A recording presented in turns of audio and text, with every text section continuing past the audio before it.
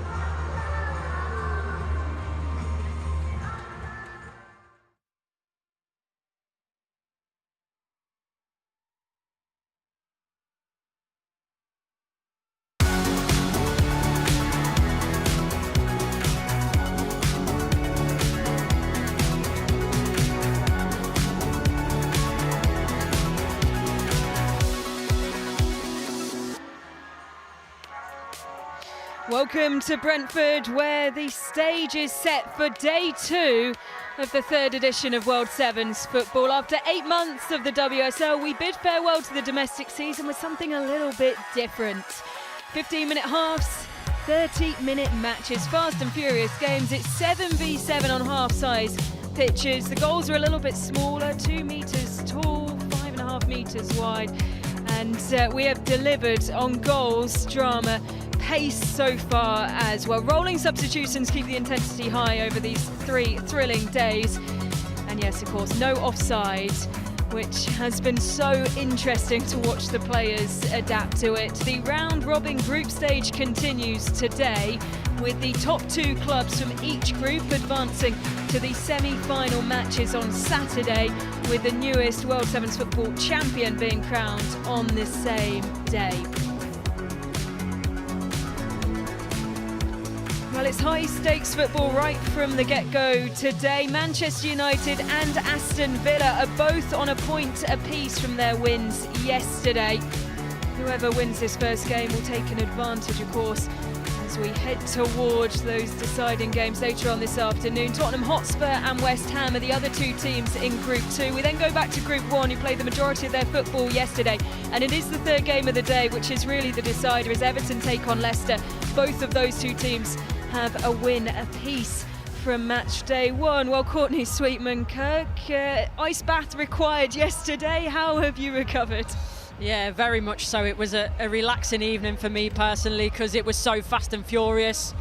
There's a few players in the same hotel, so I think they were having a team meeting, sorting out celebrations and walkouts and discussing that, so very much looking forward to today. Yeah, it was interesting listening to Mark Skinner earlier on today. He was saying that they had a team meeting as well, Manchester United. He was asked if it was about tactics. He said, no, absolutely not. The main planning that was going on was about the celebrations. They are so intricate, they are so thought through, and it really is one of the big things that makes this World Sevens football so special. Yeah, it is, and it was really interesting actually earlier. I was down in the tunnel, and I think it was actually one of the Manchester United staff, actually, or Aston Villa. It was definitely for the first game, saying, right, the music needs to come at the specific time. It needs to start in this moment because they've got something planned. So, yeah, you can tell how much of a thought process is going into these walkouts for sure. Well, I am excited for one. The anticipation's building here in the stadium. It's been great to see the queues stretched around the stadium to get in once again today. There's so much going on around Brentford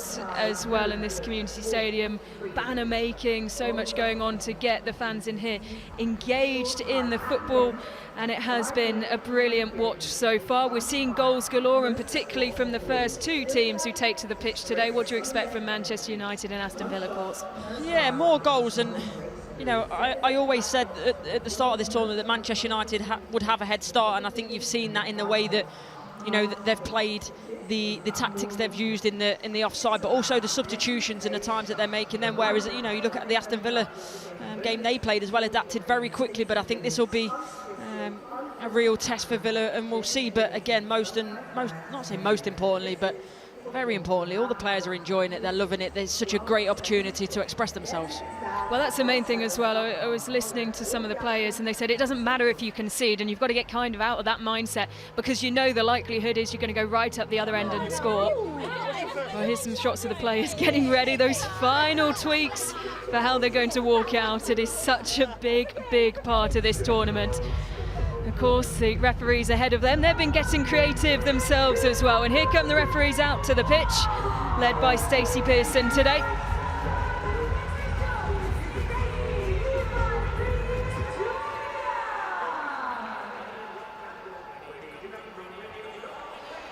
So here we go. The referees have something planned today, and it sounds like it's going to be a classic Cotton Eye Joe. Everyone knows this one. We had cartwheels yesterday, and they're really giving it big, Courtney. Yeah, and again, this is great to see. Look, referees get a lot of stick in the game, and you know, we're talking about seeing the personality of the players, but again, for the referees as well, this is lovely to see them having fun with it. A huge smile on the face of Kirsty Dow. What a moment for the referees, and throwing me back to my Year 5 disco as well. I think I can still whip out those moves. So here we go. The referees have set the tone for this game, and now it's time to meet the players, starting with the Manchester United goalkeeper, Fallon Tullis-Joyce. It's a very royal wave, that one, wasn't it? Well, a very similar wave from Anna Sandberg. Is this hinting to something, maybe? Here comes Jess Park. Oh, another twist of the wrist, and it is quite royal. Melvie Mallard, well, she is the queen, really, of this competition, isn't she? Scoring a brace in her first match, and will be looking to get a little bit closer to her teammate, Elizabeth Derland. Simia Woju was crowned breakout star, and now they're in a little bit of a huddle as Ellen van Geheyn joins them. Let's keep our eyes on Manchester United. What's going to happen here? Millie Turner makes her way out.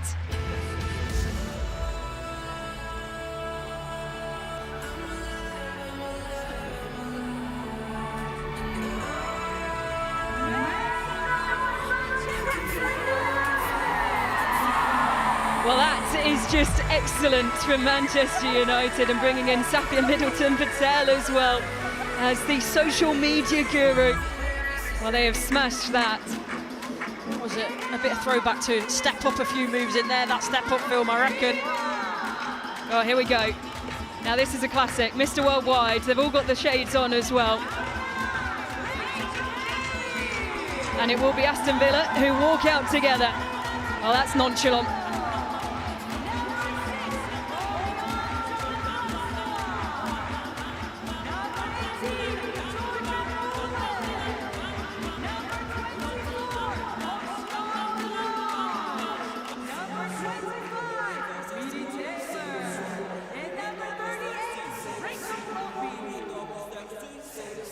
I feel like I'm on a European holiday and the entertainment's got me up to dance around the pool. I was waiting for the beat to drop. And here we go. What a way to start.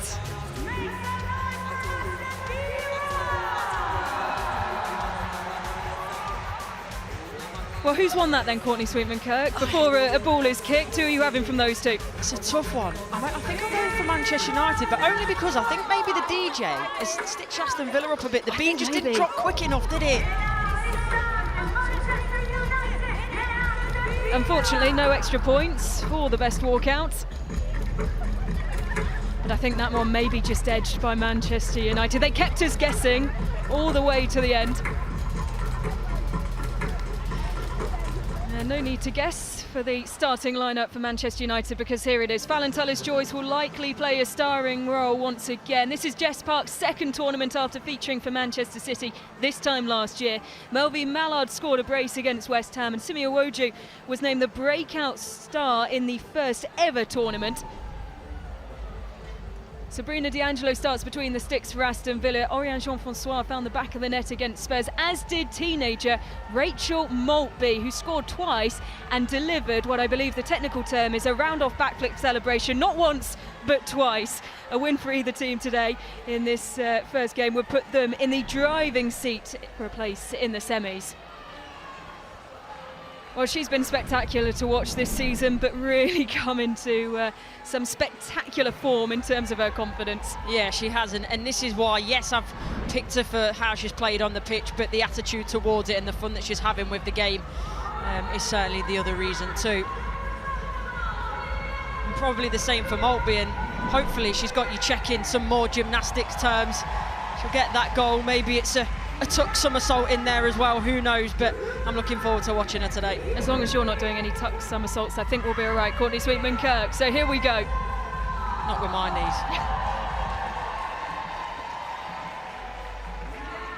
Well, what a shot that is. World Sevens football has well and truly landed here in London. An excellent day yesterday.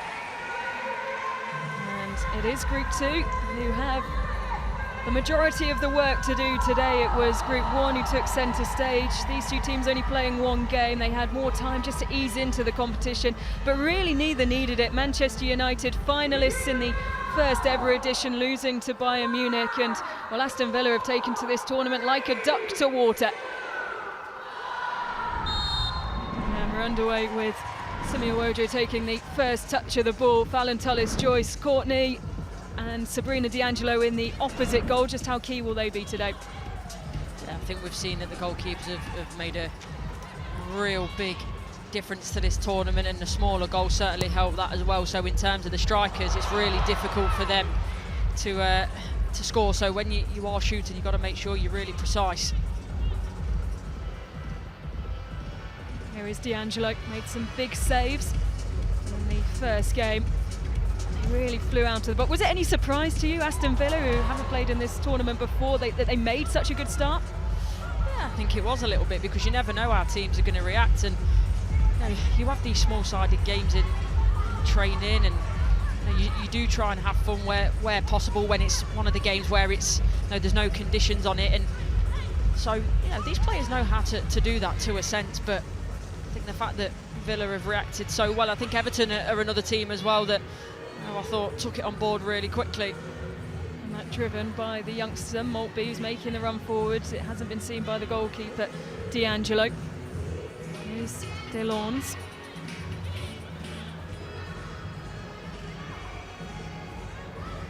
Manchester United, they made such a quick start to their first game against West Ham, but nervy towards the end as the ball just played past Florian Jean-Francois, had no chance of getting there. There's a bit of lack of concentration, wasn't there? And they went up so quickly, seemed to switch off to a degree, and I'm hoping they won't do the same today. But again, it's about the mindset of these players. In small-sided games that you're going to concede goals, so it's about how you switch that mindset, and not for it to bother you too much and want to go and score again. Rachel Daly was there and waiting. Alan Tullis-Joyce got there first. Here's Zawoju. Brilliant assist in the first game, where really no surprise to anyone that she came out of the blocks to play a starring role. Definitely not, and as you mentioned, the first iteration of the tournament, getting that breakout star accolade. So I think everyone was forward to watching her here again. Be interesting to see who sort of takes that mantle this time round. Could be Rachel Maltby. Well, changes have been made for Manchester United, and onto the pitch comes Ella Toon. Amongst a host of others, Van Geheim back in the action now. A little scrap as Melvin Mallard tries to get on the ball, and she did so well there. Here's Jean-Francois. Maltby, we know what she can do. She has Daly ahead of her. She's up against Letitia. Taylor. Mullet. Up against Gabby George, and can't fashion the ball towards one of her teammates. Taylor. Mullet, heavy touch. Van Geheim clears it up for Manchester United. I feel like even just getting a couple of goals in this tournament could do the world of good for Ellen Van Geheim. Really yet to leave her mark in a Manchester United shirt after signing in January. Closely watched by Toon. She has Maltby on her shoulder. I know there'll be plenty in the crowd who are desperate to see another acrobatic celebration from Rachel Maltby. Just still a teenager, and the ball almost tilted past Alan Tullis-Joyce. Hansen was there and lurking. It's a brilliant ball as well by Maltby. Cheeky little touch it was, and the pace that Kirsty Hansen has got you to get there, but probably just didn't want to get caught in the battle. Along with Maltby, she scored a brace against Spurs. Toon runs into traffic in the form of Miri Taylor. God, made a good run there. I think they could have played her in quicker, Manchester United. Recovery from George. Captain Letitia to Toon. Turland takes a look to one side. Scored a hat-trick in the first game.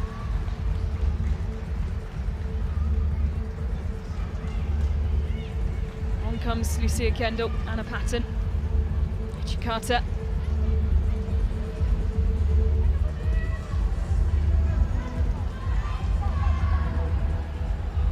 Clever from Manchester United just to take the time before taking the corner. We've seen it just be a little bit too rushed yesterday by certain teams, where they've opened themselves up for a little bit of trouble.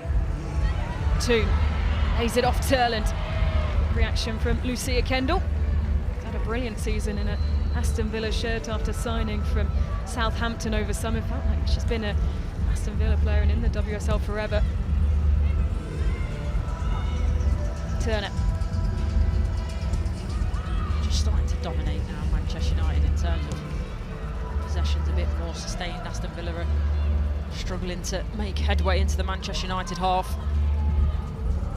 Over 5 minutes played, still no goals. Hansen, excellent physicality and a great turn as well.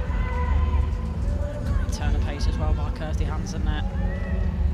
Well, she feels so suited to this style, this format of competition. And I think she's one of them players. She's quick, yes, over the first 5 yards, but then continues to be, whereas some players are fast over a longer period, but over the first 5 yards, not always so much. So she's got both, and that's especially in a small-sided. If you're quick over the first 5 yards and you react well, then you can get in front of players really easily. The ball here couldn't turn in time. 12 goals this season. Is Toon's driving forward now. Still Ella Toon lays it off. It's Melvie Mallard.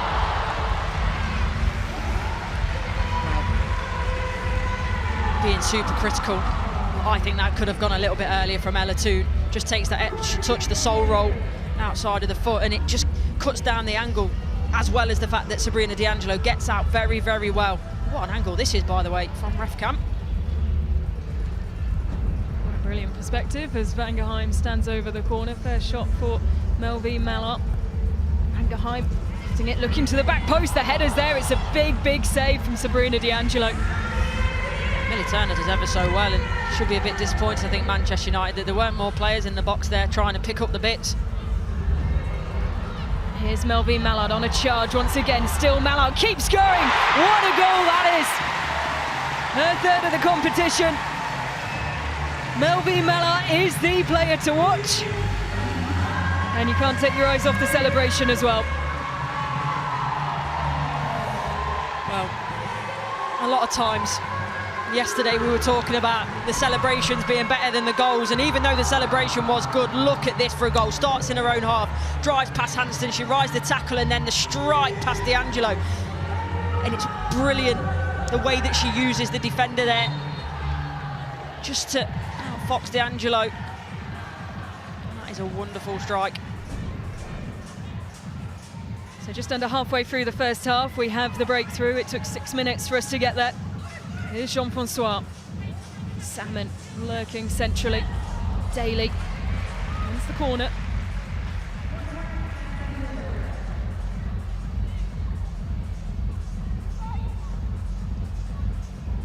Salmon just asking one of her teammates to come over and support. Still Salmon rolls it through the legs. This is great. She keeps going. Big save from Fallon Tullis-Joyce. Work. Little nutmeg in there, keeps going, but Tullis-Joyce, brave. Exactly what you want from your goalkeeper.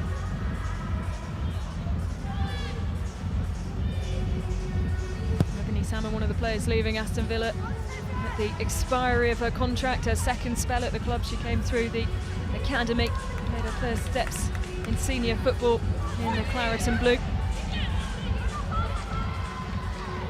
Corner's been given the way of Manchester United. Park. Gabby George. Turland. Evan waiting. Can't pounce in time to get on the ball. Maltby. Couldn't quite match the pace of Ziggiotti. Experience as well there of Ziggiotti, the way that she just shuts down the angle, gets her body across and takes the shortest route.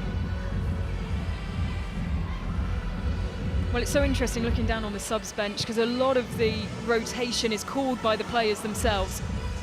How much instruction do you think they'll have from the coaching staff? It seems like they're making the decisions mostly as to when to sub on and off.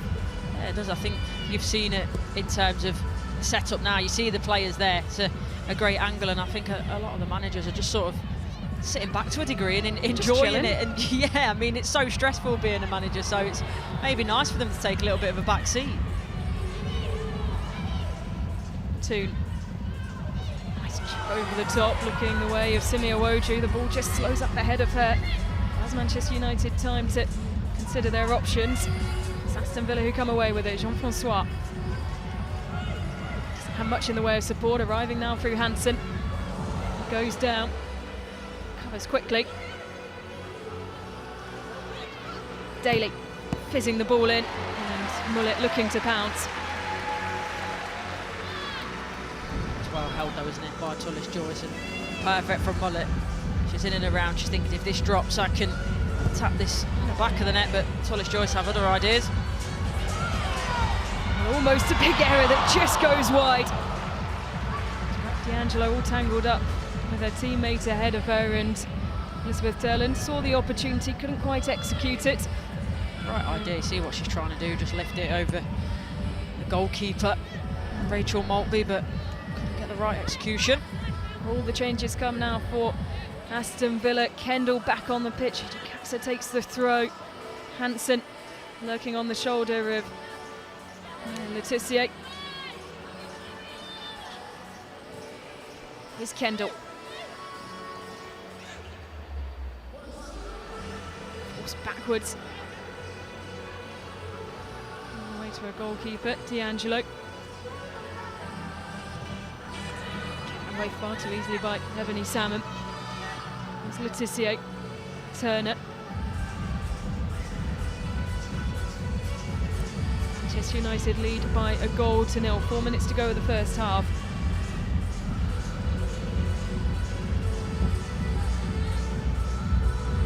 Lovely ball from Tullis Joyce. Patton. Here's Kendall. Watched by Vangerheim.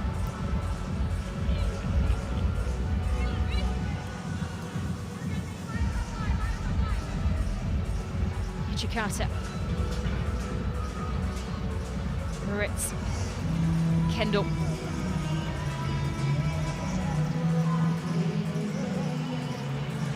Hansen so quick to react but can't find a way past Turner. Hansen reacts well, but Millie Turner reacts even better, reading the situation, gets the toe in, because she knows if she doesn't, Kirsty Hansen's going to run away from it and probably put it in the back of the net. And obviously we know what a great season she's had for Villa in the WSL. Ebony Salmon strikes, big save from Fallon Tullis Joyce, who saw Salmon open, had acres of space, and she was quick down to one side. Great angle, see how quick the goalkeeper has to get down to make that save.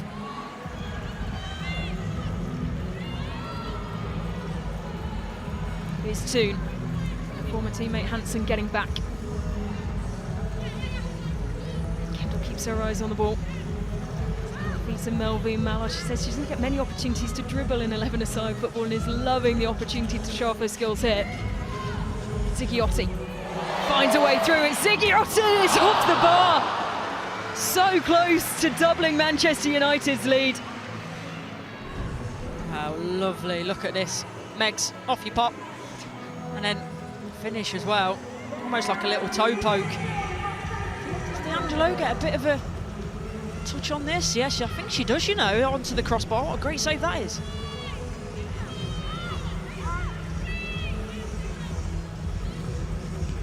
Mallard trying the spectacular. So 4 changes for Aston Villa. Delon's back on, Jean-Francois, Mullet. Here's Salmon. Didn't have much pace on it, and it pings off the arm of Kirsty Hansen. Melvin Mallard's there, she's trying to round the goalkeeper, but couldn't find a way past D'Angelo. She's trying to do what she did yesterday, similar to where she manipulates the ball to try and move the goalkeeper, but at the time D'Angelo was equal. Here's Gabby George, and it's just over. She's in a great position. Manchester United are clever. Take the throw in quickly. Switched on Aston Villa. Scored in the semi-finals in Estoril this time last year. Would love to find the back of the net this time round. Here's Nalson. Took a slight knock yesterday, but back in the Manchester United squad today. And here she is now, Nalson. Ziggiotti. There's Melvin Mallard up against Delonde. Mallard fizzes the ball through the area.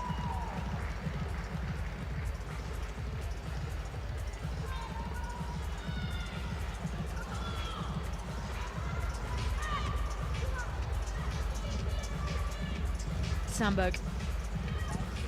30 seconds of the first half left to play. Melvin Mallard's goal still the difference, and they've had a handful of opportunities to double that lead, Manchester United. Taylor gives it the way of Manchester United. George might bring it down into the final countdown. Oh, it's in the back of the net in the final second of the first half. Turned home by Anna Sandberg. What a brilliant ball that was.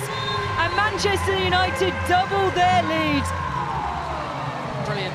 Superb from Manchester United at such an important part of this game. The touch here by Gabby George is immaculate, and then this is brilliant because it's in an area it might even just about be going in, but it's so good of an area to hit, and Sandberg says thank you very much, I will tap that in. So Sandberg doubling Manchester United's lead. Just before the break it was Melvin Mallard who scored the first, and now it's United, last year's runners-up, who are cruising and in control in this first game of the day here in Brentford. Half-time, it is Manchester United 2, Aston Villa 0.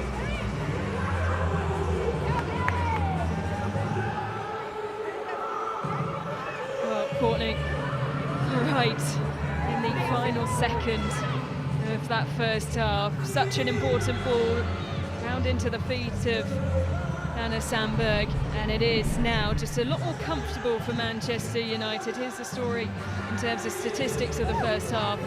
Yeah, I think you can very much see there Manchester United dominating in an attacking sense, and I think what we've found through this tournament as well, and you look at the possession, doesn't really count for much, and that's been, as I say, in there very equal, but the attacking stats are really the difference for Manchester United.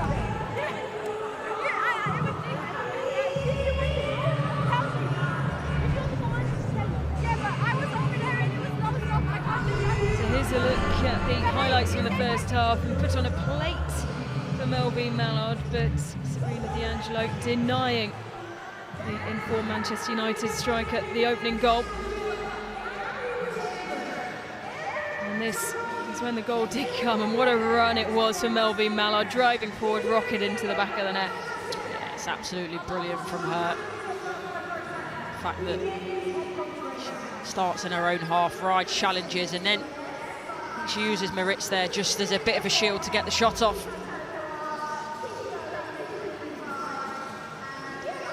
Shame for D'Angelo as well, because that's another good save she made there. A couple of really big saves she's made, but in the end, great touch from Gabby George to bring this down under a spell.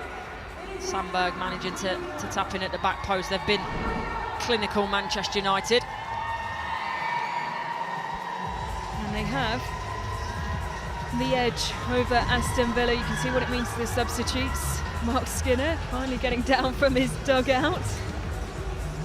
Well, he's certainly enjoying this. They've really embraced it, Manchester United. Spoke to the players in depth before signing up for this competition. They wanted to make sure it was the right thing for their squad.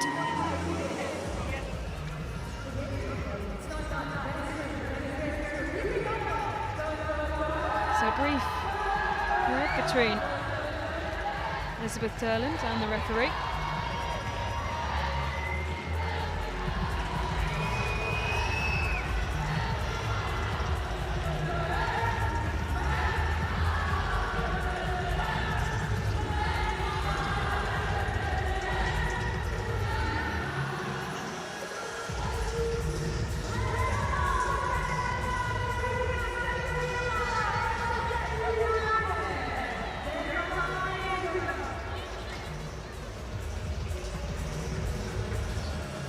Natalia Arroyo watching on. Her team have work to do in this second half.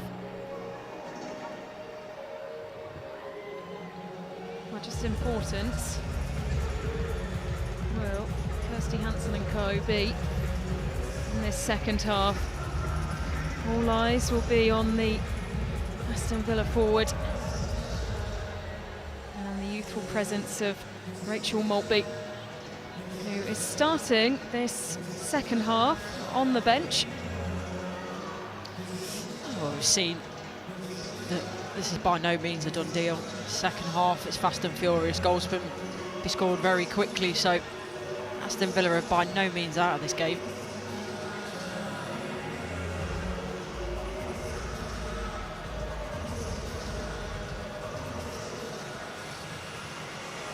Well, Kirsty Hansen stood over the ball, waiting to get things started in this second half, where it is Aston Villa who have work to do after an excellent first game where they blew Spurs out of the water, scoring 6. They're yet to get off the mark in terms of goals in their second game of the tournament, and as things stand, it does mean Manchester United will be in the driving seat going forward as they look to secure their place in the semi-finals tomorrow.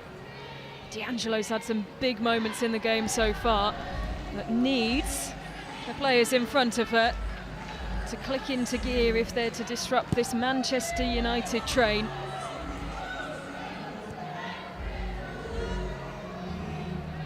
D'Angelo. Hansen. Trying to shake free the pressure of Simi Awoju, and can't do it within the bounds of this half-size pitch. Something that a lot of the teams have struggled with in terms of the lack of width. Here's Turlin, lays it off for Toon. Ella Toon just rolls it wide. Golden opportunity for Manchester United to add a third. Shaking her head, she's not happy with herself. You see what she's trying to do. Comes around it, opens the hips up, but just hasn't got enough curl to bring it back inside the far post. Kendall.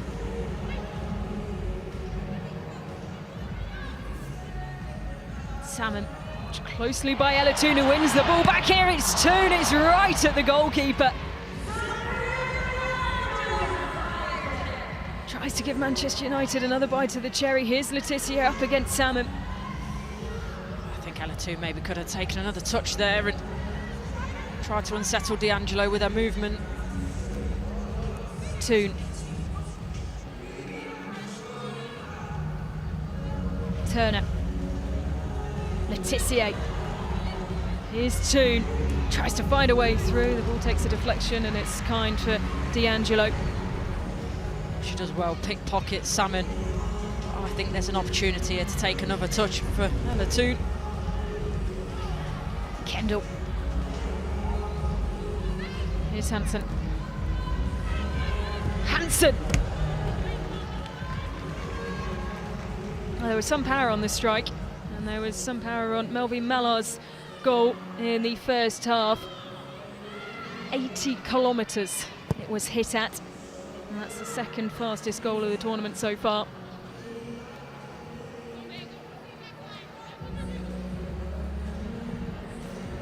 This time's run from Jess Park.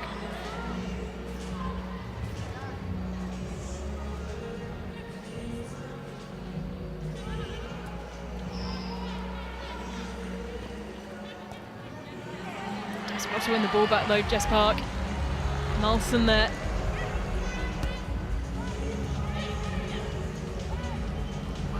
To the channel now, it's Park. No one there to respond. It's a great ball by Jess Park, but I think they'd all been drawn over to her to support her. Here's Ziggiotti. Turland back to Ziggiotti. Jess Park still there, and Aston Villa survive. Rachel Daly now.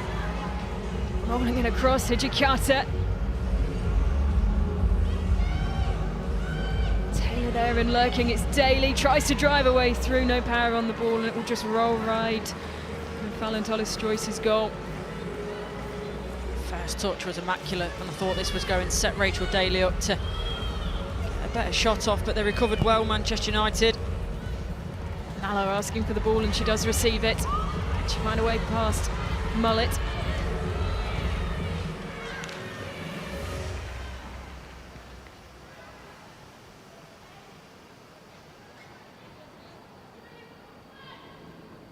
Well, he's tucked in there, I promise, Mark Skinner.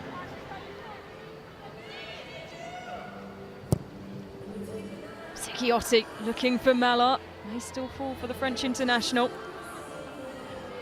And Delons has taken a hit to the face, a big save from D'Angelo. And I think she's going to have to come off it. I don't think it was intentional. I just think it was the movement of Mallard trying to protect the ball. The ball, she's not even looking where Delons is. It's unfortunate. So Noel Moritz comes in on her place. As Oceane Delons receives some treatment and will make her way back over to the subs bench. Looks like she'll be right to continue.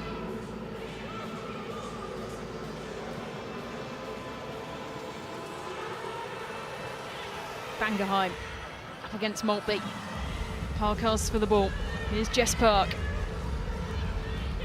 Has options ahead of her. And the deflection out for a corner. Hopefully a bit of skill and ball manipulation by Jess Park. Drags it and the step overs.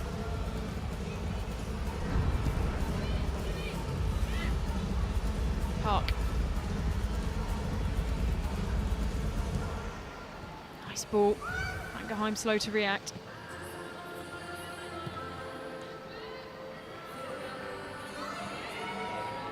Into the final 10 minutes of regulation time. There's Awoju. Manchester United showing their class. Bangerheim. Here's Toon and almost big saves, and then finally it's in. Well, she had her opportunity in the first half, didn't she, Millie Turner? And finally turned home. 3 big saves made by D'Angelo, but she couldn't keep out Manchester United. They have their third, and a special goal for Millie Turner.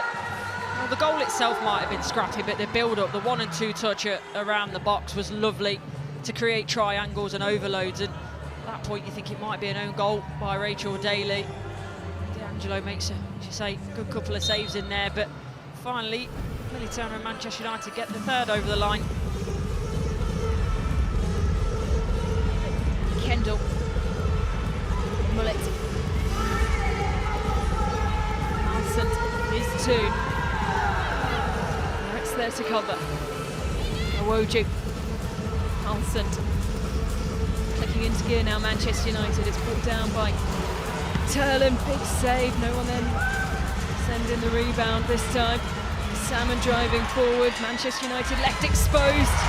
Excellent for Valentola's choice. The goalkeeping's been superb at either end of the pitch. Yeah, what she does really well there is she stays big for a long time. She doesn't commit herself.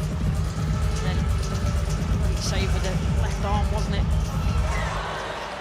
Needed to be alert there as well. It'll be a throw for Aston Villa. On comes Zigiotti. Off goes Awoju.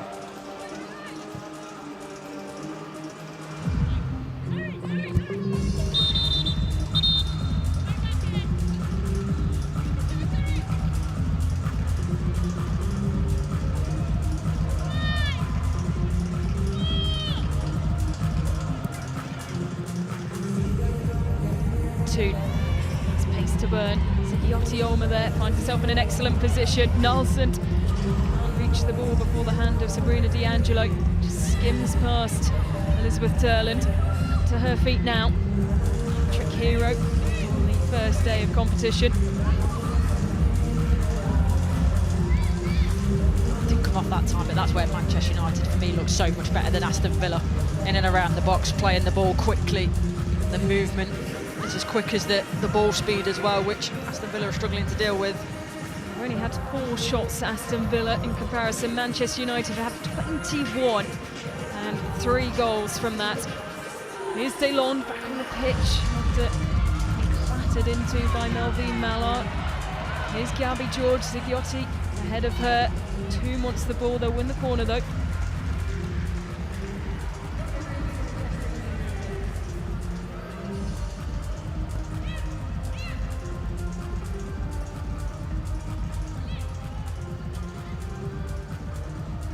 Shots on target for Manchester United.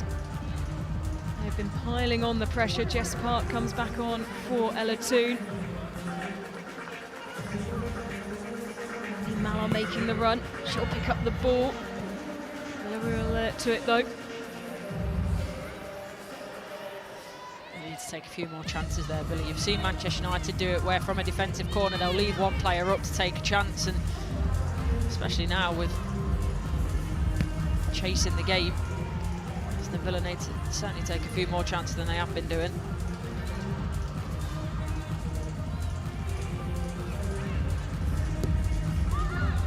the feet of Zigiotti, and neither Ellen van Gaheim or Jess Park were expecting the ball to come back their way.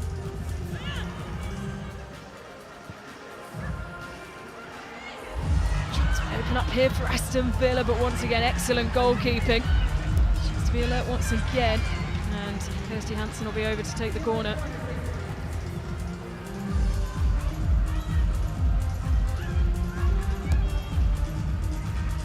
Watched closely by Gabby George. D'Angelo somewhat indecisive, but isn't made to pay.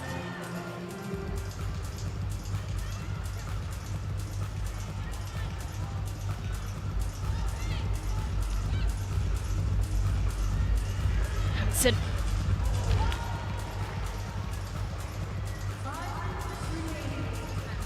She's found herself out on that left-hand side quite a lot, and the problem is she's left-footed, Kirsty Hansen. So every time she's driving in, she's on her weaker foot for the shot, and it's really paying her well at the moment. Here's Park. Takes a quick look up, Jess Park! Oh! That is outrageous! And she knows it. Manchester United's fourth is the best of the day.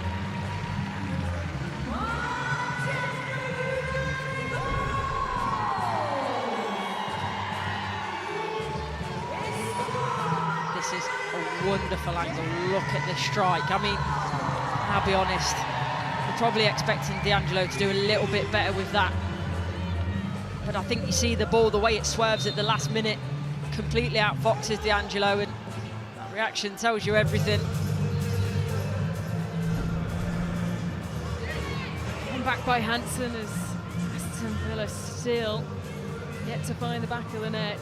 Less than 5 minutes to play as Melvin Mallard tries to shake Delon free. Sandberg, scorer of Manchester United's second. They've now added 2 more in this second half. Turner's found the back of the net as well, and it was Melvin Mallard who opened up the scoring. 4 different goal scorers. And a team that, in the bigger picture of this tournament, are really clicking into gear.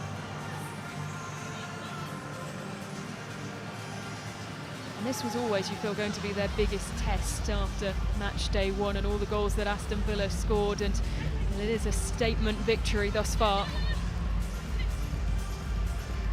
Toon. Nalsund. Here's Melvin Mallard. Toon falls backwards by Jean-Francois.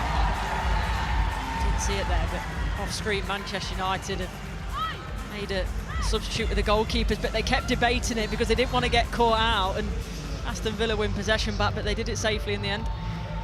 So Safia Middleton Patel is now on the pitch after playing a starring role in the walkouts, and referee.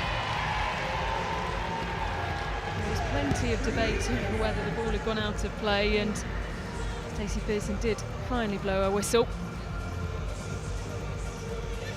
There have been a few that have been a bit touch and go of whether they've been in or out. Of course, having one referee in the middle of the pitch and then 2 referees assessing the sort of goal line aspect of it. And every part of the pitch is covered.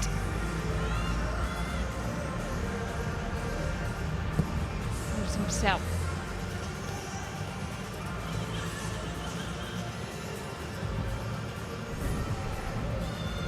So here is the evidence that the ball did indeed go out of play. Yeah, more than enough there.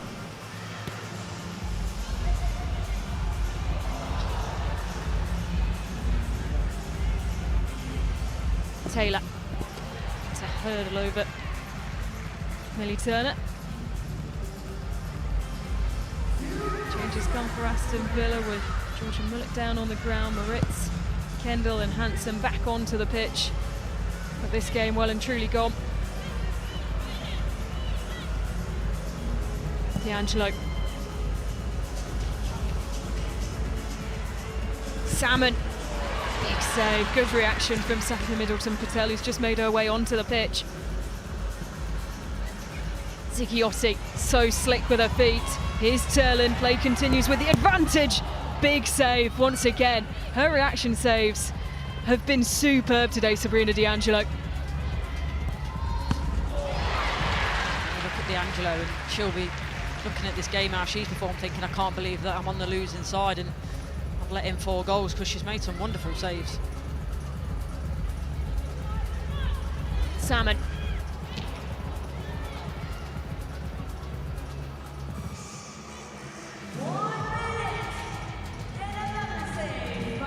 I'm sure there'll be plenty of eyes on Sabrina D'Angelo, who is set to depart Aston Villa at the expiry of her contract and has put on quite the show. Despite that though, Manchester United scored 4 different goal scorers and are the team to beat in this group.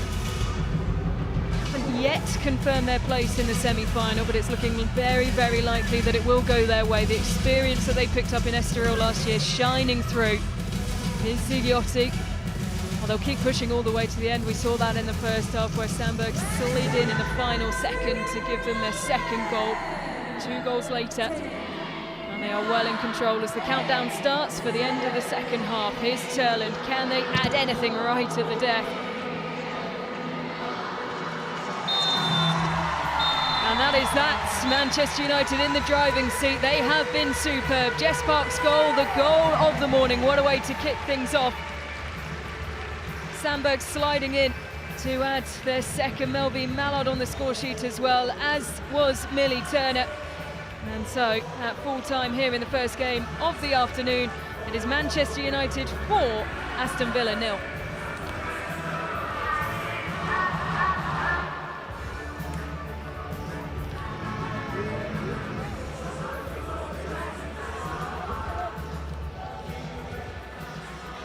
Well, the celebrations well deserved for Manchester United. Courtney Sweetman-Kirk, they have been elite so far.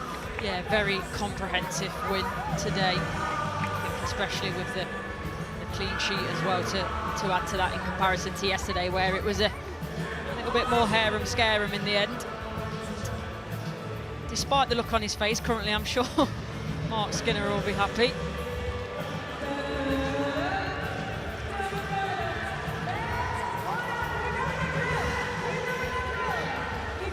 More work to do for Aston Villa. Face West Ham in the final game of their group stage, as Skinner very happy, and this is why, as we look back at the highlights from the 30 minutes, and what a goal this was, the second fastest in the competition, a rocket into the back of the net from Melby Mallard. It's brilliant the way that she skips past the challenges. She uses Maritz as well here. You'll see as a little bit of a shield, but as you mentioned, with how hard that shot was hit, wasn't to matter in the end. And it's a shame for D'Angelo to be on the losing side, because this was great saving. She made a number of wonderful saves, but Manchester United kept going till the end of the first half. Great touch by Gabby George to bring the ball down initially and drive it across goal. Lela Toon had a couple of big chances. Aston Villa just switching off at the back with Ebony Salmon.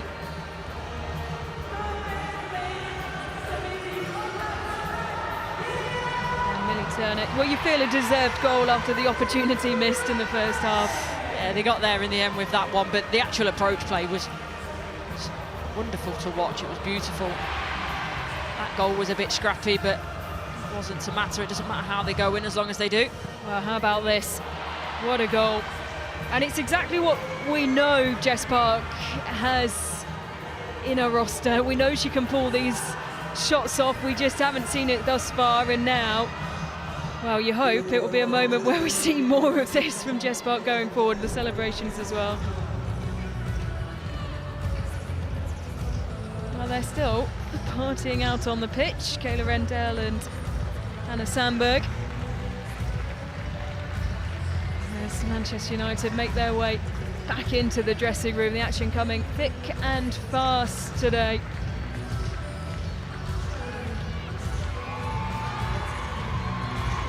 And we can go down pitch side where Carl Walker is with Mark Skinner. We've got a trio joining us right here. Jess, I'm starting with you. What a strike that was. Talk us through it. Pure power. I think it's just luck. Did you not see the curve and the bend and it go in? You meant it. You knew exactly what you were doing.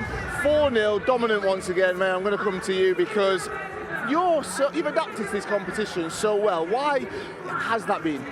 I think we should just scrap 11v11, just play this. I think that's where we're the best, let's just play this now. You had some interesting words to say when you found out that Jess was player of the match. Don't repeat them for us. What do you make of that decision? I can't believe it, to be honest. I don't know who's picked her. Anyone? Well, yeah, who is it? Like, who are we blaming? You know, sometimes it's just jealousy and that's okay. Show us your trophy, Jess. Show the trophy off. Player of the match. Congratulations.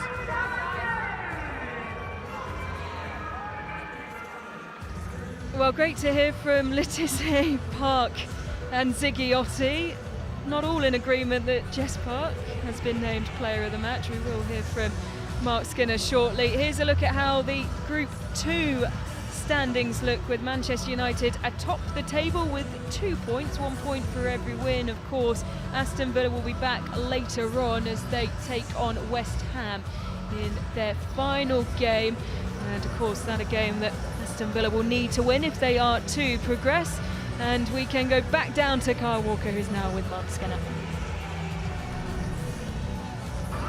Mark, 4-0, complete dominance. I think you're happy with that one. The smile says it all? Yeah, absolutely. That was a good game. I enjoyed that. The girls were incredible, fantastic entertainment, right? Lots of good goals, good play. Villa were excellent as well, but you know, we were ruthless.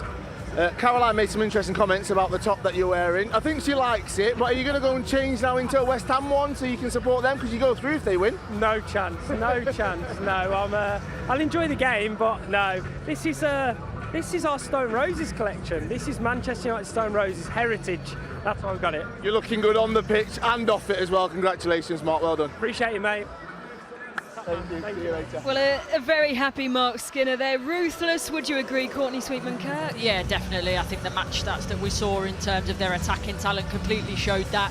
They probably argued that maybe could have scored a couple more, but yeah, ruthless and the clean sheet I think will be just as important, but I think we'll give them some confidence, certainly, that after a scary game in the end against West Ham. Well, still work to do for Aston Villa, and we can hear from Natalia Arroyo now. Not the way you would have wanted to start the day, I'm sure. You've got a smile on your face still, enjoying it, but what did you make of that performance?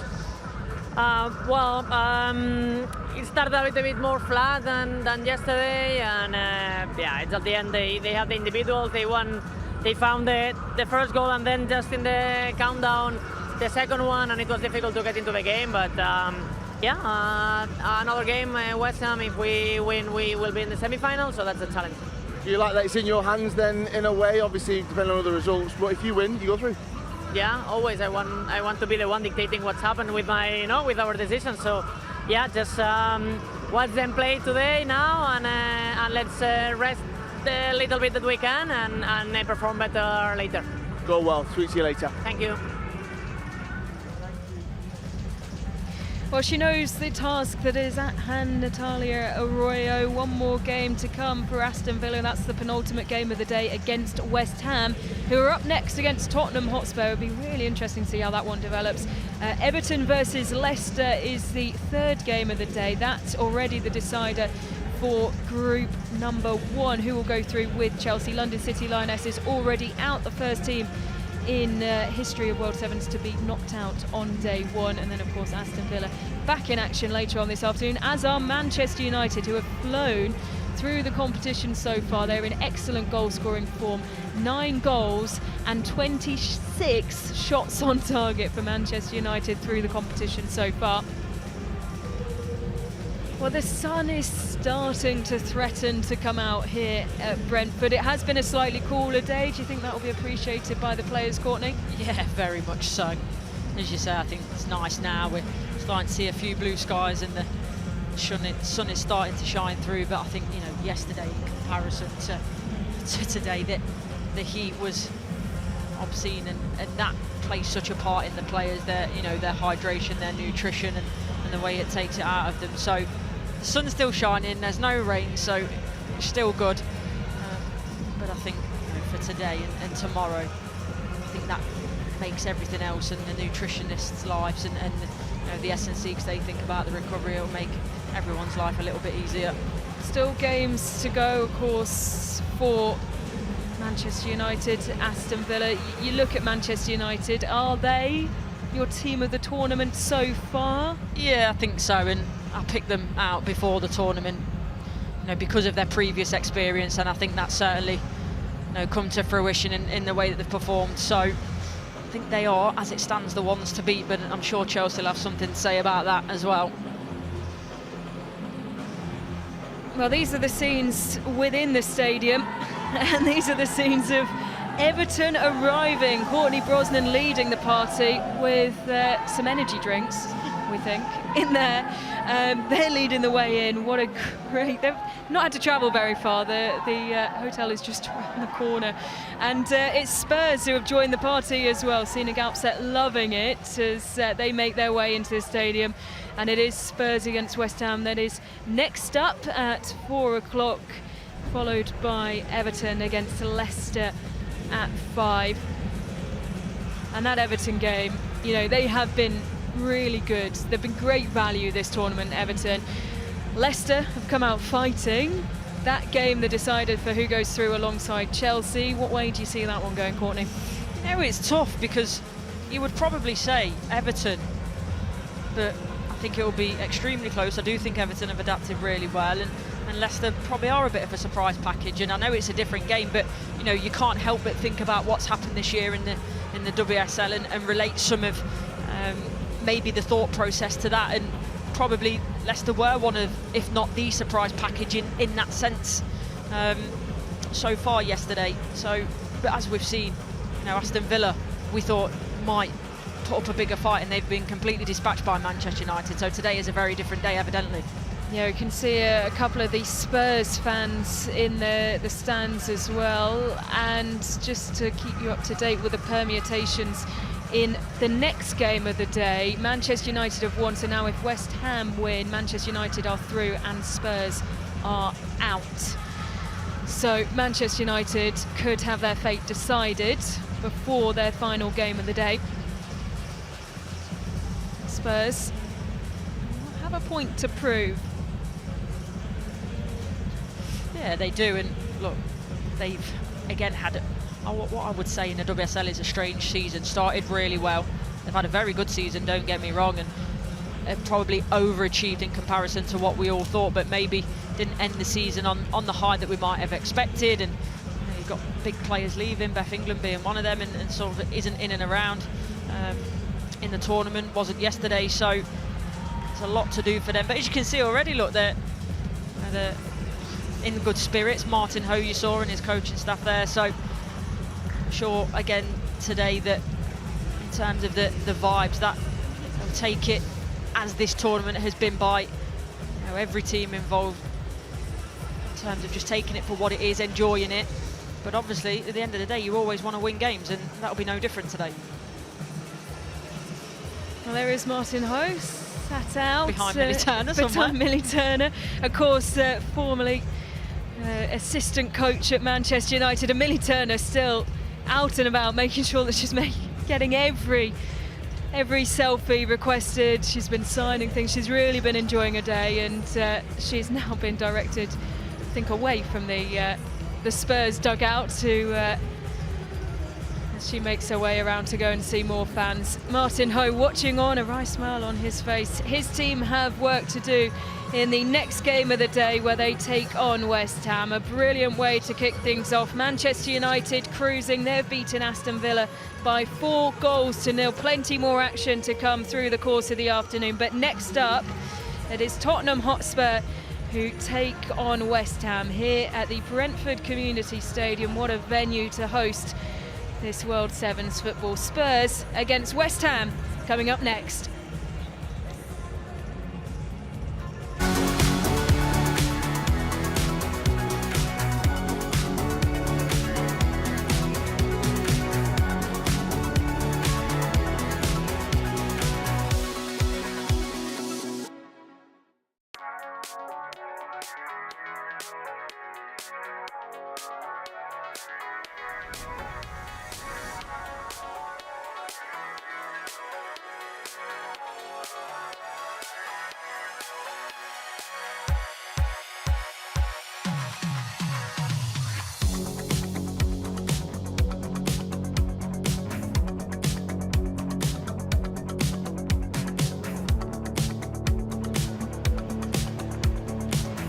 Hello, very good afternoon. I'm Flo Pollock, alongside former Arsenal goalkeeper Emma Byrne. We're taking over the mic as we prepare for game 2 of the day here at World Sevens. And I would say yesterday was a roaring success, Emma. Yes, I would too. We had so much fun, didn't we, Flo? So much fun. And you can tell the players had a lot of fun also. Some good football as well. What about those walkouts and celebrations? Yeah, all about the walkouts, the celebrations here at World Sevens, as much as the goals and the results. And how will Tottenham and West Ham walk out? But let's get a bit of pre-match word from the managers before we kick off. Well, the entrances have got better and better. I'm wondering, are you going to be cartwheeling out in a minute? I definitely won't be, but my assistant might be. What have you got planned? I don't know what they've got planned, the players, but I know it'll be something exciting. They've been working on those sorts of things, so no, I'm excited to see, but I feel uncomfortable when I see it. In terms of the football, hey, you need a win. Tell us, what's the tactic? What have you taken from yesterday into today? No, we just want to go and enjoy it. I think for us as a team and for some of those younger players who are 16, 17 to get this exposure against some really good players and get that experience. They've been around us all year, and you want to give them an opportunity to do it. And some of those senior players to guide them at the same time. Thank you very much. Thank you. Well, day 2, how much are the girls enjoying the competition so far? They enjoy the yesterday game. Yeah, it's different. It's a different environment. They have no pressure, so they enjoy the yesterday. And you need a win. Tottenham next. How crucial is this one for you guys? It's important to win if we want to come back tomorrow, so they know this. And so we will see what we will do for the next game. Best of luck. Thank you. Thank you. Look at that. London looking beautiful in the spring. Not so hot this afternoon, thankfully. It was boiling hot yesterday here in West London. We've got a London derby coming up. Tottenham up against West Ham here on neutral territory, though, in the west of the capital. Plenty of Hammers fans made their way here, though.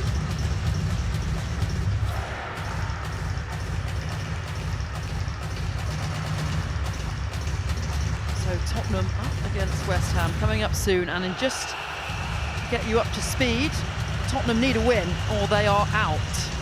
As for West Ham, they can still lose this game and progress, but that would require a massive win in their final game and the other match going their way too. They'd be alive by the skin of their teeth. So it's a bit of a do or die game, Emma Byrne.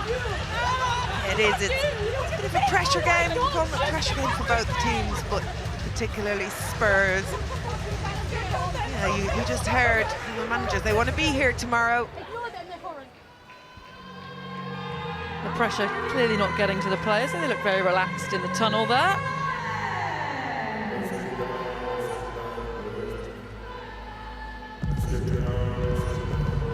So first of all, the referees will come out.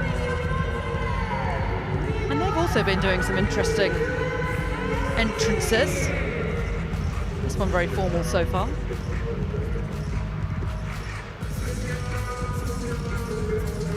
Now there's something going on.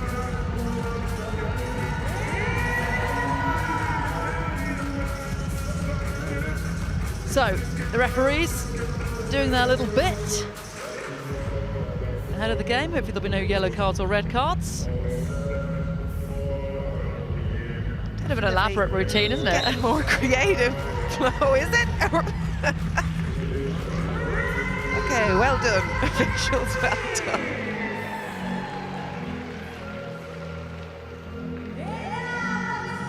And now the player's going to come out. And if you are new to World Sevens, it's the first game you're tuning into, it's all about these walkouts at the start. It's often a bit like in wrestling when the wrestlers walk out and do a little routine. Or boxing, in fact. And look at that. Spurs are doing that.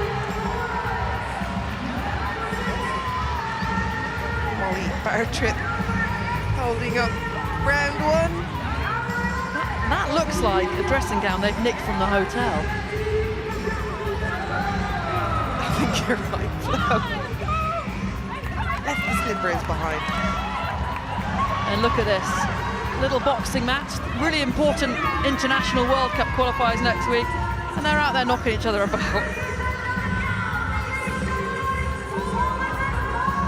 They're certainly getting longer.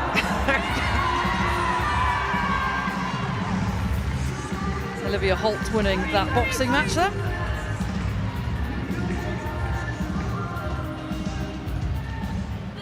Well done, Spurs.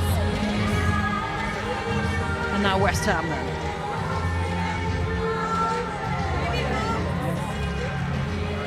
There were a few muted walkouts on match day 1, but the teams have got the memo now. They know the assignment. Just wondering exactly how much time they spend on these. Oh, she's got moves actually. Fair play. That was really good. Simple, quick, straight to the point.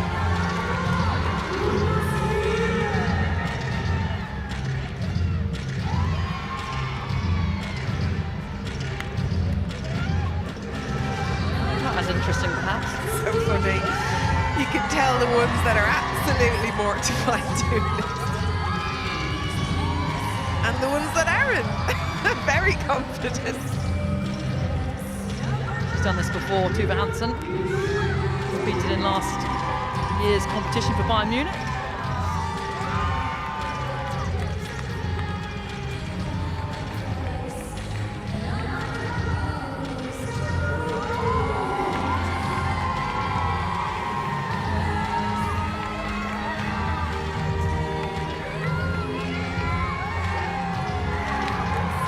Two enjoying themselves. Final one out then. I like when they come out as a team, to be honest.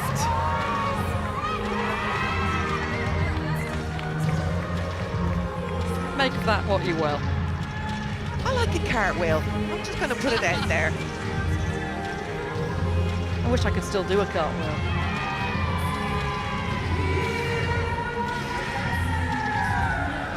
Should do their own. Shall we do one? Maybe we should. So let's have a look at how they line up then. First up, Tottenham. They may have lost their opening game. They created plenty of chances though, none more so than Norwegian midfielder Signe Gopset. She notched up 3 assists yesterday. Starting 2 is defender Amanda Nielden, who's netted twice on match day 1.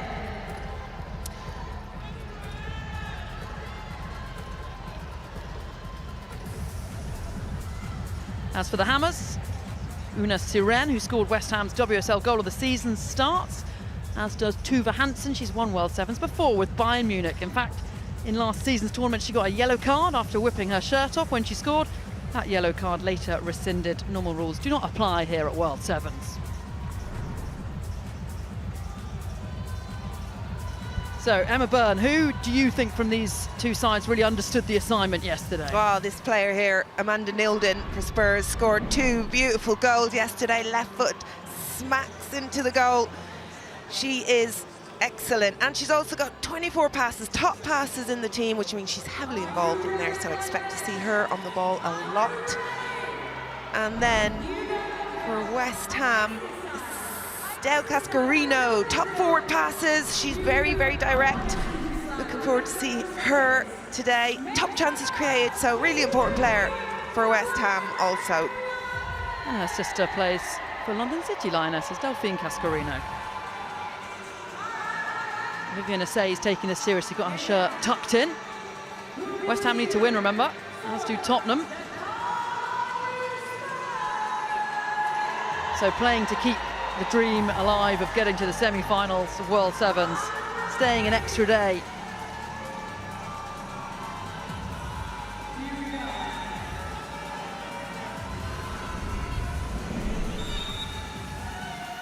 And off we go then.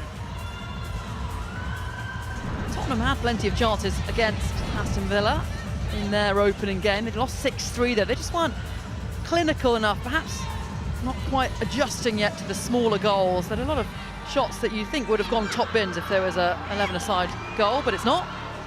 Yeah, it does take a minute to get used to it. I think Danberg's been good up there. I spoke about it yesterday, strong player, but just not enough players running off her. Not getting tight enough to her to play off her. Here's Asai. Wearing the captain's armband, the French forward knocks it out of play.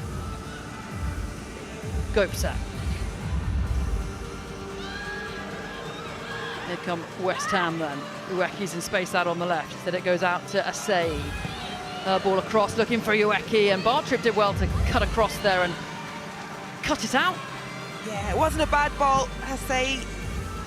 Ueki's the one you want in that area. Headed opportunity for Tambo. We did see a couple of headed goals yesterday, 2 from West Ham. In fact, Ueki's on the ball right now, scored with a header, as did Fionn Morgan. And it goes for a goal kick. It was great defensive work from Nilden in there. Say just come across her. Nilden just slid in, did enough, give away a corner. Taken short. Back to Ueki. Team's still trying to work out the best thing to do from the corners. Here's Holt now. Tottenham coming forward in numbers, and that's a really good pass out to Morris, who can't quite take it in her step. Gopset now. It got stuck under her feet, didn't it? She could move that quickly, could have been a chance.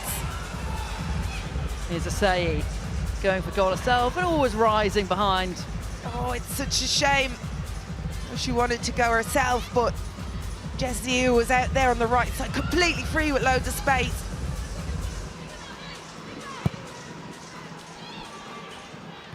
Tottenham did the double over West Ham this season in the WSL as Gopset tries to free herself up. Morris on the spin again, doesn't quite make the contact you'd have liked. And now here comes the Hammers. Well, that's dropped by the goalkeeper. And Heaps catches on the second attempt. Yeah, it was a little bit easy, wasn't it? Needed to be passed again.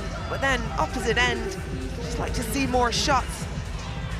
You need to take more shots as soon as they're in and around the area. Just have a go, and then it's about getting in on the keeper for those pat downs. No team has recorded a clean sheet yet at this World Sevens. 0-0 as it stands, but we know that there will be goals. Here comes West Ham then. In fact, there were 35 goals scored yesterday over the 6 games. I think, if anything, Emma Byrne, it's a bit embarrassing to get a clean sheet. It's indicative of a lack of attacking ambition. Or fantastic defending, fantastic goalkeeping. We did see a lot of that, actually. Really good shot stopping yesterday. But yeah, you're right, there should be a lot of goals in these games. Who will get the first goal here? Crack this game open. Dennis. And it is Dennis, and it is Tottenham. Really good strike from the young Tottenham Academy player. Really good goal from Maria Dennis. We've seen her yesterday, but playing in a more defensive structure yesterday, but this is where she should be. Just attacking, push on, she knew exactly where she wanted to put it. It's a great finish. Tottenham lead then. West Ham did struggle in the early stages of their game yesterday against Manchester United. They conceded 4 in the opening 9 minutes. Did manage to pull a few goals back though, ended up losing 5-4. Can't afford to concede so many so early. Here they come, they're on the attack. Cut out well by Dennis, the Tottenham goal scorer. West Ham do get chances. They do well to win it back and keep the ball, but then it's just slowed up a little bit, perhaps poor decision making in those areas.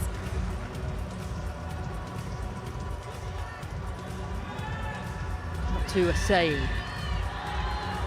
Shrugs off Morris. 2 players around her, and she'll take the throw in. Morris coming back on for Rhea Dennis, perhaps more defensive structure. Tottenham very nearly unable to clear, and that is a good sight there. A Spurs player, I think it's Nilden, down after that series of challenges. Amanda Nilden in the mix of it. She was a little bit,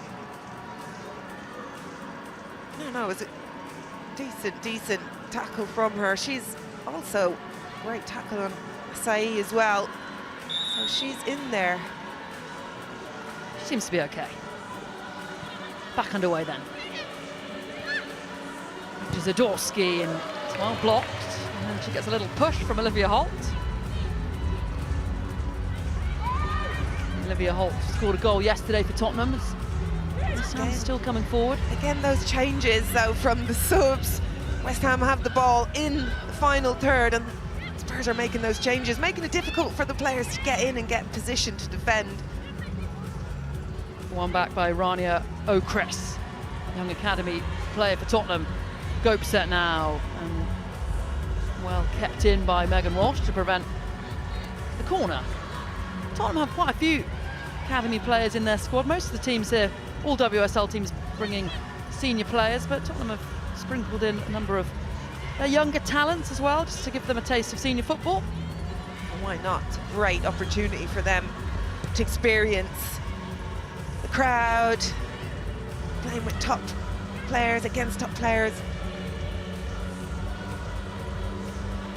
Tottenham actually have a very star-studded academy. Madonna's two twin daughters actually play for Spurs under 14s. Not playing today though. Here's Tamberg. Helps it round the corner for Gope. Through on goal. Good save from Walsh. Yeah, really good save. Gope again. Really running the show for Tottenham. Morris with the strike, and Tottenham have a second. Really nice finish from the Tottenham fullback. Excellent from Morris. Good celebration. It was well played from Tottenham. 2-0 up now.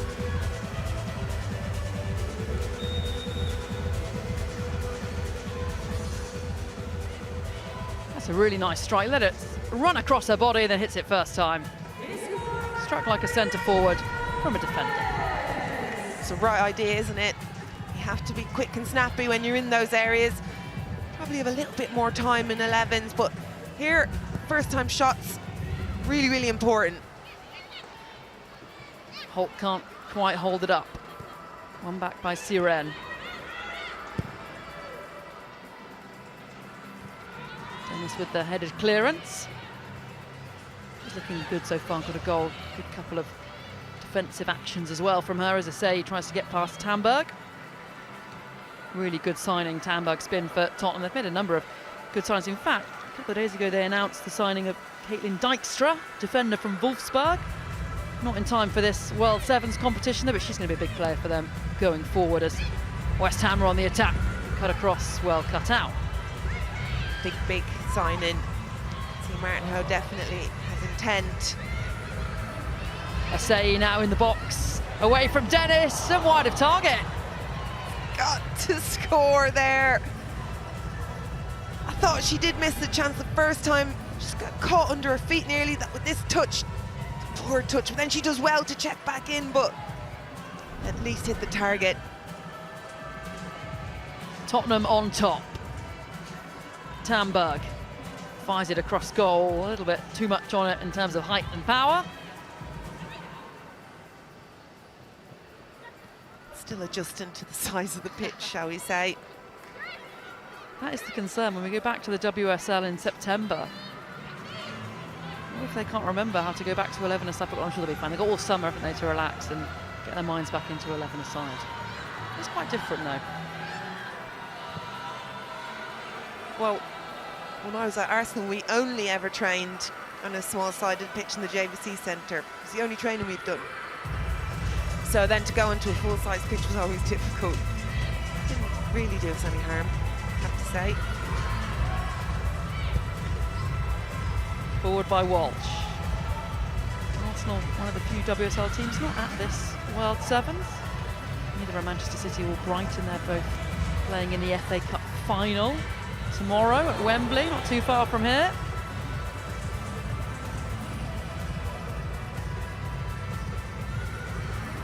West Ham player in a bit of distress here.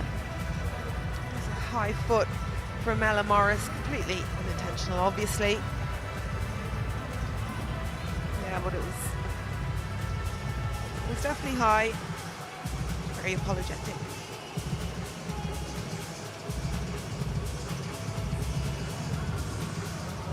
hope she's okay to crack on. Spurs looking good so far, and remember they need to win this or they are out, and they're doing just that. West Ham could still progress if they lose, but it would be really difficult to do so. Let's have a look at the first 2 goals then. First one from Dennis. Great finish, wasn't it? And then Ella Morris. And equally as good. First time in the area. But it's just, that's what it's about, getting those numbers up, getting the support up when the ball is going into their forwards, particularly Tandberg. I'd like to know what that celebration is all about. Stir in the pot. Who knows? Alicia Lehman watching on, Leicester City player. Over 100 WSL appearances for a number of different sides. Doesn't look like she's ready to play for Leicester today. Maybe she's just observing. Which is a shame because she, I believe, captains or manages a team in the Baller League 7-a-side game, so it's a game you should be familiar with. Yeah. A possible injury wasn't might be involved in the playoffs against Charlton either, so here to support. Serena Pubel then was the player that was down injured, and looks like she is okay.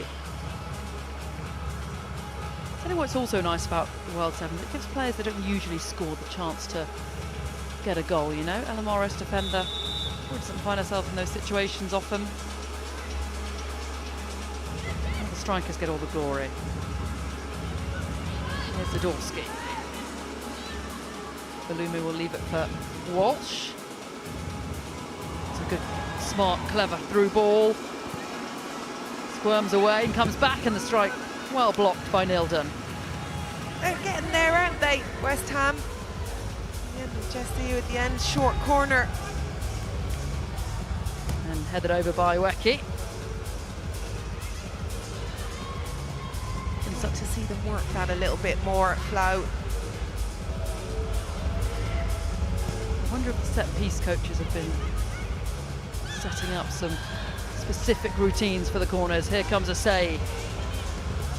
Goes for goal herself, and that's easily cleared. Yeah, just allowing Tottenham to get back and defend those spaces. Spoke about it already, about how quickly to move the ball here and be clinical. Here's Holt, Tottenham's top goal scorer in the WSL this season. That's well blocked. Really well blocked, in fact. Oh, Chris. To Jeanne-Pierre. Cleared away by Sirene. West Ham are going to have to do a little bit better here. They're defending okay. It's when they get the ball, isn't it? Just moving the ball really quickly into those final areas. Here's O'Chris. Pierre robbed of the ball. Now it's 1v1. Asay up against Bartrip. Picks out Ueki, who went for the return pass. It's just those final passes. Asay there, just the ball too wide for Ueki. While trying a little Maradona spin, not quite coming on. This is the place to try that kind of thing, though, isn't it? Asay now. Goes to goal herself when he finds the side netting. It must be a decent save. Oh, it's not given. Asay's not happy. She feels like that was a save. And goals have been a bit of a problem for West Ham this year. Shakira Martinez, their top goal scorer with 6, isn't at this tournament and in the squad. Asay and Ueki only managed 2 each, which is not a bountiful amount for a centre forward. No, but Ueki is so clinical. I do feel like she's been in a deeper position this season. She does drop in a little bit more into midfield. Here's Pubel. Tuva Hansen in the penalty area waiting the cross, and that's a brilliant save. What a save! What a fantastic save from Eleanor Heaps. Hansen had to score there, but really good goalkeeping. What was it specifically that she did here as a goalkeeper? She got across the goal so quickly here. You can see that, and then the final spread. Another good save as well. To say though, in those positions, you just expected position to score there. West Ham still attacking. Pubel holds it up well. Too many bodies in the box. And oh, penalty! Penalty for West Ham, and I believe that's the first penalty we've had at this World Sevens tournament. It's exciting. It's exciting. I thought there could have been a couple of penalties yesterday. Refs were not giving them, but today, it's a first for everything. Pubel doing really well, just putting her body in between the defender and the ball and going down when she felt the contact. Do you think it was a penalty from Ruby Mace of Spurs? And here it comes, and it's finished well by Cascarino. West Ham back in it. Absolutely smacked home. Cascarino, no doubt there. It's not about placing, it's about power.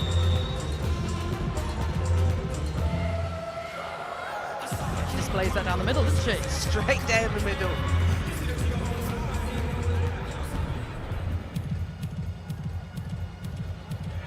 West Ham back in it now. Half the deficit. Back to Heaps, who's made a number of good saves. Heaps full of good saves. Very good. Not sure it was. Tamberg holds it up. Morris, scorer of Tottenham's first goal. Trying to trick away past a couple of West Ham players. Manages to hold on to it. Here's Gopset in space. A dangerous thing to allow, and the strike is clinical. Tottenham have a third. Signe Gopset with the finish. Oh, she had options, didn't she? Straight over to the corner flag. Great finish from Gopset. She had Handberg at the back post. She looks up, she takes her time. Nice strike.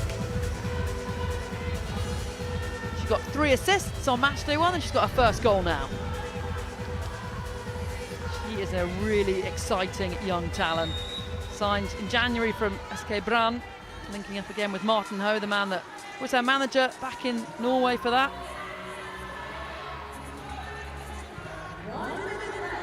Back to Walsh, final minute then of this first half. We're new to World Sevens, 30-minute matches, 2 15-minute halves. Cleared by Heaps. It's well done by Heaps. Oh, and Tamberg's too strong for Siren, but another decent stop from Megan Walsh. Good strike as well. Calling for them to take their strikes earlier and their shots earlier, and they've done that. It was a good save from Megan Walsh. Gopset leaves the ball behind. Zadorsky now. Hansen couldn't quite find the pass. Ueki gesturing to her that she wanted it in front of her. She did, and she'd already set off. Tuva Hansen had her head down, but Ueki's right, should have been played right through there. A little bit more positive, a little bit more attacking.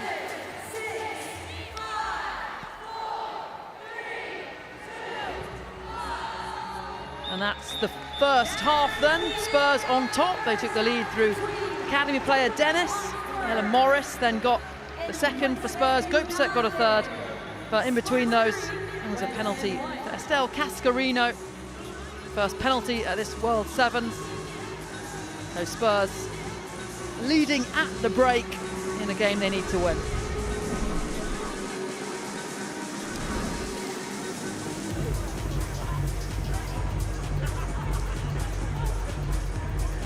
So a much better second game from Tottenham then after they got battered 6-3 by Aston Villa on the first game. And what have they done differently this time, Emma? I think it just takes a minute to get into this type of football and realise that you have to move the ball quickly. I think they've moved the ball nice and quickly. I think they're creating really nice spaces in the middle as well, and that's for Gopset to get on the ball and to eat up that space, because she's one of the best players at dribbling and carrying the ball. So yeah, I just think it's about those small little details, shooting nice and early, following up. And let's have a look then at the highlights from the first half. So Tottenham got things underway with Maria Dennis. great finish, but it's all about that support as well, committing numbers up. Absolutely brilliant. She expects to go across the keeper, but lovely placed. And then Ella Morris from almost exactly the same spot. Yeah, just arriving later into the box. First time shot. Really nice, really difficult for Megan Walsh to see that with the players in front of her. West Ham had loads of opportunities, they just couldn't really take anything. This was perhaps one of the best ones. Yeah, great save. Great save from the Tottenham keeper, but probably should have been finished. But West Ham were given a bit of a lifeline when Pubel was fouled in the penalty box. And it was a foul. Clever from Pubel, and absolutely smashed home Cascarino. And then Signe Gopset found herself unmarked, unchallenged, and she pinged it bottom corner. Yeah, no one out challenging her at all. She'd loads of time to pick her spot. Nice celebrations as well.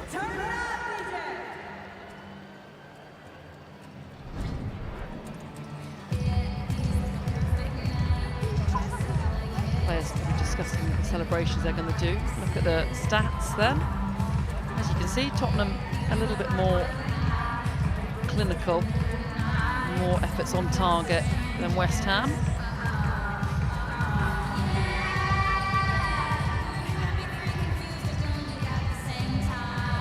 Something that I do worry about, Emma, is the fact that we don't understand some of the walkouts and celebrations because we're not on TikTok. Or are you on TikTok? I am on TikTok. Are you? But I still don't understand what's going on. I do think there's a little bit of a private joke going on for some of them. Yeah, perhaps. That's what they need to be asked down there on the touchline. What was that about? Yeah, because it's always funny when you get someone to explain the joke, isn't it? That makes it funnier.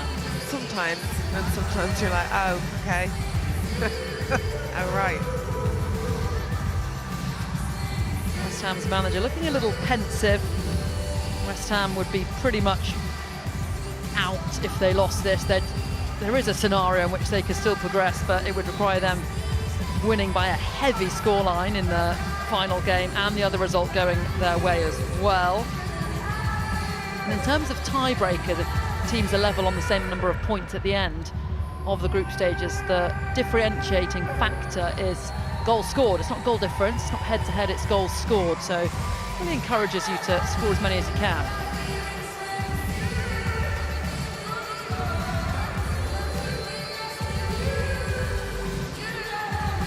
So the sun is out here in West London, second half, about to get back underway.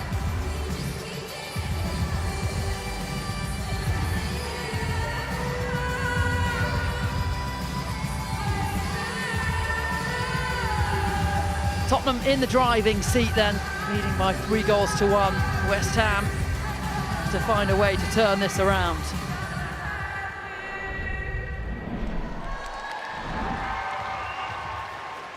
After today, we will have our semi-finalists. Not all teams will be here for the final day on Saturday.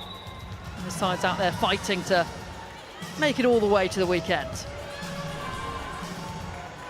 Bartrip knocks it out of play.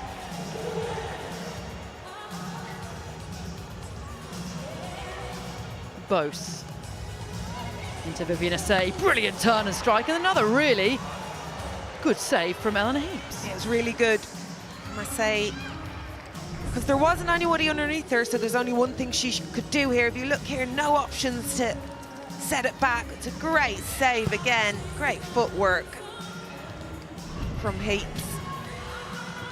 Brilliant hold up play from Tamberg. All the way back by Pubel though. But it's Spurs who are in front. They are in control. Tamberg hits it out into the cabanas.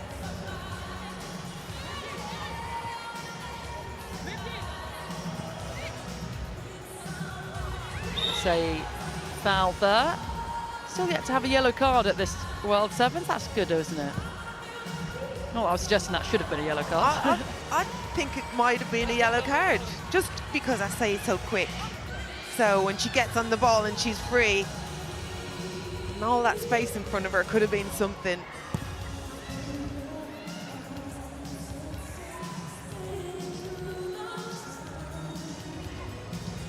Here's Araya Dennis, scored the first goal in this game.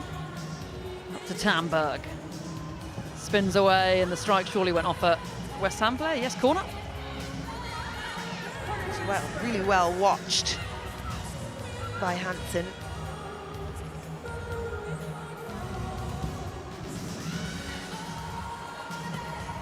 Ueki driving away. Angle a little tight. There were players behind her queuing up for the cutback. I love that. I love that from Heats. Just looks so easy. Gope set. Holt. Can't beat Walsh. Plenty of chances for both sides, end to end, as you'd expect. Here in the sun at World Sevens, Balumu now. Oh dear, again, decision making. She saw the lights. She's having a little giggle. Gope set. Holt, a little too intricate from Tottenham. Ueki, Balumu's surging forward. Still Rico Ueki.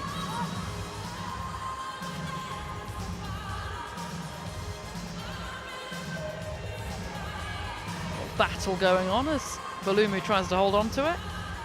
At least West Ham are getting the numbers up though. Balumu's run just allowed Ueki to take that touch inside because she drawed players away. Cascarino now scored the penalty and get the strike off there. Ueki back to Cascarino, well cut out. Here comes Tottenham now on the attack. Jeanne Pierre with the strike.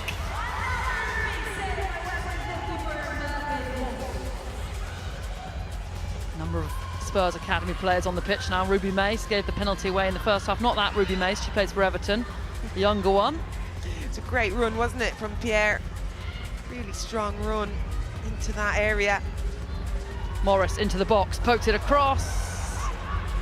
Well won back by Tuva Hansen. Still going, Hansen. Back to Ueki, and she create the space for the shot. She can, but I'll tell you what, it's great tracking back from Morris. She was behind Tuva Hansen, and she didn't give up. She kept going, put her under enough pressure.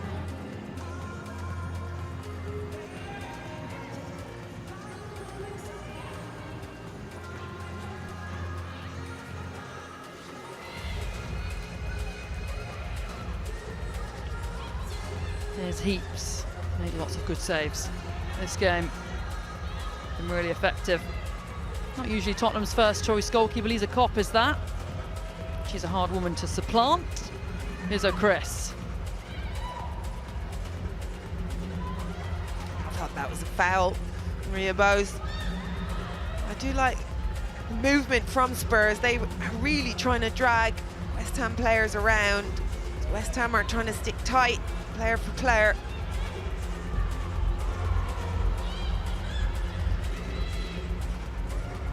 Final 10 minutes then. It's not a result that would completely end West Ham's hopes of reaching the semi-finals, but it would be a big, big hill for them to climb if they did lose here. Here's O'Chris. Still going, finds Olivia Holt. Holt finds Pierre. And she just overplayed the move a little bit. Got a hit first time. It's a great pass from Holt. Really clever, intelligent pass.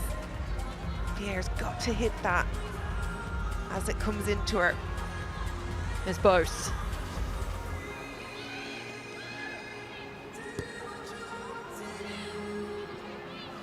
Zadorsky. Up to Say. Great hold up. And down she goes. Referee waves it away.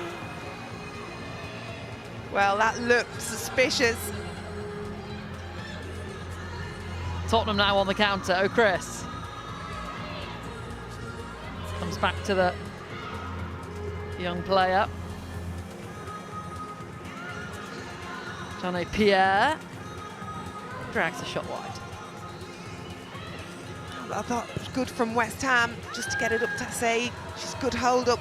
Again, just no players for that underneath support. Next goal, crucial. I feel like West Ham will need it. And that time, Say does get the foul, but not a penalty, a free kick, but in a really good spot.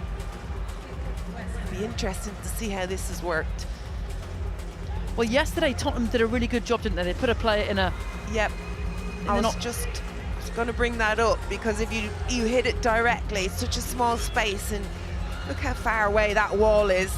Very, very likely going to hit it. Yesterday, Nilden's goal was nicely done. Gopes had just played it a little bit wider, just a different angle of shot. Taken short back to Zadorsky, and still alive. Bynett goes for a goal kick. A bit of an anticlimax in the end, Emma. I think it was a corner as well. I think Zadorsky definitely thinks it. You're sounding like VAR trying to re-ref the game, Emma. I love VAR. Wow. Controversial comment. I could do VAR. It goes. Mace is robbed of possession. The ball through to Balumu, but she can't find her way past Heidi Hills. Talking of VAR and rules, what rule would you take from World Sevens and bring into the WSL, Emma? Roll on, roll off. Subs, yeah, I agree, that would be nice.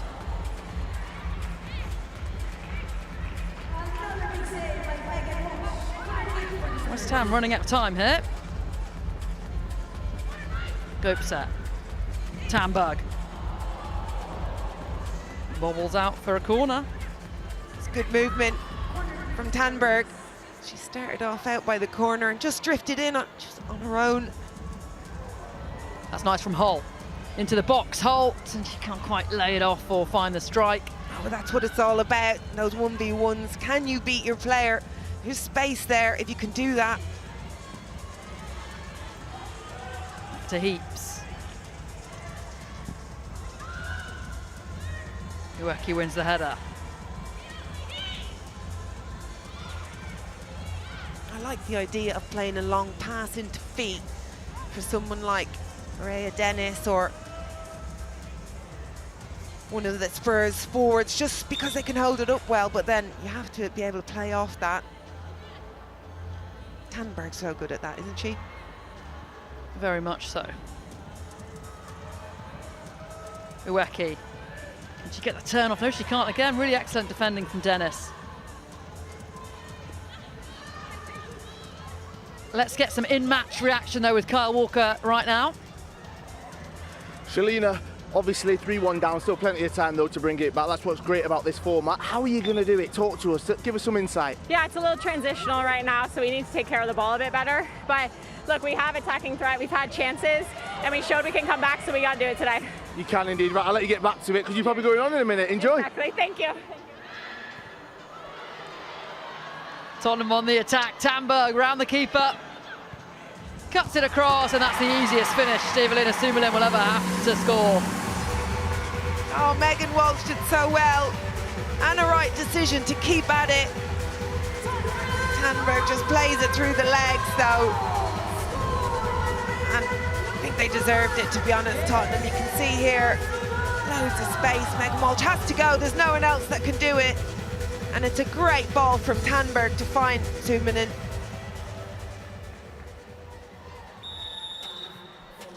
And that goal might just sink West Ham. 5 minutes to play. If they did get it level, West Ham, we'd have 5 minutes of extra time at 5-a-side.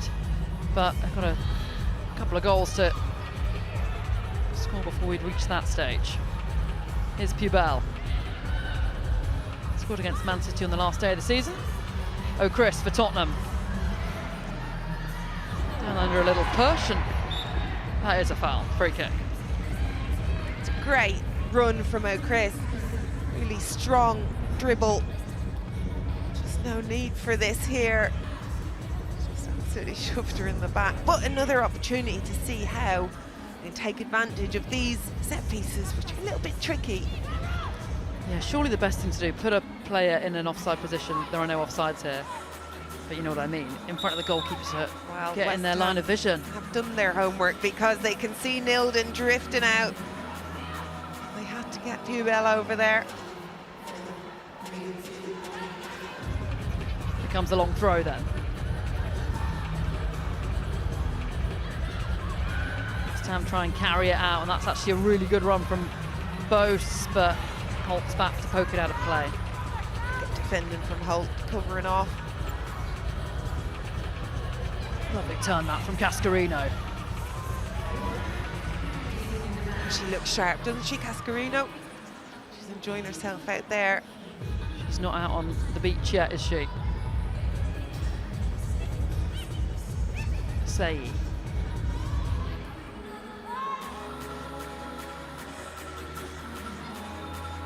West Ham probing, trying to create an opener. Do leave themselves vulnerable to the counter though, and Holt going for the lob. It's always going to be hard to lob a goalkeeper in these small goals, isn't it? Brilliant.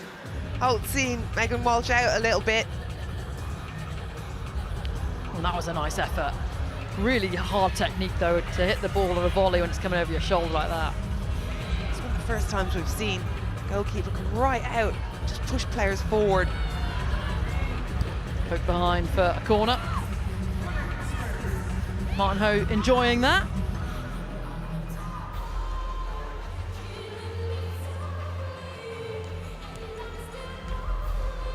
Sumanen, led by Zadorsky.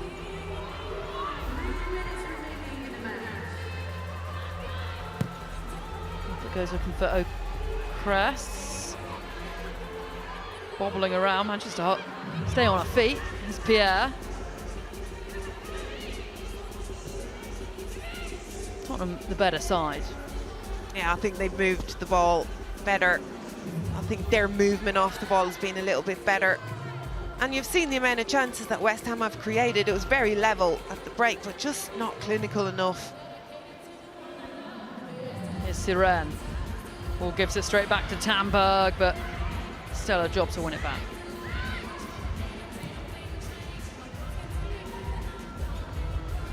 Bartrip, a little loose in the touch. Clock ticking away.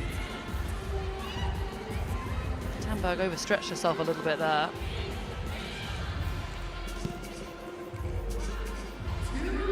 That's the thing, you don't really get a second in 7-a-side if you hurt yourself. You've got to get back up or get off the pitch, which you can because it's roll on roll off subs.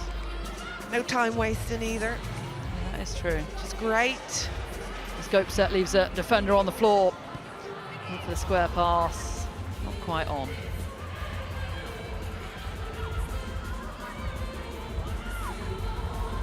Just tried to drag it through. Set's just got something a little bit special, doesn't she? Just the way she moves with the ball. Yeah, she's an exciting player to watch. A really exciting player for Tottenham to have. It's exciting times for Tottenham at the moment. Finished with their record points tally. At the end of this season, they'll be looking to build on that under Martin Ho. As Tamberg finds herself in on goal, but couldn't quite find the target. Great idea. See exactly what she's trying to do. She just lets the ball drift past her. Definitely been a shout to try and take shots earlier. Into the final minute then.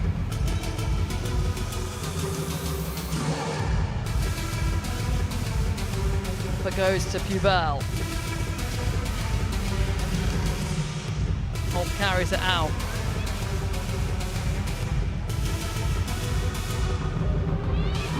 30 seconds remaining. This result a good one for Tottenham. Keeps them alive in the competition. West Ham not done and dusted just yet, but it's a result that makes it very, very hard for them to progress. They snatched one. Yeah, no, they can't. Great header again from Dennis. And a great block from Dennis again. She's had a really good game. Oh, and Tottenham couldn't quite execute the counter well enough. And that's it then. A 4-1 win for Tottenham. sees them gain their first point at this World Sevens tournament. Araya Dennis with the first goal, and she was probably the star of the game, really. Great defensive actions as well. Gopset, Suman and Morris also in on the action, a penalty for West Ham, but they couldn't muster anything further than that. Full time, Tottenham 4, West Ham 1.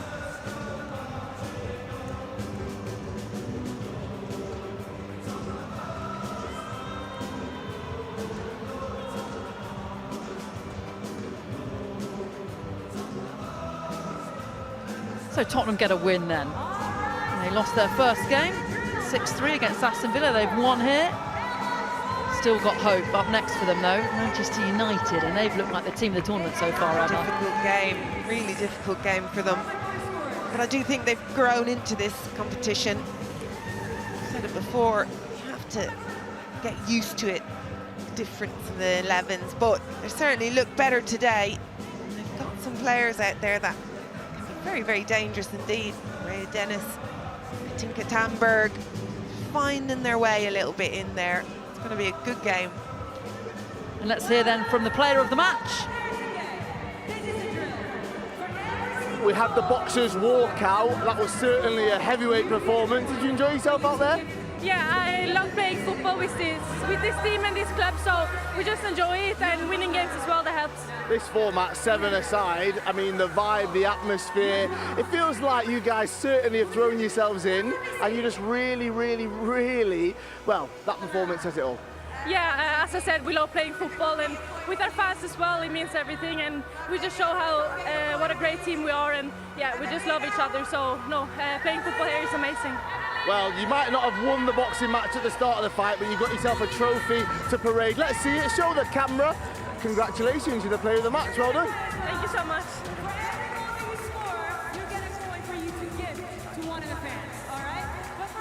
Just loves playing football, who doesn't, eh? Love each other, they love football.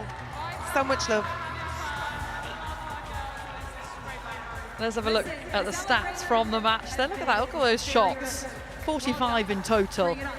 Tottenham actually had fewer, but they had more on target, and that perhaps tells the story of the game. Yeah, absolutely. Absolutely it does. It was fairly even, and I thought some good opportunities for West Ham. It's all about the goals, isn't it? Just a little bit more clinical, Spurs. They just found their way.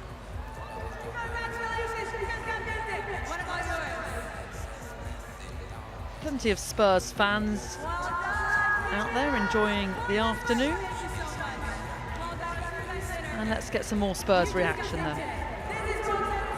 Lawrence, what a performance out there. Everyone's enjoying themselves. Are you enjoying this tournament? I think we all are as a group of staff and players, yeah. It was really good to see the togetherness of the group, and we paired the players up today, so the young players did really well, the senior ones as well. Everyone's having fun.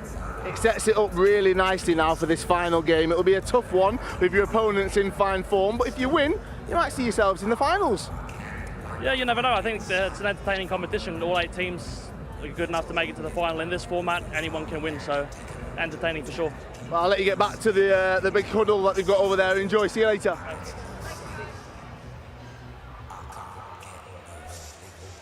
All happy in the Tottenham Hotspur camp then. Not too far for them to travel either.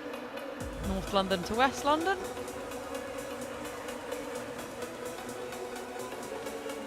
And that's a really nice shot. You can see the size of the pitch. It is technically half the size of an 11-a-side pitch, but it's condensed from all sides, as you can see there. And let's get a bit of West Ham reaction as well. Rita, a result you might not have liked. However, we're going to stay positive. It takes it into the final game. What can we see from you coming up next? Yeah, not happy for the girl for sure, because they didn't show their quality today. But yeah, we need to think for the next game, try to do our best. Are you enjoying yourself out here today? Sorry? Are you enjoying yourself? Are you having fun? I enjoy just, yeah, if my players enjoy the game. So, yeah, I enjoy this tournament. Well, hopefully there's lots more to enjoy coming up. Thank you for talking to us. Thank you. I think West Ham will enjoy it a little bit more if they get a win in their next Well, one. I think that's what you wanted to say. I only enjoy when I'm winning. Let's have a look at the highlights then from the game. Early on, Tottenham got their noses in front. Aria Dennis with the strike. Great follow-up as well. Lovely placement. And that's a good way for teams to get a goal, isn't it? The late run and the layoff. Absolutely, just that delayed run into the box. And then it's all about how quickly you can get your shot off. And first time is a good one. West Ham had chances as well. Tuva Hansen forcing a good save from Heath. It's a great save, but it is the story of the match from West Ham. They did manage to get a penalty here, which, rightly so, I do think it's a foul, and Cascarino smacked it home. And then up steps Signe Gopse after second half, and that's a striker's finish, isn't it? It's a great finish. It just dips the right moment. Over to the flag to celebrate. And then when West Ham were trying to push forward, they left themselves a little bit exposed, and Tandberg set up Sumanen for a pass into the net. Lovely pass.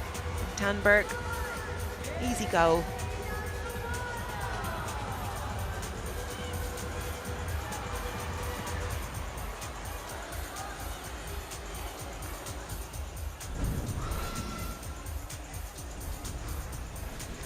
Here's the schedule of the day then. We've already played 2 games, 4 to go. Manchester United won 4-0 against Villa in the first game.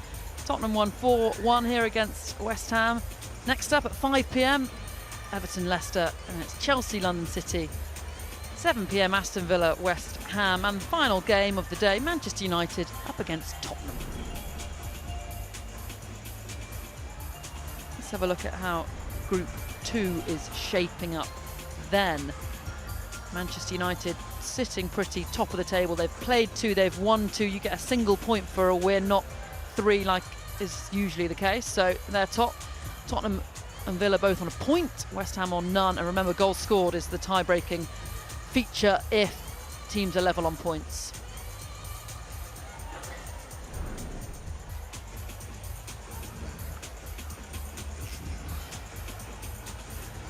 So 4 more games to go still. A game on the hour every hour. That's what we want, isn't it?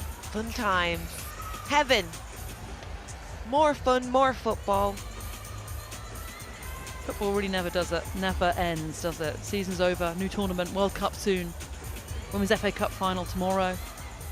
Southampton, her team aren't in the World Sevens, but good to see she's out there supporting football.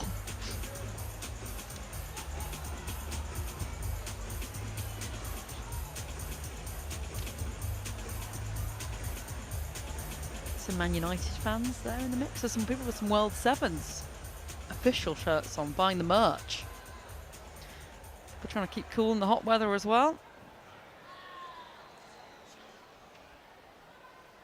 Different ways of keeping cool. I fancy an ice cream, you know, Emma. Not me. Don't like ice cream. A bit strange like that. That is unusual. Sorbet. Or Calippo. No, I fancy a posh ice cream like that, one with the little bit on the cone. Would you give me the end of your chocolate in a cornetto? No, it's the best bit. We're not friends anymore.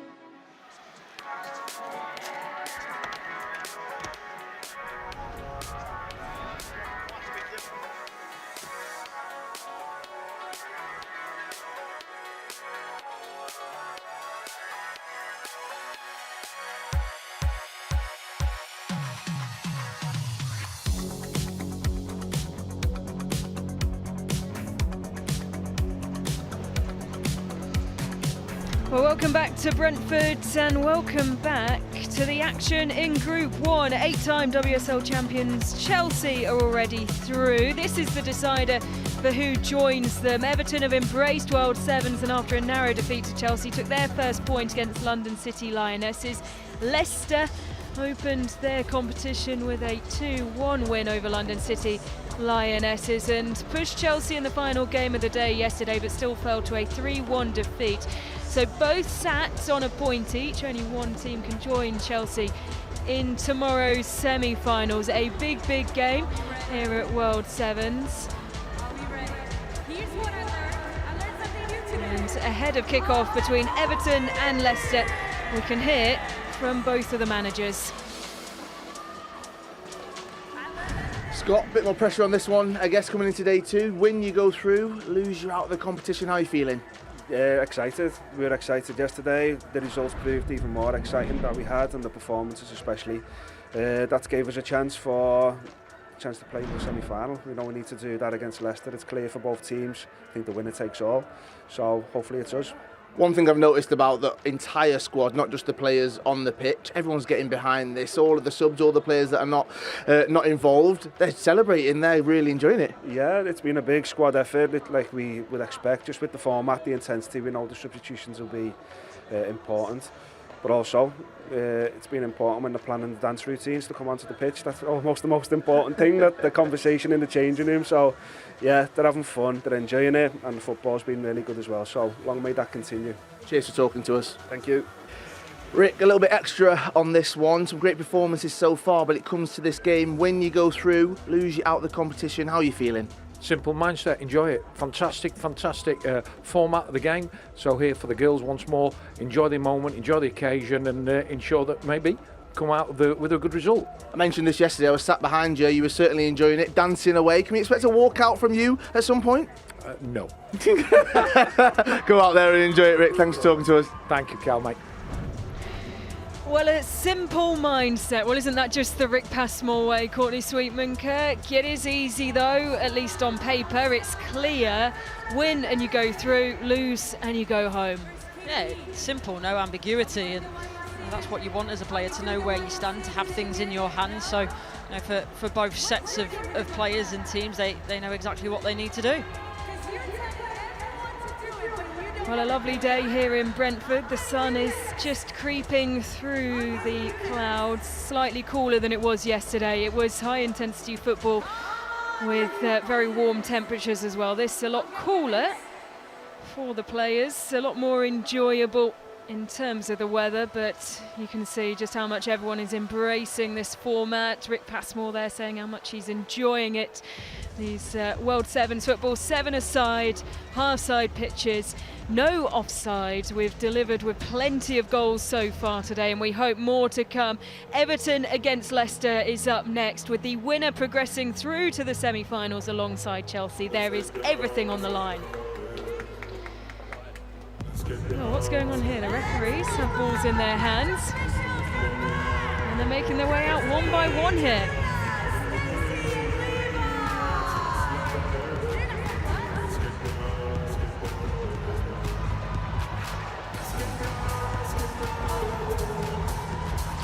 Well, it's not just the players who are embracing life here at World Sevens, and if anything, I think I'm team referee, because I am loving these walkouts, and what a goal that was for Kirsty Dowell, who has the Ronaldo celebration there as well. Whoa, almost an excellent save. What's the keeper doing? Should have saved it. One final penalty. Here go the referees. Oh, and it's over. Well, what a way to get things started. We've had cartwheels, Cotton Eye Joe, penalties, and we have still got so much more to come. And all eyes, I think, on what the referees will do next. I think this is the first time I've seen the referees really embrace these walkouts as much of the players. As here comes Katja Snoys. What's going on here? So they're coming out as a group, and I think Katja Snoys is somewhat expecting.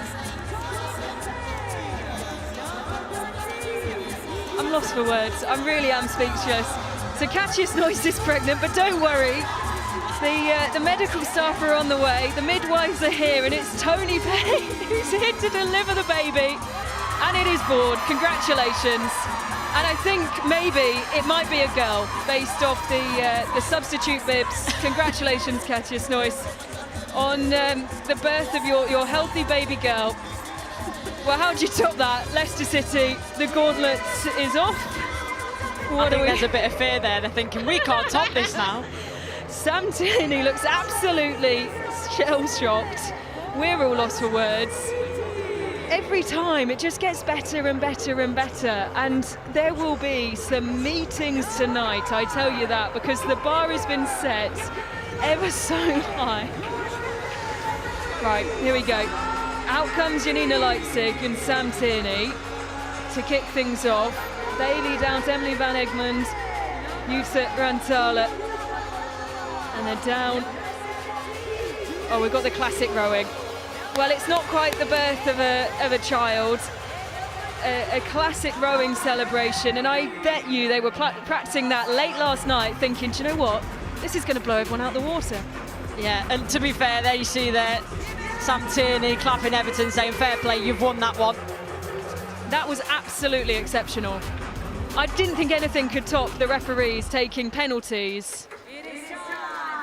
My mind is blown. Anyway, here's Katja Snoys, ready to go. Congratulated, of course. Quick comeback, that. Quick, excellent comeback. Modern technology these days. So much, going into getting people back into the pitch and ready to go. She has to do the baby celebration as well now, the sucking of the thumb. If she scores, and she may score, because of course she is one of Everton's goal scorers so far in this competition. Well, it's been no surprise to see Courtney Brosnan delivering in the big moments for Everton. And Kitagawa, Mason, Snoys have all scored so far. Well, this season's top scorer, Yuka Mimiki, her defensive talents and now baby delivering talents have shone through. None of Leicester City's goal scorers start this game. Janina Leipzig is back between the sticks. Sam Tierney captains the side. Jutta Rantala returned from a lengthy spell on the sidelines at the start of this month and will be looking to shine today.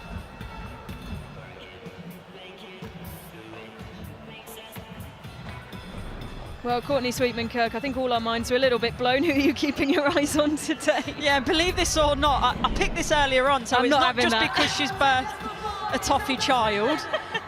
It's been their previous performances, but adding the celebration walkout to that, there's the only one person I could pick. For Leicester, I've gone for the goalkeeper, Janina Leipzig. I think she's always a big presence in that Leicester goal, and not more so in this sort of format with the smaller goal. She's going to prove pinnacle.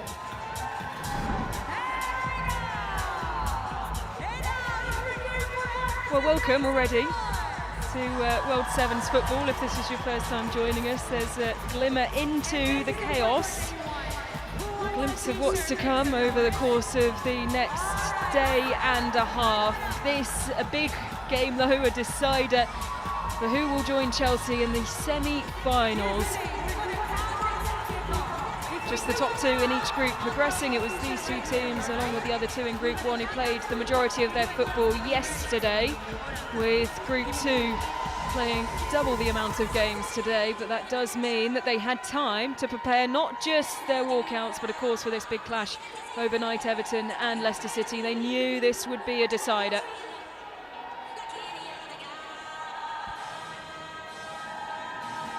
Kirsty Down, the referee for this one. Yes, the countdown is on here at Brentford. Everton versus Leicester for a place in the semi-finals from underway. Ruby Mace on the ball. She scored in the last game for Everton, and they have been a team who have well and truly embraced this format, Courtney Sweetman-Kirk, and they haven't scored big, but defensively they've been solid thanks to Courtney Brosnan, and they have been really impressive to watch. Yeah, they have, and I think, let's say, they've adapted quite quickly. Not necessarily scored bucketfuls of goals, but the way that they've used the offsides, for example, they've certainly got into that. And when you look at Courtney Brosnan, she's one of the best shot stoppers in the WSL, so no wonder they're keeping it tight at the back as well. regularly doesn't receive the plaudits, Courtney Brosnan, but is, I think, gathering steam in terms of recognition for what she does between the sticks for Everton. Yeah, and I think an 11 aside, obviously there's a lot of other different factors you have to think about in your distribution, and maybe, you know, compared to some of the goalkeepers in the WSL, she's not quite at that level. But as we're saying, in this format where shot stopping is probably, you know, the most important thing, she certainly excels in that area. Here's Payne, just lays it off. Kisagawa's there and lurking. Find a way past the Everton backline. Snoise! And it trickles in. Janina Leitzig beaten at a near post. And Katja Snoise, who caught attentions in the walkout, scoring the opening goal for Everton. Yeah, it does well. I know there's always an element of when a goalkeeper gets beat at the near post, there's a question about it, but it comes through bodies. It's a good strike and good celebration, but I am disappointed it's not a suck in the thumb or a rock in the baby, to be honest. It had to be. We see it so many times, of course, players running off, grabbing the ball and doing the sucking the thumb celebration. I'm sure the baby is out there somewhere bitterly disappointed, as long as it's not the one that's being kicked around the pitch at the minute.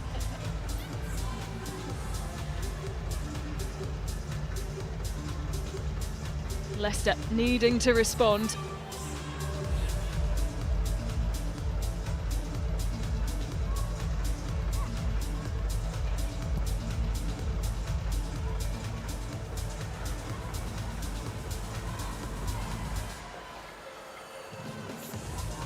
Here's Tierney. Van Egmond.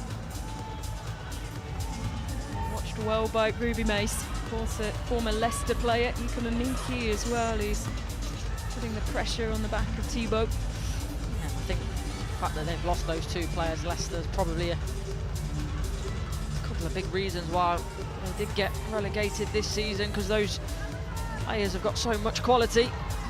Particularly when you look at the challenges faced by the Leicester City back line this season, the lack of consistency and goal and the players in front of that. Glanced away by Ruby Mace, having an excellent season at Everton. Sala suffered with an injury that kept her out for so much of the season, from November all the way through to the beginning of this month.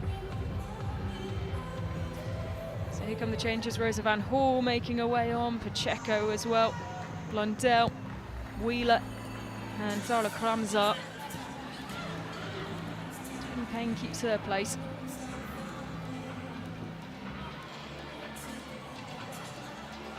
Ball forward, Van Hall in the corner. She was trying to find Kramzar in the end. Blocked off en route. Yep, the ball came off Heather Payne, who went the opposite way from Everton over to Leicester City. The shot came in and hangs off the back of the deep blue of Leicester.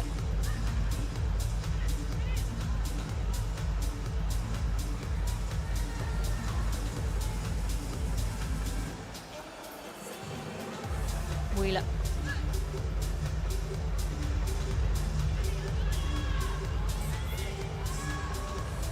Well, I've spoken a lot about Zara Kramzar and how quickly she's adapted to the format. Would you have liked to see more maybe from Kelly Gago, who we know can be such a prolific goal scorer when given the opportunities?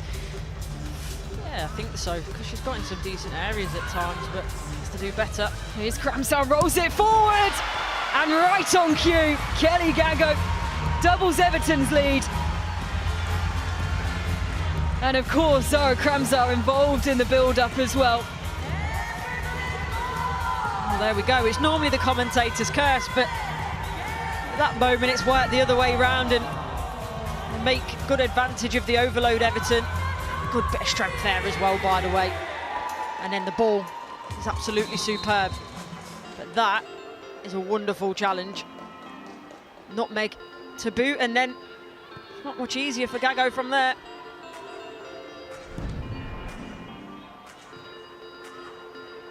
Here's Mouchon.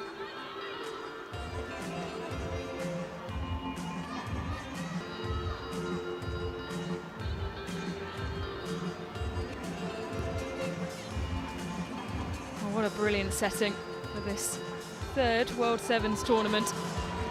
Van Hall plays it off. It's Kramzar, has an opportunity, has a shot, and it's well saved by Leipzig. It's just an awkward, it was ever so slightly behind her. She actually does well, Kramzar, to bring it round with her on the first touch, but just can't quite get it in front of her the way that she needs to get a good strike off. Here's Kane. Mouchon holding it forward. Scrap for the ball. Can't win it back. Mouchon does turn, shoots off the bottom of the post and in behind Courtney Brosnan. And Leicester City back in this game now. It's a good snapshot, isn't it? And I think that's why it outfoxes Courtney Brosnan the way it does. Just real short backlift, touch and strike through bodies as well, and that's why it was so difficult for Courtney Brosnan. Great finish. Just over 5 minutes played, 3 goals scored. This is why we love World Sevens.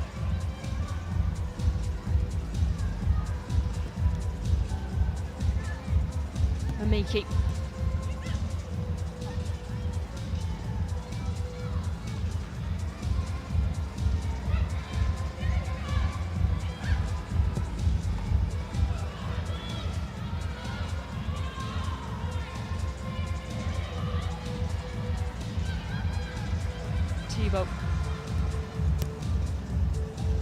Touch in the wall, go out for an Everton throw.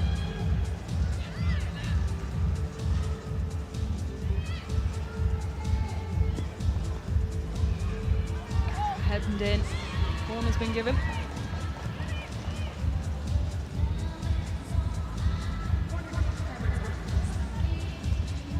Nice. Here comes out to meet it. Sean closes off that channel. Hayashi.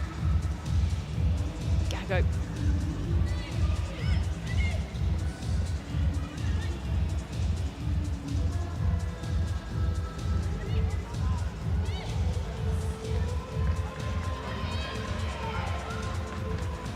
Here's Thibault.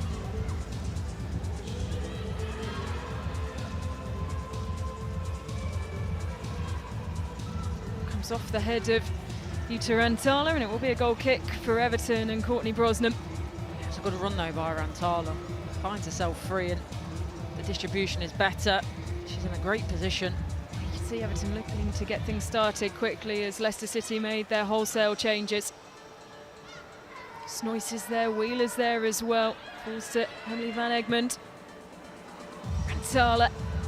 She controls the ball, she has Ruby Mace ahead of her, and it will be a corner for Leicester City. It's a shame she's in a good position. I think her first touch there lets her down. I just think if it's a little bit softer, she can bring herself inside. She can get the shot off rather than pushing herself wide. This floating corner, headed down, pinging up once again. A real crowd around the ball. It's turned away by Tony Payne. Headed back by Asmita Rail. Steered away from Van Egmond. Here's Rantala. Van Egmond.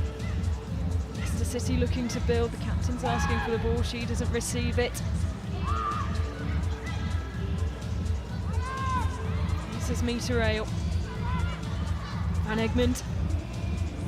Floating ball. A little bit too much on it from Australia's record appearance holder.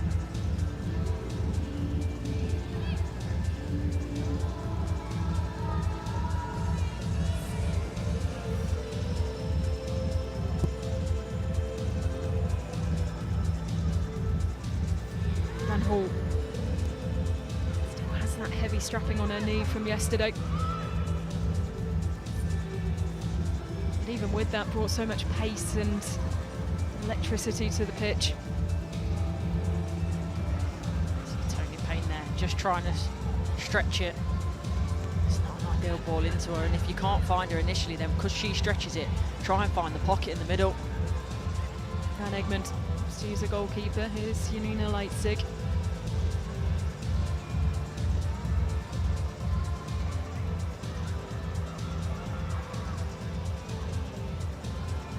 Payne, Pacheco, Wheeler. Here's Tony Payne, but the ball is met by Van Egmond.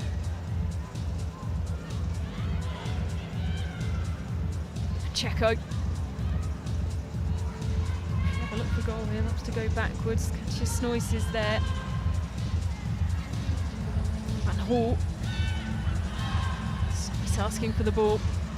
Just needed to be the little reverse inside ball. Skill from Tony Payne doesn't quite pay off. And now Leicester are away. Lass fires it into the boots of Hannah Blundell. Here's Van Egmond. Goes down. Snoys. Big chance here for Katja Snoys. Everton have 3. Katja Snoys has 2.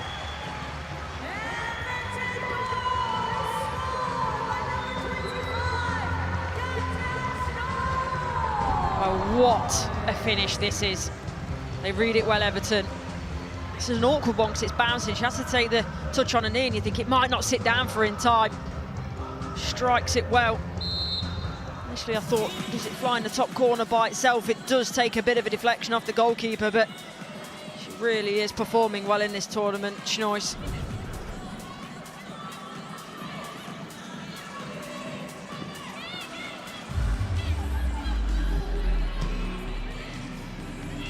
It's Mace who has a go. Leipzig was quick to react.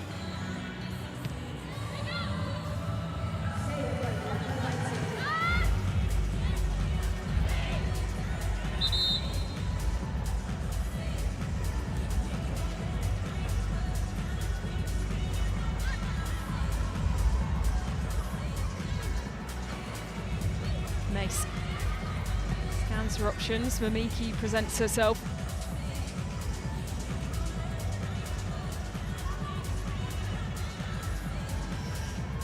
Struggling to get bodies high, Leicester City, because they're stretching the back line, Everton, so well. Kramzar. Hayashi back to Kramzar. Big chance, big save, and the ball pings back off her heel.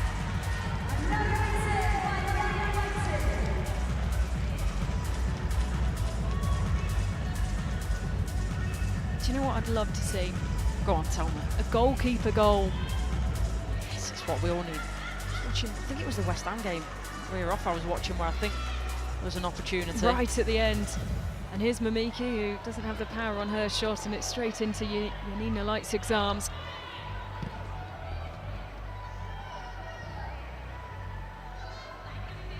Who would be the goalkeeper most likely to score? I think Brosnan has the confidence to take it on. I think you're right, though. Here's Kane striding forward. And under pressure can't get a shot away with the conviction it required. I think it was Mamiki tracking her well, wasn't it, there, and just makes it difficult. Lass. Mouchon. Well, really, she has been excellent, Yuka Mamiki. We so frequently speak about the goals that she scores in the 11-a-side game, but defensively, the work rate that Yuka Mamiki has had so far has been excellent, and she's trying to defend this header that sent out by Nelly Lass.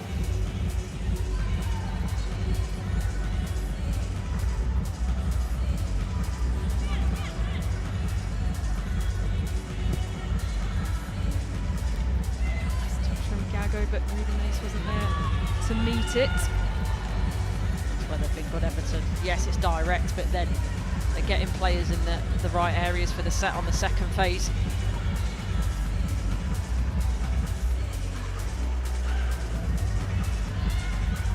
Wheeler.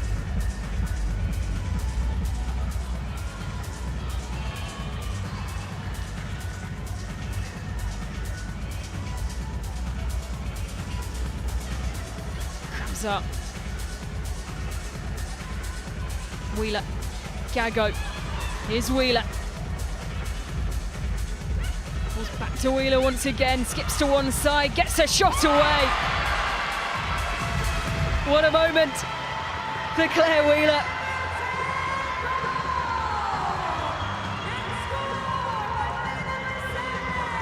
Well, she's never scored for Everton, and I know that one won't count in the same way that it would if she'd scored in the WSL, but she celebrated like it did. Yeah, I think you saw the reaction, see herself and all the players, but it's great feet, by the way. Sends Thibaut to the shops. nestles it in that top corner. You see that the reaction from herself and her teammates, very evident that she's a well-liked member of the squad. And Eggman trying to get things started quickly for Leicester. Well, she came ever so close in the penultimate game of the season against Arsenal to scoring her first ever WSL goal and her first goal for Leicester City. It's a handful on international duty alongside Emily Van Egmond, who's just fired wide for Claire Wheeler's opposition today. And it is an important goal, you feel, for Everton, because they do now have a 3-goal advantage with just 1 minute left to play, just under, of the first half.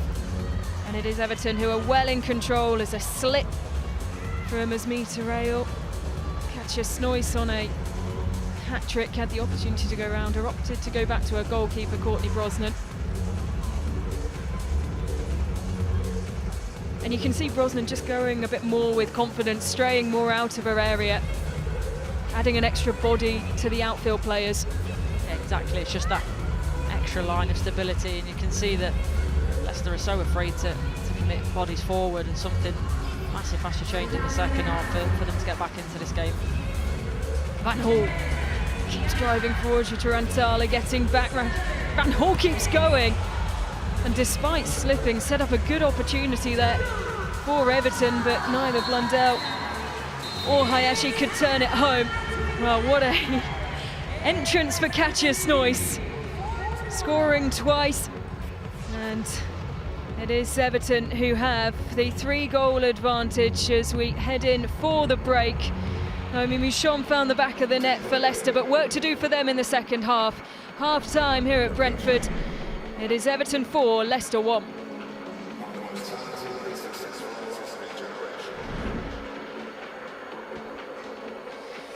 Well, what an excellent first half that was, in a game that has so much on the line. 5 goals in the first 15 minutes, Courtney Sweetman-Kirk, and we can take a look back at the highlights from this first half. And Katja Snoys, well, the main protagonist when Everton walked out, and she's kept that going into the game. Yeah, and it's a good strike from her. It's got power, it's hard and low. Isaac there is unsighted to a degree as well, and that really gave Everton the impetus to go forward. This is great work from Kramzar, the way that she just muscles Sam Tierney off the ball, and then she's got the presence of mind to find a teammate at the back post with a little nutmeg on ale to boot. And this was Leicester City's only goal of the first half. Naomi Mouchon. Yeah, look at that in terms of such low backlift, but still gets so much power and curls it into the near post. And this from Schnoy. She's always on the back shoulder anyway, but when it, you would say, fortunately lands to an Everton player, she's already in a good area, but to keep composure in that moment, it's a really good finish. And then this from Claire Wheeler. She's never scored in an Everton shirt. She's celebrated like it was one in the 11-a-side game. You can see how much it meant to her and, of course, her teammates as well. Yeah, great feet as well to open up half a yard to get the strike off, and really is all in Everton's hands now for the second half. Well, we expect there will be some changes made with the players making their way back out to the pitch. Katja Snoys is down on the bench, and a change of the goalkeeper as Emily Ramsey's come out, as Courtney Brosnan has gone to sit down for the beginning of this second half at least. And we can take a look at the stats and the story from the first half. Not too much in terms of the shots, the difference between Everton and Leicester, but just look at how clinical Everton have been with theirs. 8 shots, 7 of those on target, and 4 goals. Yeah, and at least for the games that we've done as well, I feel like that's one of the biggest swings in possession. Normally it's been a lot closer than that. I can't help but dance to this one. And it's easier when you have a 3-goal advantage to be a little bit more relaxed in the middle of the pitch.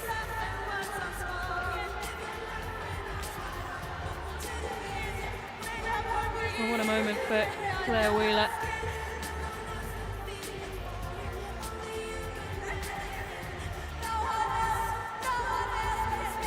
some questionable vocals going on here, by the way. Yeah. They're, is it a Spurs player? It is, they're watching. Oh.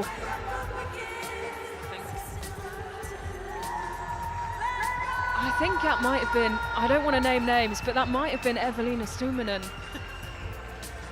I think that was some choice vocals there. I'm going to make sure they don't come up here and pass the microphone to you, Courtney. Nobody needs to hear that. We hear enough of your voice. We don't need to hear the singing.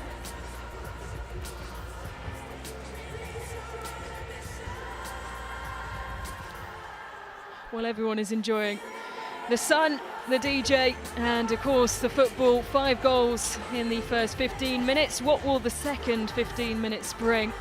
Leicester City need goals if they're to keep themselves in this competition. As things stand, it is Everton who are going through to the semi-finals alongside Chelsea.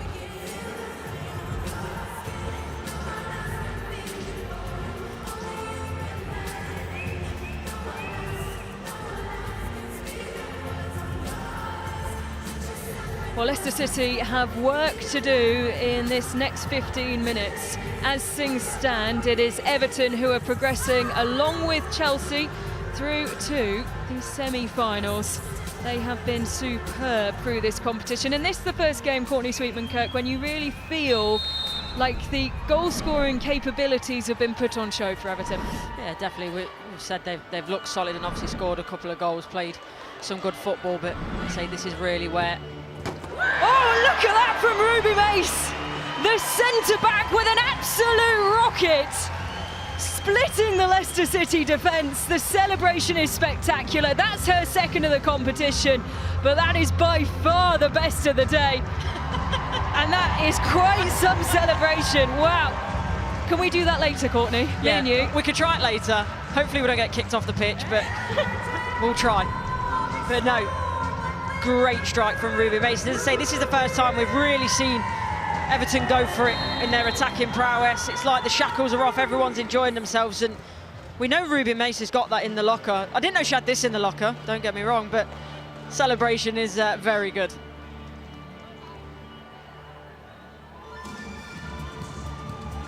Well, I don't know if I'm more speechless because of the goal or because of what I've just witnessed between Or that you've Zara said that Kramsa. we're going to do it. No, we're definitely doing that later. We're going to practice our round-off backflips a la Rachel Maltby, and then we're doing that. Here is Leicester City coming forward. It's Nelly Lass who's on the ball now. And very quickly the door is closed by the 4 Everton players who get back very, very quickly. The shot came from Hannah Kane and is wide of the goal of Emily Ramsey.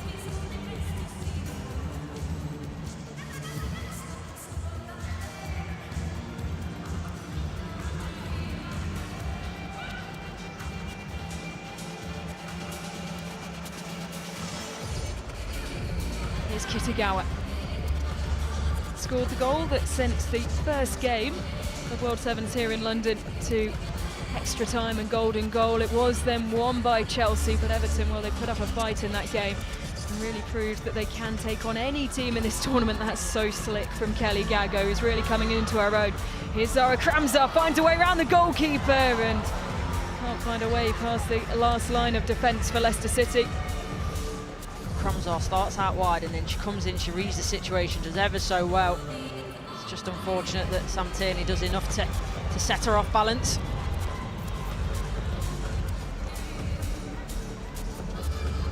Pacheco. It's back to Tony Payne.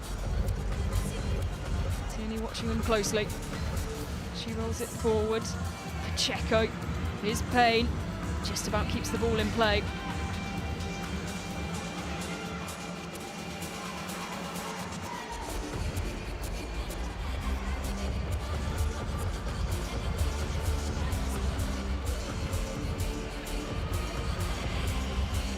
Temperature's hotting up, the sun's out, the ice towels are back out for the teams.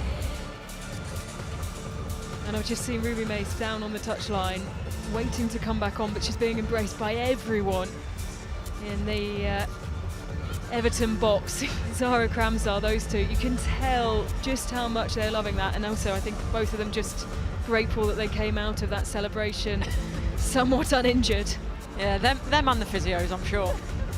I do wonder how the physios feel when they see Rachel Maltby go off and do a cartwheel into a backflip.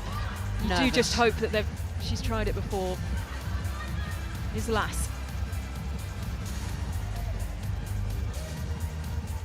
Draper loses out and the ball comes off the back of her heels and out for a throw to be taken by Pacheco.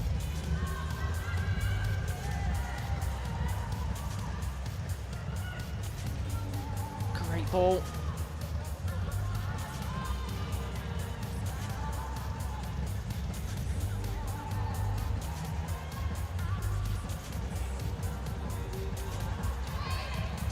Payne.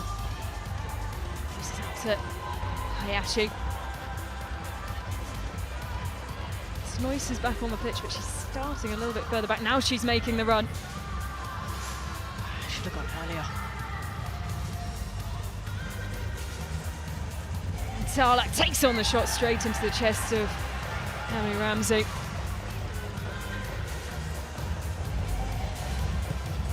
Pacheco sees Snoyce.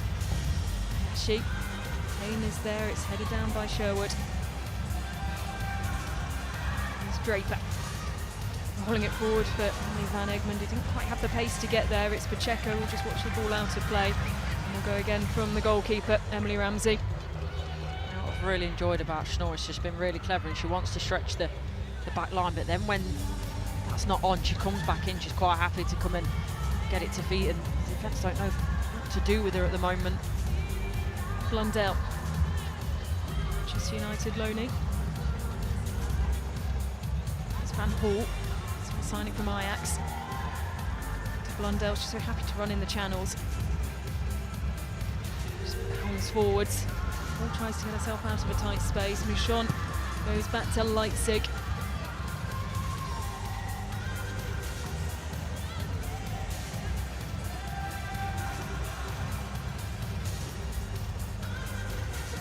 Quite happy to take their time now, Everton.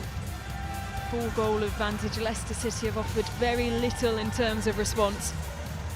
Yeah, as it stands, they're in total control. Everton look dangerous going forward. In terms of Emily Ramsey as well, she's had barely anything to do. So you can understand, of course, why they might make that change. And a change for the Leicester City goalkeeper as well, with Janina Leipzig now down on the bench, and Katie Keane between the sticks. She started the first game yesterday for Leicester. Great ball. And almost a great goal. Now back in a heap with Katie Keane, and it has been given the way of Leicester City. I think still appealing is Hannah Blundell. Yeah, she wants a penalty. Collision. The referee obviously deemed it that Katie Keane gets there first, but let's have a closer look. It's a bit of it. The thing is, it's the push. Sarah Malin involved, and that's what causes it.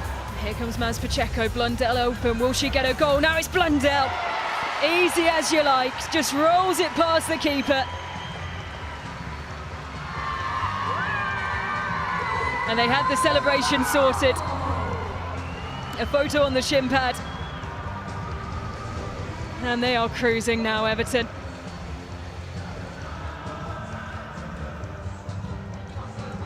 Oh, we've got a bit of Macarena going on as well.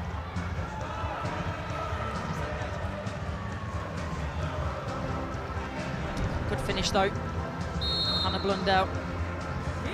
Weight of pass into it helps, but then it's the way that she has to open up her hips. This is more difficult than it looks, and there's not a big space to go into.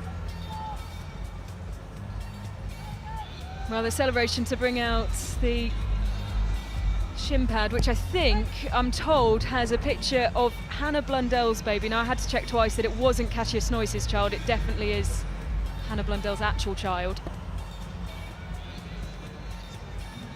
Keane gives it away, Ruby Mace.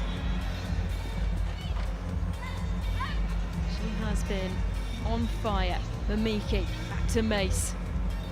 Tagawa there going forward. Here's Gago. Mace. Angles tight. Oh! So slick. Hikaru Kitagawa with the back heel. The helicopter celebration. Ruby Mace heavily involved once again, but what a goal that is. Yeah, it's a good finish out of necessity more than anything. Just because of the awkwardness of the ball, but take nothing away. Cheeky little flick, and Ruby Mace and Schnois, for me, they've been so involved in everything that's been good about Everton.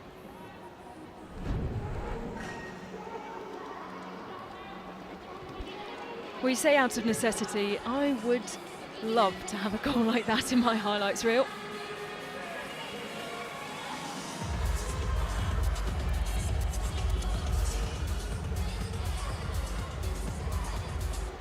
Gago doesn't get there before the Leicester City goalkeeper.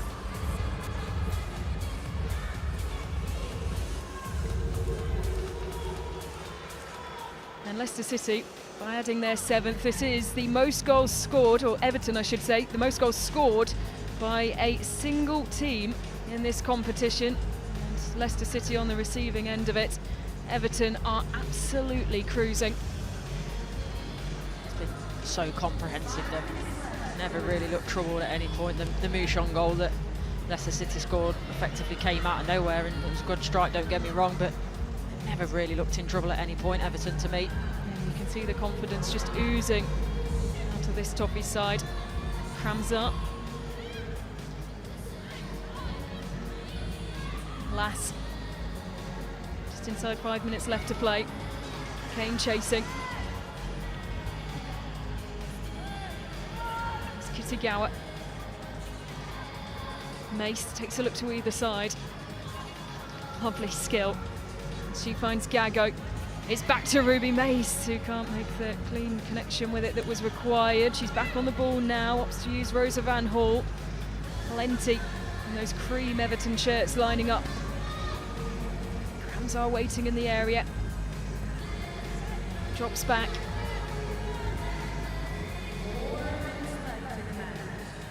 Season out for Everton, it's almost keep ball. Yes, they're still trying to go forward and attack, but it's really interesting for the WSL season, because a lot of people, including myself, looked at Everton and the signings they've made and thought they could be a little bit of a dark horse in the WSL. That wasn't to be, but maybe they're going to be the dark horse of the Sevens tournament. Well, they've faced plenty of adversity, haven't they, on and off the pitch. Of course, Brian Sorensen leaving in February, Scott Phelan taking over. They are still in hunt of a permanent manager. And you expect big changes to come, maybe not so much on the pitch, but certainly off it for Everton over summer. They do, but Scott Phelan, he's certainly put his name in the hat, hasn't he, with the performances here with the WSL. I actually had a good chat with him this morning in the hotel, and he was saying, you know, how much they were looking forward to today, and no wonder when you play like this, it's a great occasion for them, and looks like that they'll be through to tomorrow as well. Yep, that is more than confirmed. It will be Everton joining Chelsea in the semi-finals from group number 1. A consolation for Leicester City. There's Denny Draper there and waiting at the back post. Yeah, it's a really good ball in. Santini, to be fair, he actually has a bit of a lack of awareness. Get to the ball, and it's a good finish by Draper. 3 minutes left to play. The semi-final ship has set sail, and it is Everton who are on board. Leicester City, though, will want to fight all the way to the end. Of course, a big summer of changes coming up for Leicester City, relegated from the WSL in the play-off against Charlton after 5 years in the league.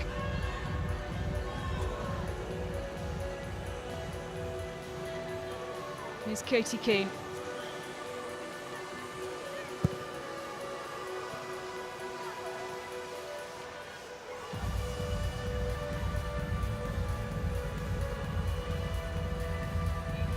Well, just how much of a statement is this from Everton to the likes of Manchester United, Aston Villa maybe, of course they still have work to do to confirm their place, but Chelsea already going through. Yeah, it's big because you may be looking at Everton thinking, yes, they've played well, but can they really score the amount of goals needed? And that's proof now that they've got that. They've maybe unleashed a bit of a beast, even if that shot from Pacheco was a bit wide of the mark. They are playing with a handbrake off, aren't they? And, you know, listening to a couple of the players over the course of the last couple of days, kind of embracing this. If you do concede, don't drop your head, because you know the opportunities to score will be there as the opportunity comes the way of Emily Van Egmond. Ramsey quickly down to one side to steer it out for a corner. Mouchon. Watched well by Claire Wheeler.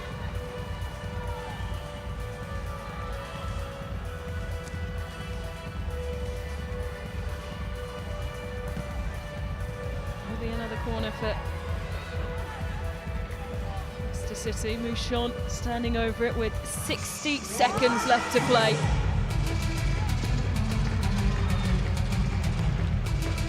And here comes Snoyce. Blundell and Payne both there. Here's Wheeler. One of the 7 goals scored by Claire Wheeler, and Leicester aren't yet to convincingly clear it. It's Pacheco, looks again for the top corner. Ruby Mace back on for this final 30 seconds, with Everton booking their place in the semi-finals. Here's Mace. Can she score another stunner? Leaves it for Van Hall, and it's 8. Well, she's been working ever so hard and rewarded with a goal, Rosa Van Hall. Working on the goal or the fancy footwork? And 8 goals scored by Everton, the most in this tournament so far. And what a statement left by the Toffees. Weighted to perfection yet again from Ruby May. She's been so central to everything that Everton have done. Still a fair amount to do here by Van Hall, but keeps her composure. Gets the fancy footwork out. Less than 10 seconds to go. Leicester City's fate long decided, as Ruby Mace has a speculative shot from distance, and that will be that. What a game and what a performance from Everton. They started on a high with their walkouts and then delivered a breathtaking performance. 8 goals scored, only 2 conceded. Have they put themselves in pole position as the team to watch? They are through to the semi-finals along with Chelsea. It's finished here. Everton 8, Leicester City 2.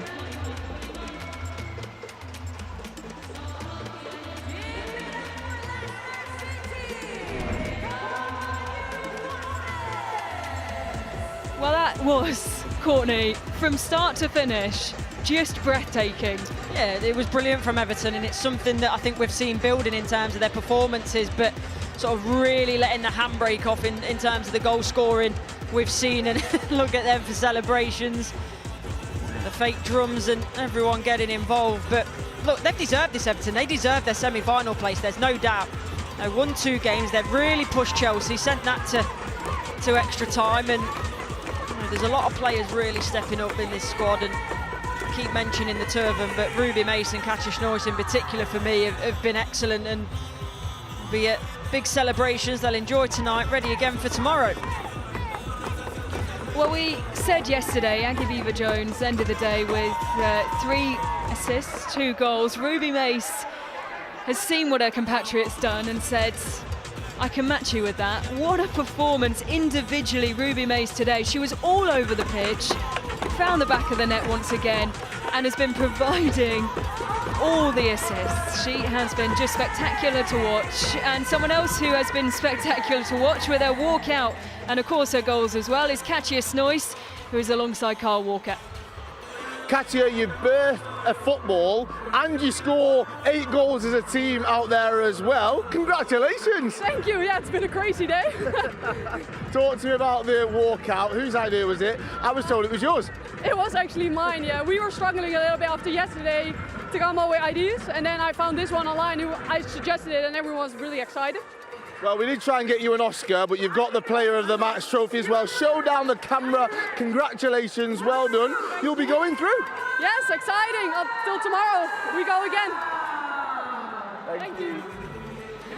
Do you know what? The thing that I'm most excited about with Everton going through is we get at least one more Everton walkout, and they have set the bar so high. I reckon there'll probably be some tired players tonight, not just because of the performance on the pitch, but because they are going to have to stay up so late, getting so creative to figure out what to do tomorrow morning. Exactly. The problem is when you reach such a high, how do you go forward? How do you top it? Sort of the dance celebrations are obviously one way to that, but yeah, they're having a good time, and I wish I was down there. I wish I still could put my boots on.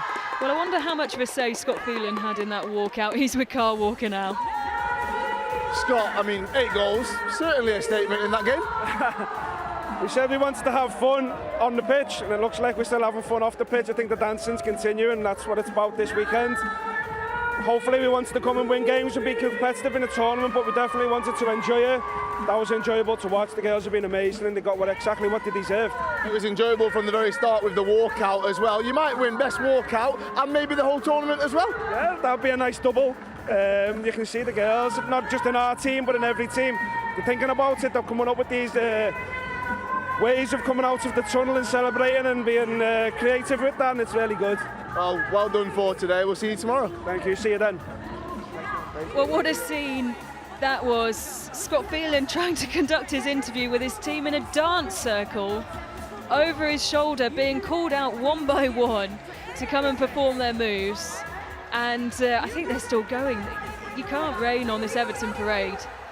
No, absolutely not. And look, you don't get much of this in football. A lot of it's very serious, and I'm not saying that's a bad thing, but these sort of occasions, the tournaments, the fun element of it, this is why the players are so invested in it and want to play in it, because you don't get to do this very often. So certainly they're going to soak it all up while they can.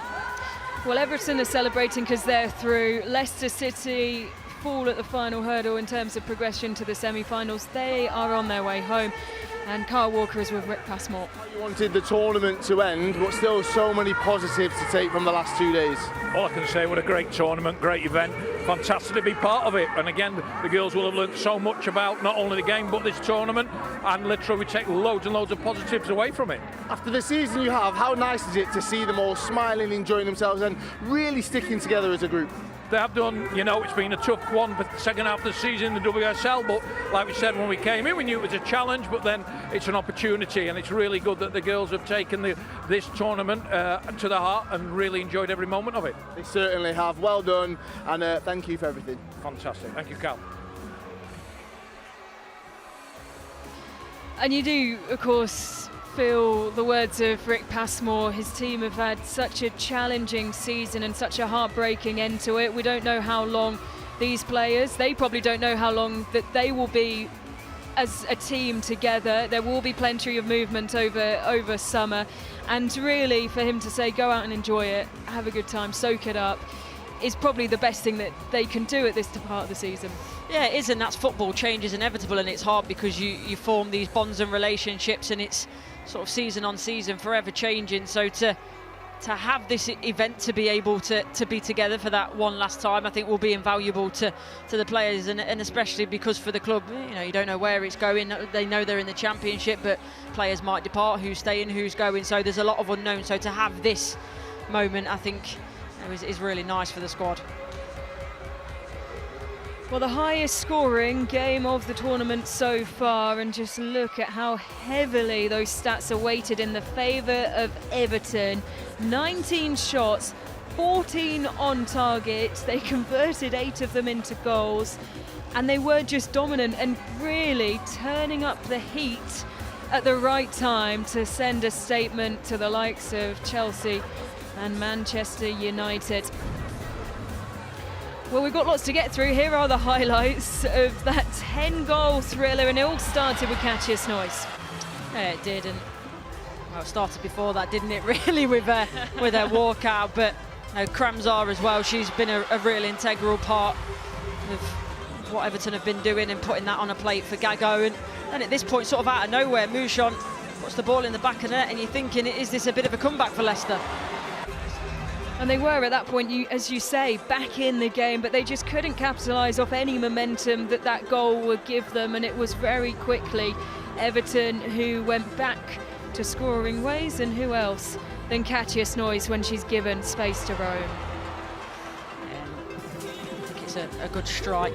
Takes a bit of a deflection on the way through, but then Everton continued in the same vein. This is brilliant little turn. Initially the chop up onto the left foot from Wheeler, and it's a really accomplished finish as well. And you saw what it meant to her with the celebration. And they were well on their way. Everton shrugging off the pressure. And Ruby Mace, what a goal. A stunning strike from the player who, as much as she is very capable in midfield, has spent the season at centre-back. Yeah, so it's probably nice for her to let the shackles off and get a bit higher up the pitch. And Hannah Blundell here as well. Does really well on the left-hand side. It's the way she opens up her hips, and a bit of a celebration. Her daughter was on the shin pad, so that was the message behind that one. And she'd had an excellent chance before that as well, rewarded with a goal. Ruby Mace sending assists in for fun, and it was converted, a lovely back heel from Kitagawa.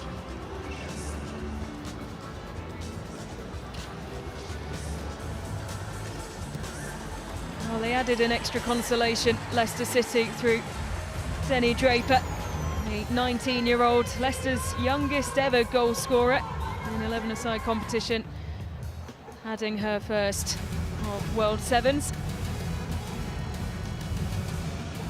And no hanging around with less than 30 seconds left to play. Everton kept going, and Rosa Van Hoort found the back of the net after the pass from Ruby Mace. And she's never one to turn down a celebration, is she, Ruby Mace?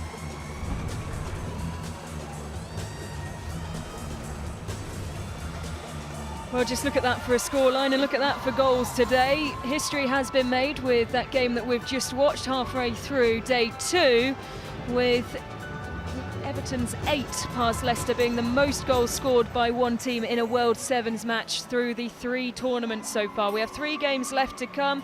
Chelsea and London City, well, that's already decided. Chelsea are through. London City, well, they'll want to go out on a high after being sent home yesterday. Aston Villa versus West Ham and Manchester United against Tottenham Hotspur are the last 2 games of the day as we head back to Group 2.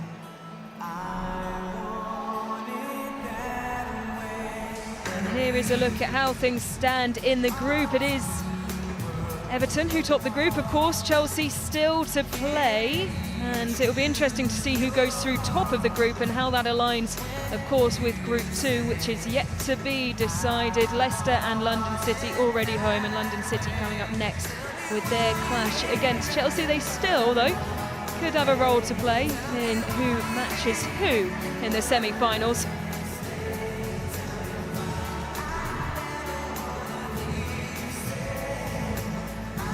Well, the sun is out. It's a beautiful sunset over the Brentford Community Stadium. The vibes are exquisite. The goals have been delivering through the course of the day. And we are just at the halfway point. 3 more games to go this evening. Plenty more to be delivered on and off the pitch. It is Chelsea and London City Lionesses who are up next, and plenty of Chelsea fans within the stands, hoping to see Chelsea through as top of the group. Can they depose Everton after a record-breaking game in the 3rd of the day?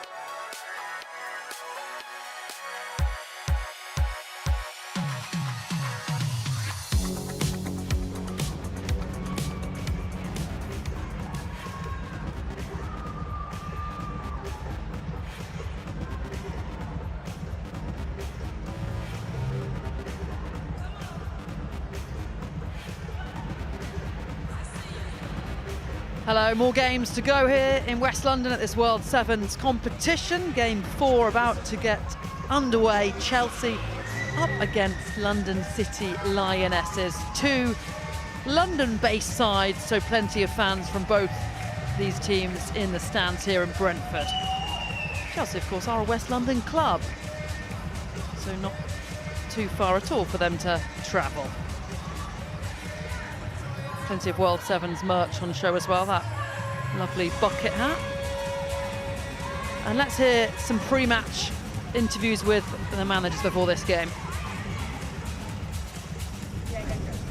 Talk to us about the mindset coming into this one today. Not the usual what you'd expect coming into day 2, but have you just told the players to go out there and enjoy it?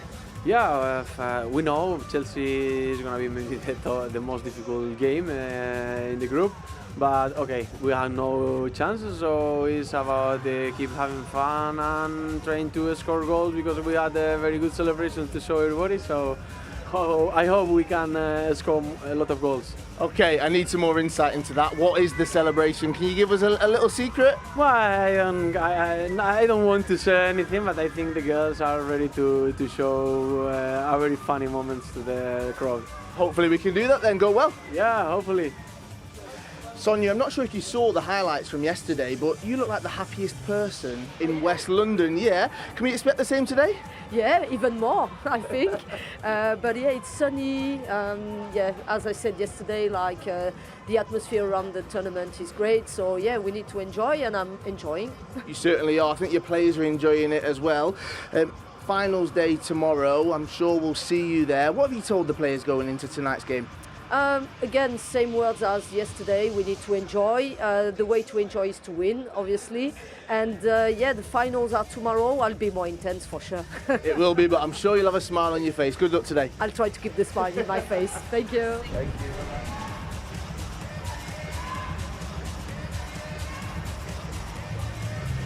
Sonia Bonpastor enjoying herself. Easy to enjoy yourself when the side's winning, that's for sure. Oh, look at London City Lioness / Arsenal fan there. Interesting. Multiple allegiances. Arsenal not at this competition, of course. And there's a Brentford fan. Well, we are in West London, we are in the GTEC Community Stadium, so why not? So this is a big game for Chelsea, less so for London City Lionesses. They are out already.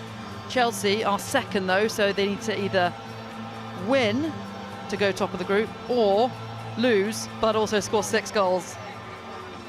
And then they would supplant Everton, because it's about goals scored. That's the tiebreaker if teams are level on points. It's not head-to-head, it's not goal difference, it's goals scored, then it's head-to-head after that.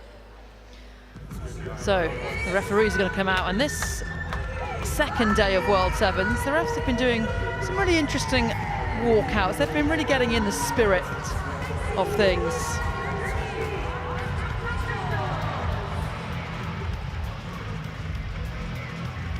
Chelsea up against London City then, and the referees out there having some fun.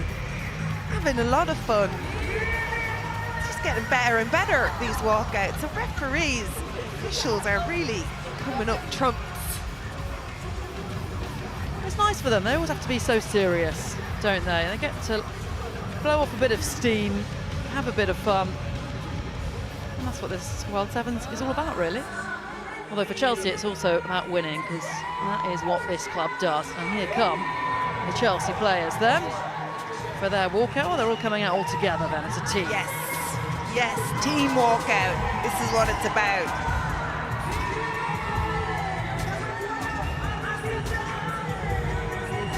Okay.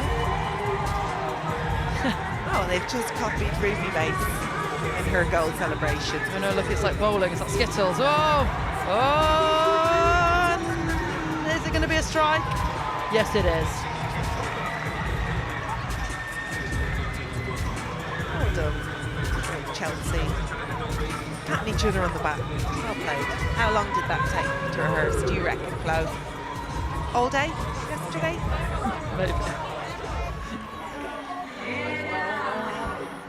not to hit your head there. Here comes London City then.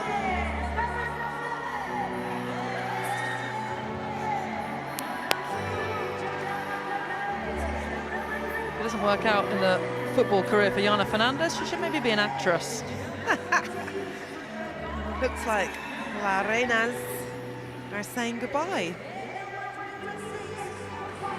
Well, they are heading out the tournament. I'd like to get a win, though, and make a bit of a statement against Chelsea, because London City Lionesses are a disruptor. That's what they want to do. The investment from Michelle Kang came into the WSL, had a really good season, the most points gained by newly promoted sides. It's not really worked out for them at this tournament, but can they get a win on the final game for them?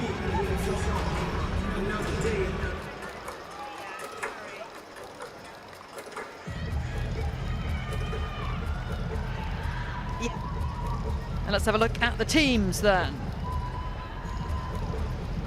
So for Chelsea, England's #1, Hannah Hampton, makes her first start at World 7. She didn't play yesterday. A start too for young Lola Brown, only 18 years old. She spent this season on loan at Crystal Palace, helping them win promotion to the WSL.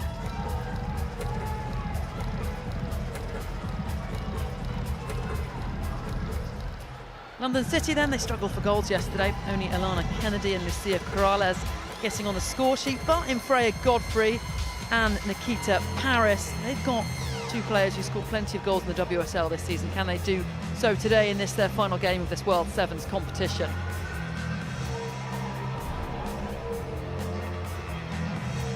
Emma, your key players to keep an eye on then in this next match. Yeah, I think we definitely have to talk about this player here, Hannah Hampton, her first start in the sevens. Big time goalkeeper, England #1. She'll be raring to go. She looks happy, doesn't she? She looks happy to be here. Very serious, means business. Yeah, she looks very focused, doesn't she? And then for the opposition, Yana Fernandez, enjoying herself, the La Masia player. This kind of football is her thing. Only one assist, but heavily involved, and looking forward to see how she does against top side, which she's going to absolutely cherish. And if reports are to be believed, she might be being joined by another ex-Barcelona player soon, London City. No rumours here. No rumours here, just solid news. No word yet on where Alexia Putellas will end up. It is looking like the WSL, which would be a real treat for all of us that watch English women's football. So Chelsea have won their first 2 games in the World Sevens, but they're not top of the table because Everton have won 2 already and scored a bucket load of goals last time out against Leicester. Eda Maestra, London City boss, really looking to put a spanner in the works for Chelsea and see them finish second.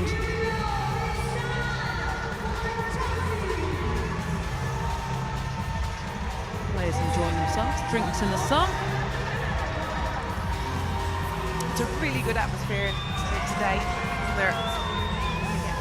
More and more packed. Celebrate.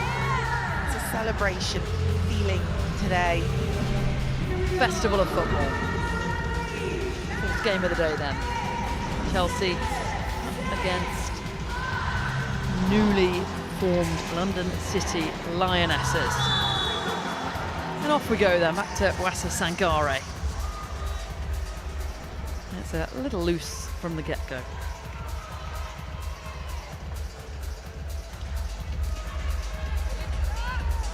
Thompson can't quite get onto that. She's been a great signing for Chelsea this season, Alyssa Thompson. One of their top goal scorers in the WSL, joint with Sam Kerr, 7 each in the league. Absolutely lightning quick, isn't she? I like her when she's playing out in the wide areas so she can cut in or find that space in the channel. Sometimes we saw her a bit central this season, and for me, far more effective wider. Not too much width out there on this World Sevens pitch, but still a player with her skill level can create her own space. bowls it out. Be interested to see how they bring in Hannah Hampton here. Such good footwork. Best I've ever seen. We've seen Becky Spencer play yesterday, and she probably one of the highest touches as a goalkeeper, so imagine something similar with Hampton here, where she can pick out a pass. Very surprised if I don't see her playing higher up. It was announced earlier today as well that Becky Spencer has extended her contract at Chelsea. Had such a good performance yesterday in World Sevens, they just simply had to take that option. Exactly. Absolutely sealed it. It's great to see them appreciating someone like Rebecca Spencer. It's not easy to find really, really good goalkeepers to sit on your bench and feel content and be a team player, and that's one thing Becky Spencer will do. You know she's been around for a long time because she was actually your teammate back in the day. Flo, yeah. I hope she's listening to this. She was only a baby, by the way. Lola Brown down the line, really nice move. There's Thompson. There's a bit of panic in the London City defence, and wide it goes.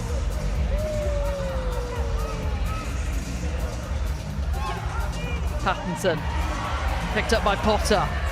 Slides it across, a little bit too far in front for Thompson to latch on. And Poppy Patterson just giving the ball away, and Potter just drives it across. Expecting that one, loads of options there, and this is the problem. When you're trying to play out, especially against a team like Chelsea, who are so quick and so good on the press. Kira Walsh. Not to Lola Brown. I wonder how much game time Brown and Lexi Potter will get this season for Chelsea, young players. Oh, and that's not a great back pass, and the ball is flicked over by Sandy Baltimore. London City get away with one. Patterson just apologising there. Speaking about Lola Brown, such a good young talent, was excellent for Crystal Palace, helping them get promoted. She looks very much at ease out there with these players. That would have been a great experience for her playing in WSL 2. I'd actually like to know the system of the subs. Who makes the decision? Is it a time strain, or because I'm looking at some of the London City players, they're waving their pink bibs like to say, let me on. Yeah, it would be good to know if they're just shouting if they want to come off or want to come on, or if there is a sequence, a set time. Here come London City, Nikita Paris, lovely little turn, wonderful finish. What a goal. What a brilliant goal, what a brilliant celebration. Well done, Nikita Paris. This is great, this is a great start for the game. London City scoring first. Well, she's a player that's played for so many different WSL teams over the years. She is a scorer. And that's a really nice goal. What a wonderful brilliant turn, isn't it? Buchanan just got soul there. It's a great finish. Brilliant goal, Paris. Well, Chelsea behind then.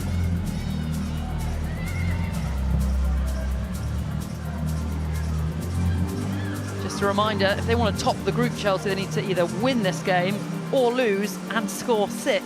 Rather unlikely scenario, but we've got you covered for everything. Here's Beaver Jones, had a brilliant day yesterday, 2 goals, chipped in with assists too as it goes out for corner for Chelsea, which they want to take quickly. Nuskin into Jones, Beaver Jones. No offsides, remember, in this, as Nuskin plays it across, and I think she had too much time to think about that, Ritten Carnerid. I like the idea though. It's a great ball, and you can see Linari just does not know where the ball is, and it was a great idea from Carnerid to shoot straight away, but just connect with it. Imran carrying it out for London City, and that's surely a foul. Yes, there it is. Free kick for London City. Definitely a check from Carpenter there. Imran. Thompson now trying to use that pace to beat the marker, and she does so. Thompson will glue to her foot. Back to Kadisha Buchanan. That's great defending from Cascarino, isn't it? Maybe one of the few players that can keep up with Thompson. Seems to be her job. stick close. Lisa Thompson. Ball's just gone out of play. Some more subs going on. It does remind me a little bit of ice hockey, the way that the subs just come in and out as they please. Unlike ice hockey, though, you can't just brawl on the pitch. That is not within the rules. Maybe they'll add that rule in next season. Just before some key World Cup qualifiers, I doubt the international managers would want that. London City in front and in the lead. Yeah, and looking in control at best of times. Brown. Out of place as the referee.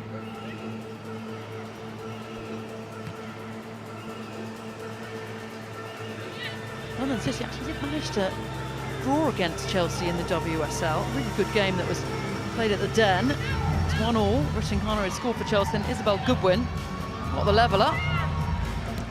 That's a big moment for them. I think they've done really well this season.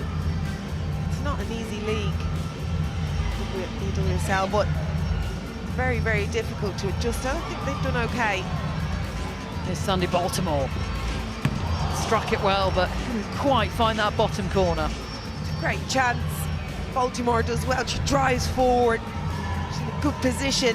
Her left foot as well. You can see here, this is what she's so good at. Not today. Close miss. Nusken finds Potter. Chelsea looking to get back level as Thompson can't quite chop past the defender. Wins it back though. Baltimore. Potter. Lovely little layoff to Kira Walsh. Here's Lola Brown. And Chelsea level. Young Lola Brown with the level. A really nice team move. Finished off beautifully. Really lovely team move because they had opportunities to shoot before. Just being patient, trying to spread the ball out, just drawing in the London City players and leaving that back post. See here, really nice play, quick passing. Lola Brown, what a lovely finish. She gives the eyes, she looks like she's going to go far post, but then just tucks it in. Really good, composed finish from Brown. Game finally poised. Hampton. Berman. And the City pressing. Chelsea playing it out successfully just about. Beaver Jones, royal blue shirts flooding forward. Ritten Carnered on the cutback is Walsh. Instead it's Carpenter who does then find Walsh, and that's cleared relatively easily in the end. Yeah, Kira Walsh just knew what she was trying to do there, but didn't have the legs on it. Godfrey across to Corrales, back to Freya Godfrey. That's an easy block for Hannah Hampton. She's disappointed with that, Godfrey. No way you're going to beat the keeper like Hannah Hampton from there, are you? She was London City's top goal scorer in the WSL. Freya Godfrey this campaign. Former Arsenal youngster. Went off to South London to play regular football, and she's having a great time of it at London City. Kira Walsh can't quite pick out Carpenter. Paris now slides it into Godfrey. I'm not sure if that was a pass or a shot. Either way, Hannah Hampton got there. Well, I think she could see the far post free. I think it was a pass. It was a great save from Hannah Hampton though. Good spread. Ritten Carnered. Still Ritten Carnered wins the corner.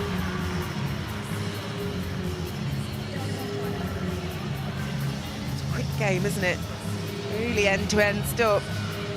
You'd expect, to be quite honest, London City enjoying just playing with a bit of freedom. Across it goes at the back post. It's Beaver Jones, lays it up to Baltimore, and Sangare will manage to clear. Sangare did really, really well. She had a lot to do. She's moved across really well. Really strong defending in there.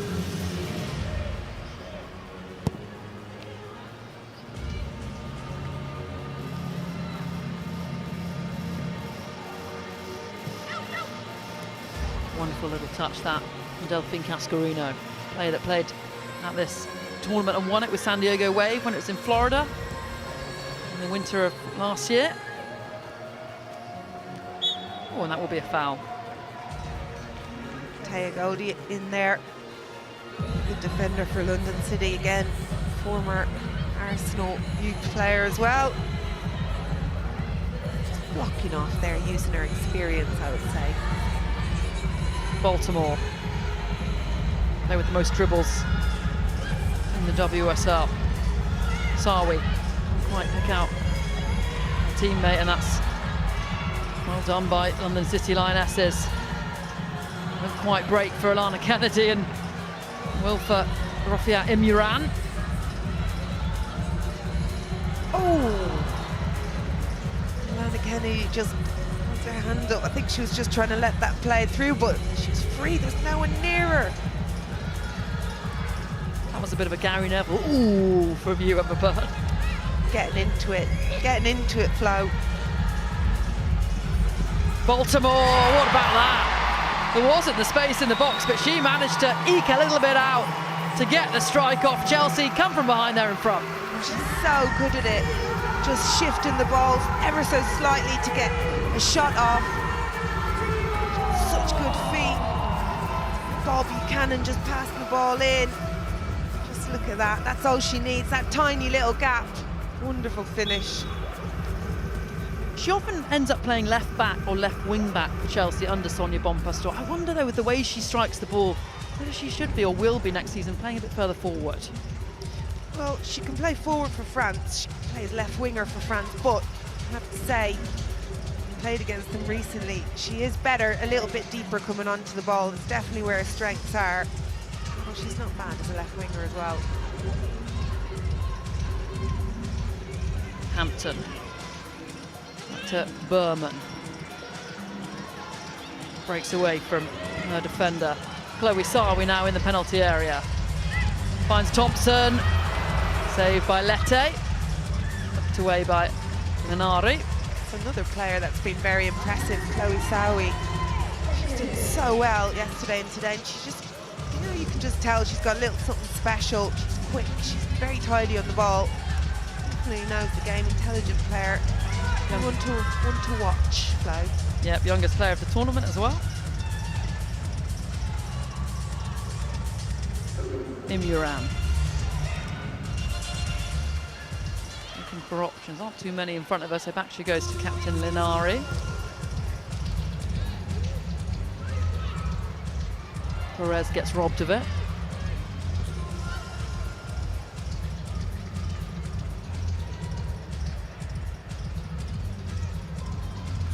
So as things stand then, London City are going out already, we know that. That was before this game anyway, but Chelsea are going top of Group 1. They'll be playing in the semi-finals tomorrow on Saturday. Nuskens ball across, can't pick out a teammate, and now here comes Paris. She makes a difference, doesn't she? Nikita Paris when she's on. I wonder if they're ever tempted to leave players on. Here she comes riding all the challenges that come her way. Well won by Sawi, who is clearly pulled. Free kick, still no yellow cards being brandished, Emma. No need, is there? No need for any cards. Yeah, we've not had any two-footed challenges, have we? I would have loved it. No cards, put me out there. That's why you wouldn't be invited to play, Emma.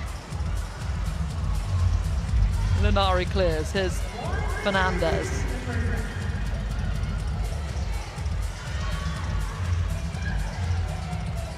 Won't quite break for London City and Freya Godfrey. It's Corrales, back to Alana Kennedy. Here is Alana Kennedy with the strike, and for a moment I thought it was going to squirm under. Me too, I thought it was going to go in. Just lined up for it. Oh, and that's a pretty decent save from Olete. Yeah, because it came off Sangare, didn't it? Of having to beat reflex save. Brown. Already got one this game, looking for another. Out to Kira Walsh. Eva Jones trying to create the space. Berman. Oh, and that's wonderful. And it's not quite saved. It looked for a moment like Letty was going to just scrape that off the line, but she didn't manage. Chelsea have a third and a really, really well-worked move. Yeah, again, another really good team goal from Chelsea. Just moving the ball so well. Here are watching there pulling the strings, and it's all about finding those players in the box. And first time ball. And feel a little bit for Letty because she get a hand on it and just trickle past the line there. It's a great team goal though from Chelsea. Really nice team performance from Chelsea in that first half as well. They came from behind. Nikita Paris got the scoring underway for London City, but Lola Brown levelled things up, and then Chelsea clicked into gear to get a couple more. Wonderful team goal from Kira Walsh. Half time then. Chelsea 3, London City 1.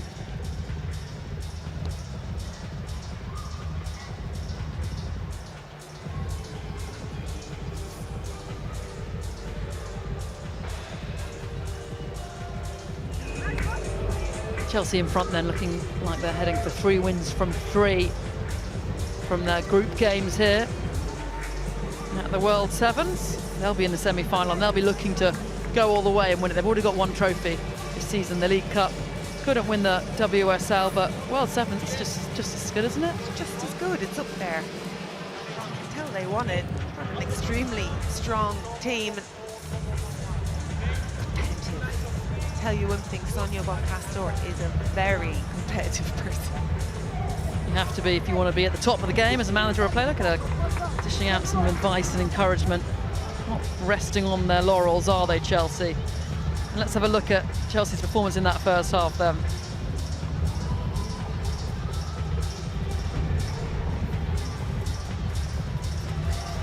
It's actually London City who got the scoring underway. A wonderful spin and strike from Nikita Paris. Beautiful goal. She started it, set back to Corrales, and then this wonderful turn. And just finding that bit of space in between Buchanan's leg into the corner, scoring against the top goalkeeper.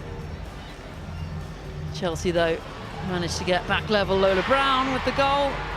Great goal, great finish from Brown. You can see here she looks far corner, and that just makes Letty go a little bit to her right. Great finish. Gave the goalkeeper the eyes. And then also Sandy Baltimore on the score sheet. Yeah, doesn't need much space, does she?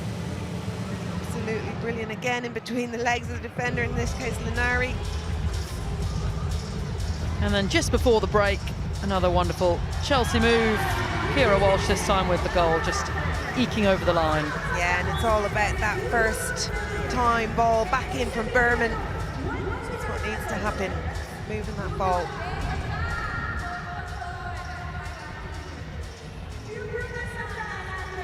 There's Kew Bridge for you. Wonderful weather here in West London. Look at the stats then. Chelsea leading by 3-1, and the stats reflecting that as well. More possession, more shots on target, etc. Yeah, that's the standout one, the possession. Although they have had good chances, London City.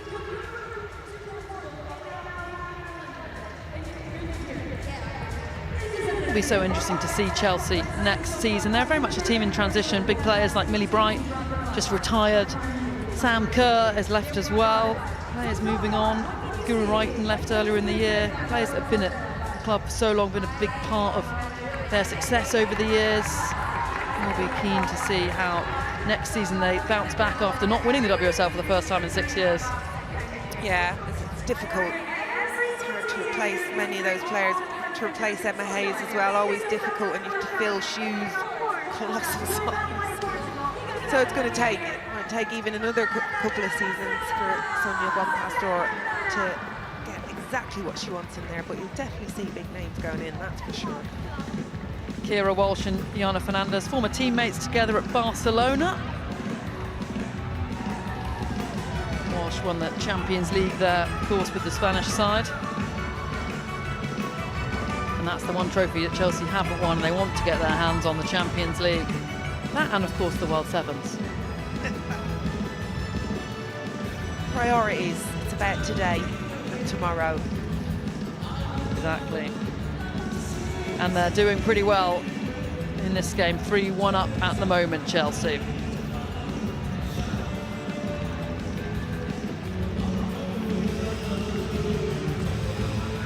So Chelsea 3-1 up.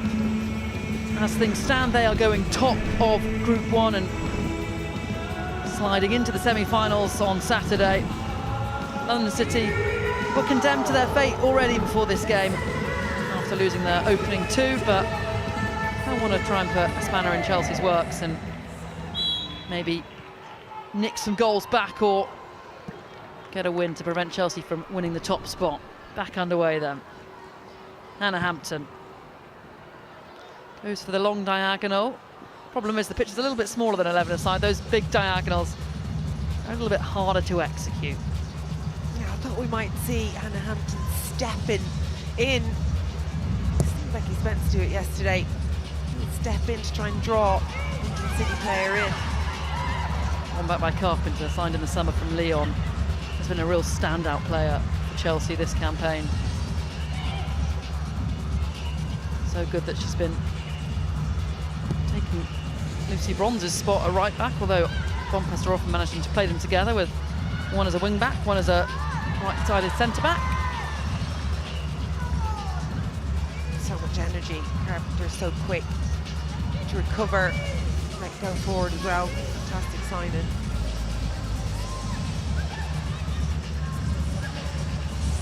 Cascarino, another former Lyon player.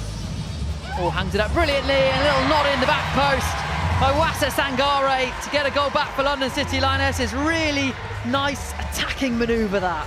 Oh, it's just fabulous to watch. Cascarino, such good feet, so quick in that position as well. Look at that, just hanging it up. Absolutely perfect ball to the back post. Well finished, Sangare. We haven't seen too many headed goals at this competition, so that one a collector's item. Can that goal help him get back in this game at London City? Here's Lola Brown. Look at the speed which she moves the ball back to Nusken. Hannah Hampton out of her penalty area, trying to squeeze the pitch.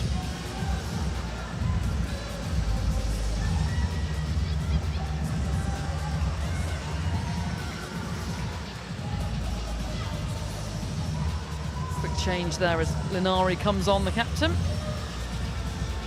Boncaster enjoying herself a little less now that the game's got a little tighter, maybe. It's just a great goal. Look at that, just hanging up the back post. And it's a corner. Godfrey.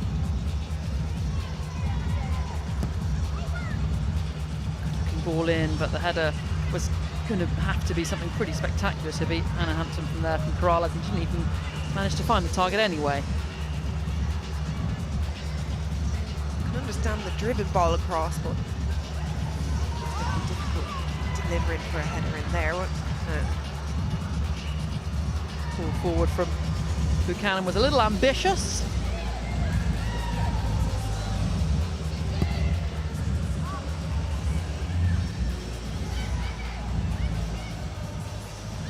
Look at how the pitch is set up here for this World Sevens tournament.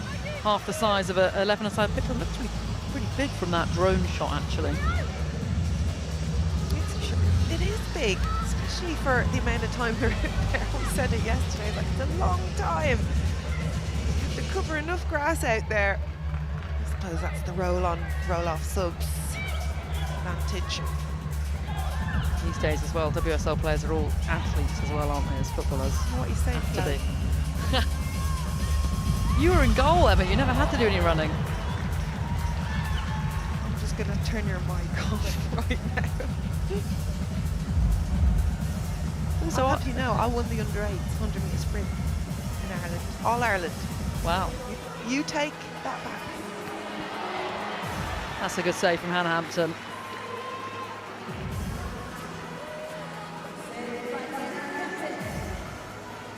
Nice sunny afternoon. You never see goalkeepers wearing caps anymore. Are you just going to keep referring to, like, back in the day. Back in the day. Listen, today is not the day for you. You've already upset people. Better stop. Here's Beaver Jones. Ritting Carnerit. Well, that's nicely helped on, and there's Lette. Just a little jog to get the ball. Not too far to run.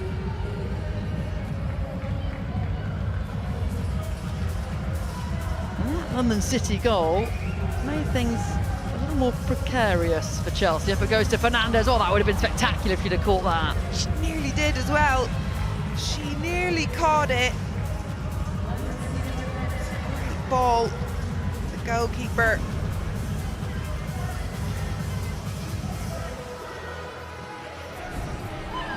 Oh, and after that, Delphine Cascarino very nearly scored a pretty spectacular flick on. London City, if they've got nothing to lose now, they might as well push forward and try and get some goals. 10 minutes left. Absolutely. Direct. The ball up there, just keep plowing it in. Shooting. Practice. Linari cuts it out. Has it nicked off her toe by Thompson. Here's Baltimore onto that wand of a left foot, and it's blocked well by Fernandez. It's really transitional now. Sawi with the effort, well off target. Yeah, those are the moments. Tiana Fernandez coming out with the ball. You can't lose it. Those are the moments you got to move it and go. Travel faster than the ball.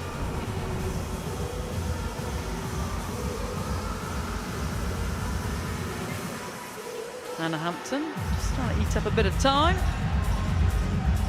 That forward flat ball, great distribution, something she's known for as Sawi has it. Nuskin's got plenty of space out on the left. Back to Lexi Potter, one touch and really well struck, but straight down the throat of the goalkeeper. Good strike, wasn't it? Ooh, just a little bit too relaxed from Lette there.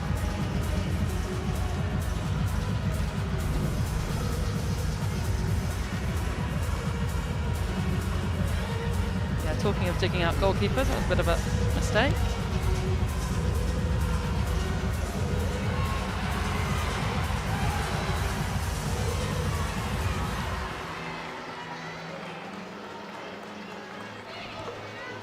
Paris. Really nice little touch. Cascarino.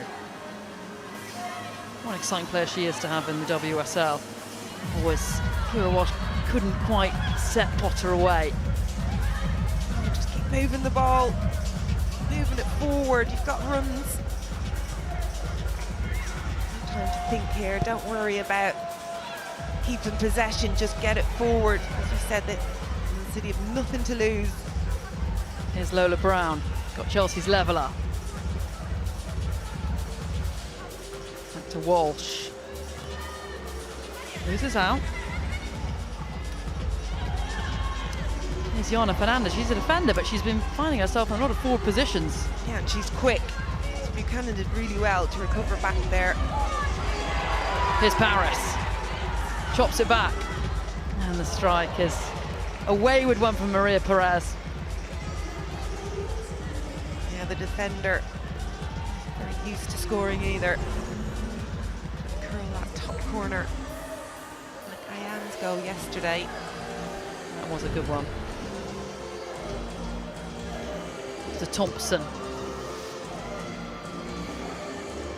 Trying to wriggle through a couple of London City defenders. She does well. Carpenter, dispossessed, gets the throw. Chelsea still with the narrow advantage.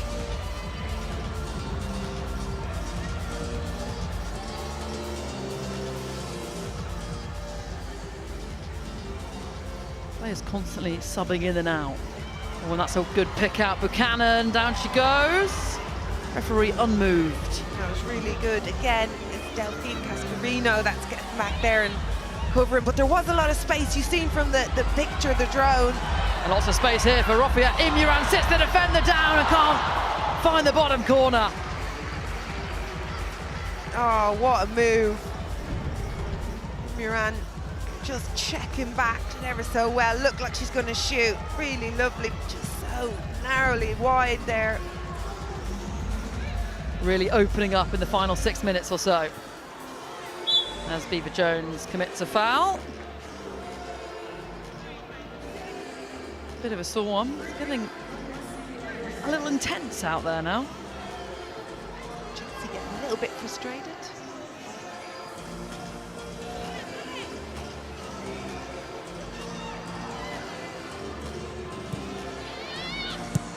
Lenari up to Imran, who just had that gilt-edged opportunity. Didn't quite slide it through to striker Carpenter. Looks busy, doesn't she? She's quite sharp on the turn. We're used to seeing her in more defensive structures.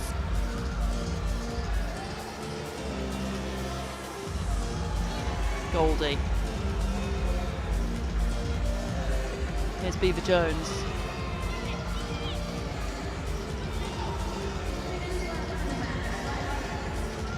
Still Beaver Jones. That Rabona assist yesterday for Erin Cuthbert, the assist of the tournament so far. That was lovely. She actually said she was shooting as well. She said she was going for goal. Well, it went in anyway, didn't it? Here she is again, around the corner. Oh, it comes back to Beaver Jones. She wouldn't miss from there.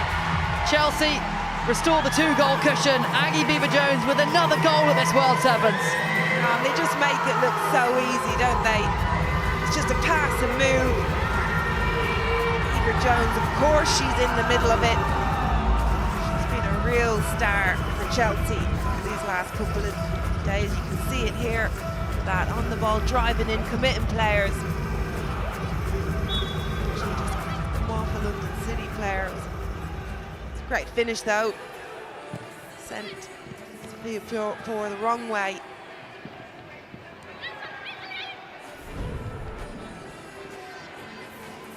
Up to Nuskin, heads it across, and Fernandez will allow it to just roll out of play for a goal kick. That's knocked the stuffing a little bit out of London City in terms of their attempt to get back in this game. Here is Fernandez.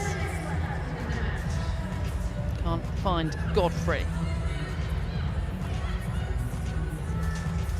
Not quite sure Ellie Carpenter was ready for that, but there she goes, still needs to tie laces up. Imran. Fernandez. Trying to find Corrales. Here's Freya Godfrey. One touch and a strike, skewed it wide. Oh, she'd set it up for herself really nicely. She'd a little bit more time.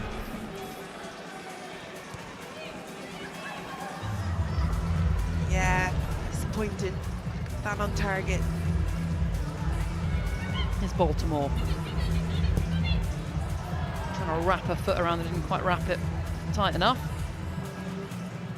She's so good at that as well in those wide areas, just coming in on her left foot. Much time or space, as you've seen first half.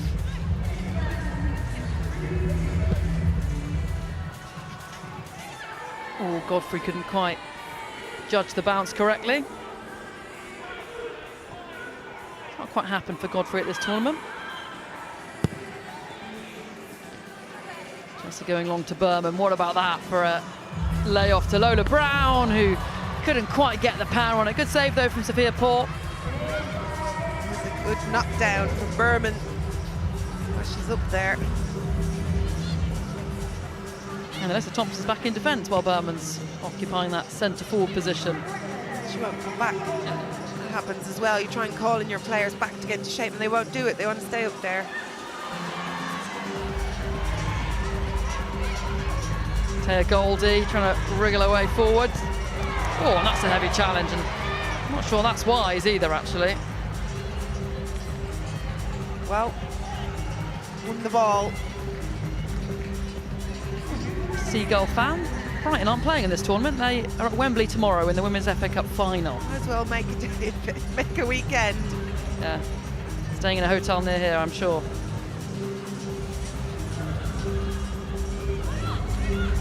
Lola Brown. Seagulls are much bigger. It's Brighton than that.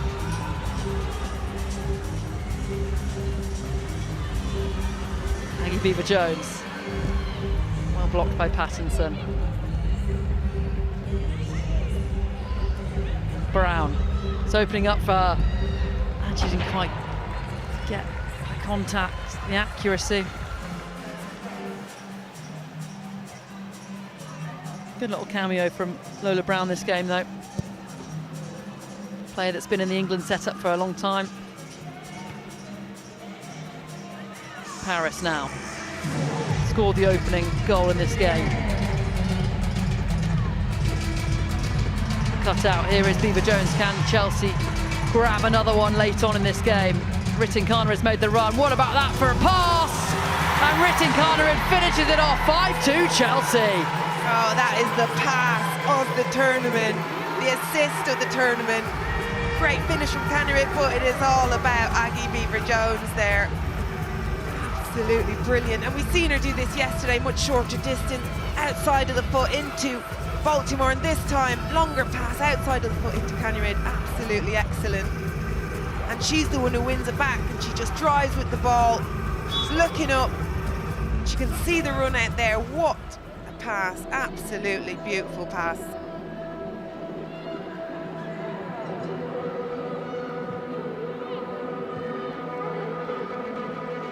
She's been one of the stars of this World Sevens tournament, Aggie Beaver Jones. This is a chance for London City, but it squirms wide. Another corner, though, into the final 20 seconds. Surely the keeper should come up for this. Just have a shot, Poppy. Left foot, straight in. Across the face of goal it goes, and it's going to go out for throw-in. Chelsea, Sandy Baltimore, no rush to take. Back to Hampton, taking no chances, flings it forward. Buchanan now. And there it is then, 3 wins from 3 for Chelsea, who top Group 1 and booked their slot in the semi-finals. Some really gorgeous goals in there. Rittinkana's 5th one from the assist from Beaver Jones was particularly special. Goal for Lola Brown as well was nice. Full time then, Chelsea have beaten London City by 5 goals to 2.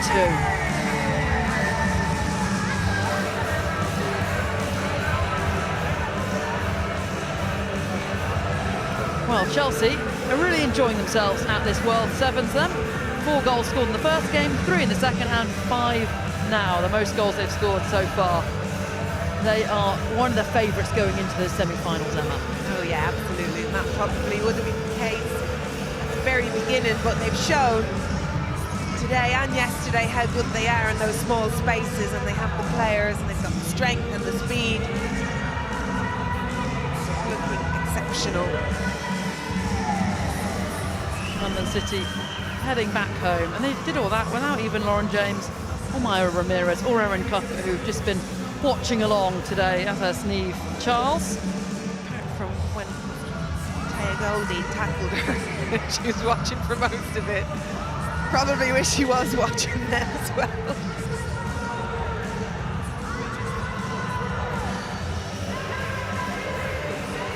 All smiles then for Chelsea. Nice balmy afternoon, evening here, Friday night in London.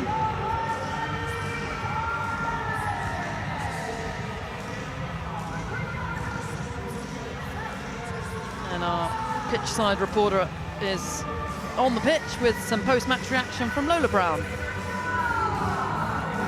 Lola, congratulations, you're the player of the match. You had a smile on your face throughout that entire game, I think. Yeah, it was so much fun. I really enjoyed it, just playing as a team and having fun.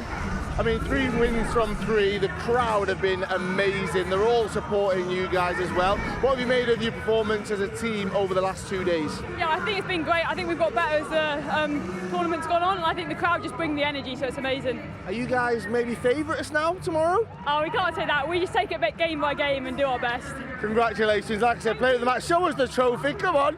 There you are. Have a good evening. Bye-bye.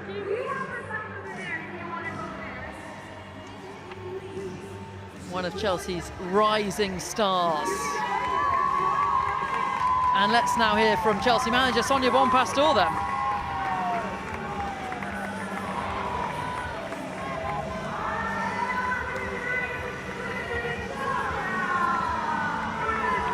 Sonia, another game, another win. That smile gets bigger and bigger. Yeah, the smile stays in my face. I really enjoyed again the performance.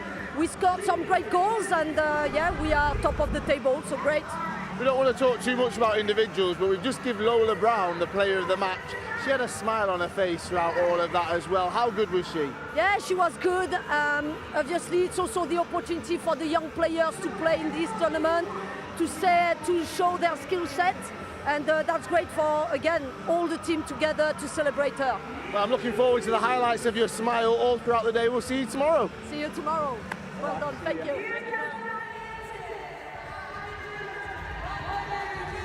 She looks delighted with her performance and her little medal as well. When you play for Chelsea, collecting medals is something of a habit, so I'm sure she'll be lifting some major trophies with the Blues in the next couple of years. It's a great experience, though. You know how strong and how powerful sevens are, even just for confidence for these young players. She can walk away from this tournament with complete confidence and nearly going into a new season carrying that thanks to this. Let's hear now from the London City manager. Not the result you wanted, but we did see some dance moves from yourself. Talk us through that celebration. Yeah, we had a lot of chance prepared for this tournament. We knew that we came here to have fun, very tough competition, so it's a very good way to finish with this kind of very good organized competition. So yes, we have a lot of fun. Maybe the results weren't those that we want, but the guys are having a lot of fun, funny moments to put in our bag of experiences, so we are very pleased. A great way to cap off this season as well. You can see how together this team are. No, absolutely. We focus this kind of experiences to keep building that team building. So seeing all the guys committed to being, having fun, easygoing vibes. So for me, it's the best situation to finish a competition. Congratulations! Enjoy the rest of your weekend. Thank you so much. I appreciate it. Cheers. Thank you.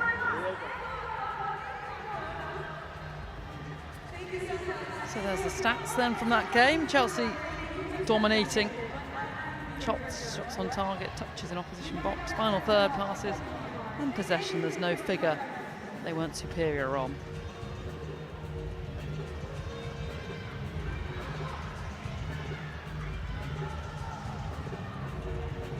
Let's have a look at some highlights of that game then.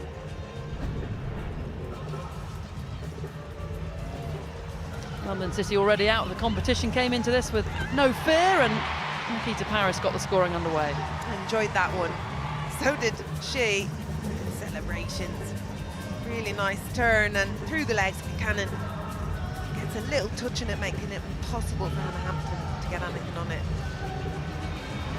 And then Lola Brown found herself unmarked in the box and fired in. Still had to finish it. I just love how she sends it the wrong way there. Really nice finish. She's enjoying that. Baltimore then managed to work a bit of space and find the bottom corner. What a finish from her as well. It looks better every time I see it. I'm talking about the space, but right in that corner.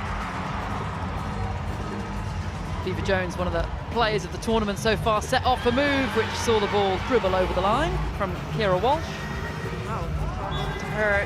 Not the best goal of the tournament, but really nice build-up and one-touch finishing. And this was a goal we really enjoyed. Hung up by Delphine Cascarino, nodded in by Sankare. Just so cheeky. She doesn't have any space there. It's a brilliant ball. One that Hannah Hampton will not enjoy either.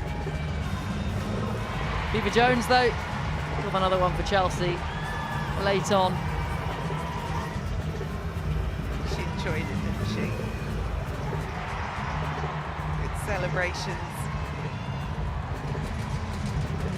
Getting the good books as well. And then she turned to Provider, setting up Britton Carnered. I really love this pass from Beaver Jones. It's absolutely brilliant. I'm going to see a better assist than that in that situation.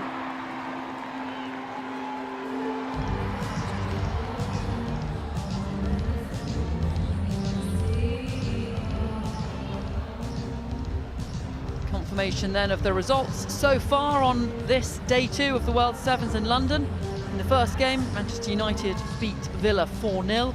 Tottenham beat West Ham 4-1. We had the biggest scoreline of the game between Everton and Leicester when Everton run out 8-2 winners. And just now Chelsea won 5-2 against London City. Final 2 games of the evening, 7 p.m. kick-off, then 8 p.m. Aston Villa, West Ham, Manchester United, Tottenham Hotspur. Here then is how the groups are looking after all those games. Group 1 is now complete then. Going through to the semi-finals are Chelsea in first place, Everton in second, Leicester and London City eliminated. Group 2 all still to play for.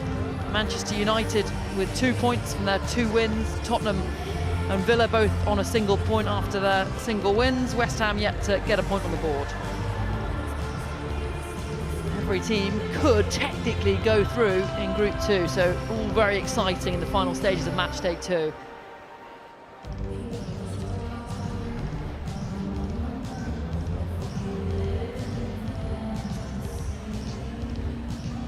Alicia Lehman watching on, Leicester player, not able to play because she's got an injury. Enjoying with a pint of beer in the stands though. I want to know what's on that phone.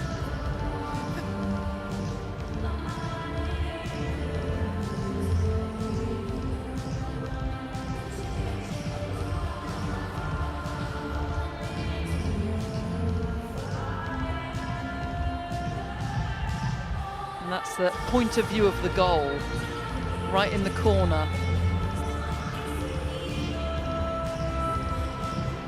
Go on, say something loud. I'll be picking the ball out of that. Yeah. I wasn't that quick, was I? Anti-GK.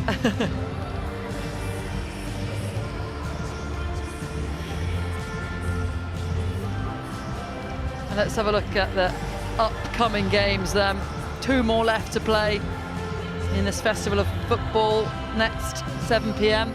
Just over 10 minutes, Aston Villa, West Ham. And then after that, Spurs, Manchester United. That's what I'm looking forward to. It's going to be a good game. Manchester United have been really good so far this tournament.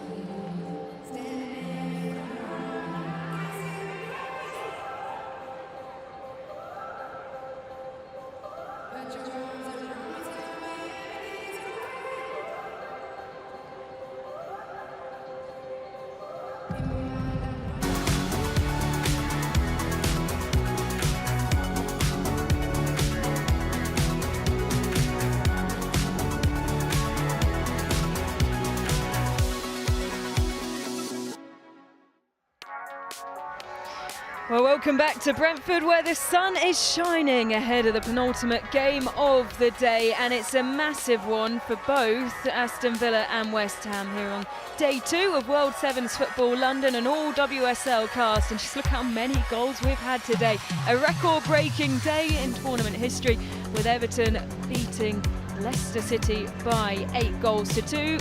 Chelsea and Everton already through to the semi-finals, and these final 2 games decide who they will be facing, with Aston Villa taking on West Ham, followed by Manchester United up against Tottenham Hotspur.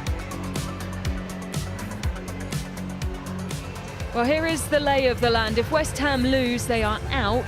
They need to win and score at least 3 goals to remain in the competition. And if West Ham win, it means Manchester United are through. And Aston Villa's fate can only be confirmed after the final game of the day if they win. It was Aston Villa who lost 4-0 to Manchester United earlier on today, while West Ham fell to a 4-1 defeat to resurgent Tottenham Hotspur. A glorious evening developing here in Brentford, and ahead of kick-off we can hear from both of the managers. Natalia, you'll know coming into this one that you've got a job to do. What have you told the players to do when they go out there? Well, it's keeping the same idea of enjoying. We try to combine different players so that there's some synergies that are a little bit different. But yeah, first do the job, try to start the game better, compete, get the win, and then if we are finding the same flow we had at the first game, try to score as many goals as possible, because that will be potentially needed. So that's the message. How are you finding that balance of competitiveness and fun? Come on, you're a winner. You want to go out there and show them what you can do. Yeah, well, it's just having a normal conversation with them. They were angry because they were not performing in the best level, and yeah, it's about winning at the end. But this tournament is also a nice balance between how to compete with a smile. So they were finding the focus on recovery, but all fine. So hopefully we can see a good Villa. We'll see what happens. Thank you for talking to us. Thank you. The job going into this next game is simple. You have to win and you have to score lots of goals. How does that make you feel?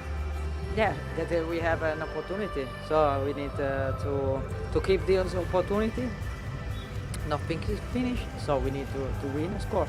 I like the way you put that, an opportunity. You're so positive coming into this last game. We need to be positive if we want to stay and come tomorrow. So that's it.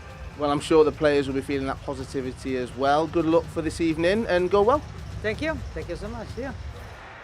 Well, the task is simple, as Rita Guarino said, but she said they have an opportunity, and that is the main thing for West Ham. They know what they need to do. The task is great, but it is still a faint glimmer of hope.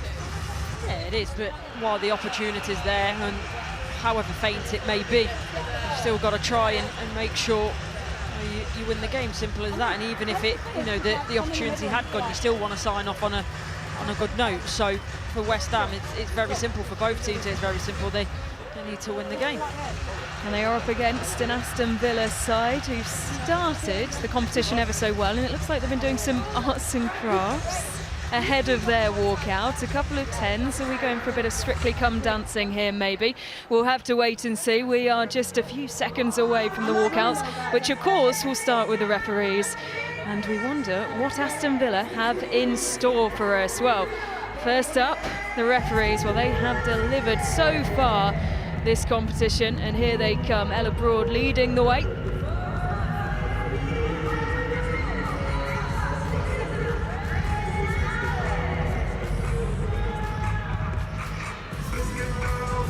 Well, what do we have here from the referees? We have only one out. Oh, there we go. A whole set of referees in the same crisp teal as the DJ, and they've seen the opportunity and are making their way round to join Ella Broad. Well, they've been very creative, haven't they, our referees, into the backdrop of Murder on the Dance Floor.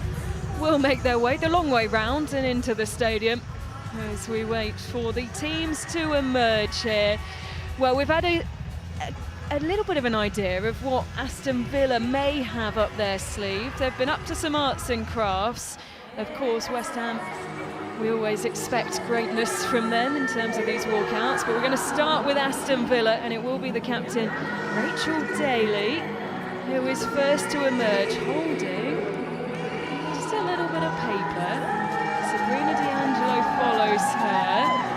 Well, what is going on here? So, 6 out on the pitch. We are missing a player. And it is Rachel Maltby. Oh, wow. Well, I think we know what's going to happen here. The acrobatic queen, She's got a long run up, and here we go. Superb, Rachel Maltby, take about 10s all round.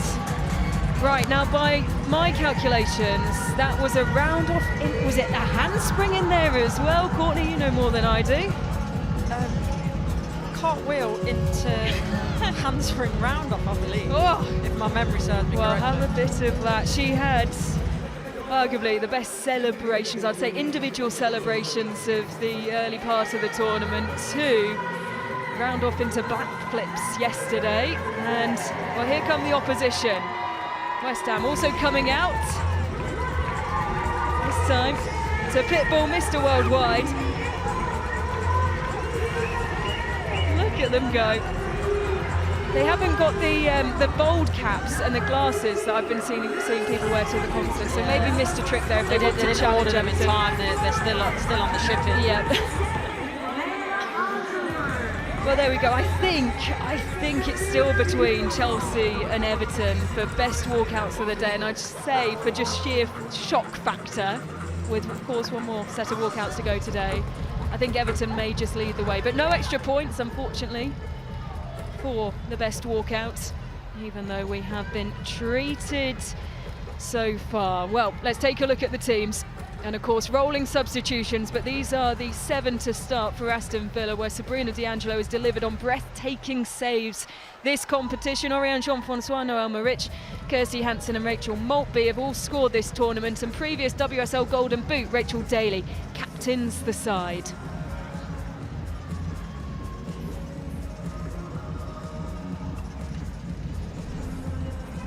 For West Ham, Kinga Shemik is back between the sticks. Shalena Zadorsky is the captain. Fionn Morgan didn't feature in the defeat to Spurs, but scored 2 in the narrow defeat to Manchester United. And after a breakthrough campaign, Leila Vondola was named the club's young hammer of the season, and she'll be looking to leave her mark on the pitch here in Brentford today.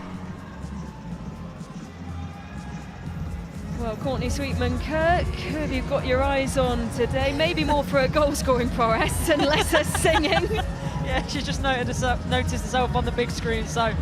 But yeah, more so for her goal scoring, not less for that embarrassment there, bless her. I think we've all been caught out by that at some point over the course of the 2 days so today, far. so it's okay, we've all been there. For West Ham, gone for Fionn Morgan, thought she was very, very good yesterday. Didn't play in the earlier game, and I think they certainly missed her, so needs to make an impact in this one. Yeah, they are limited to 14-player squads for the games. Of course, 7 on the pitch at any given time, but it does mean that to get through the big squads that most teams have brought, there are teams that have brought fewer players than others, but they are having to rotate. And that does mean that players miss out. Of course, collective load over the season as well. It has been such a busy season for these players in the WSL. That will be taken into consideration as well.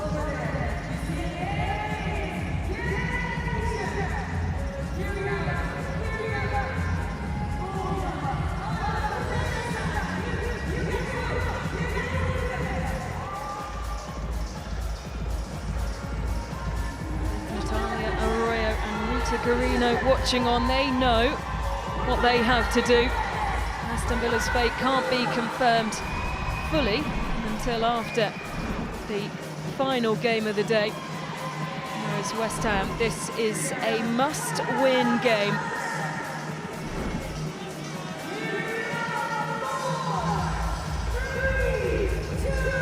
Countdown is on, and we are now underway once again here in Brentford.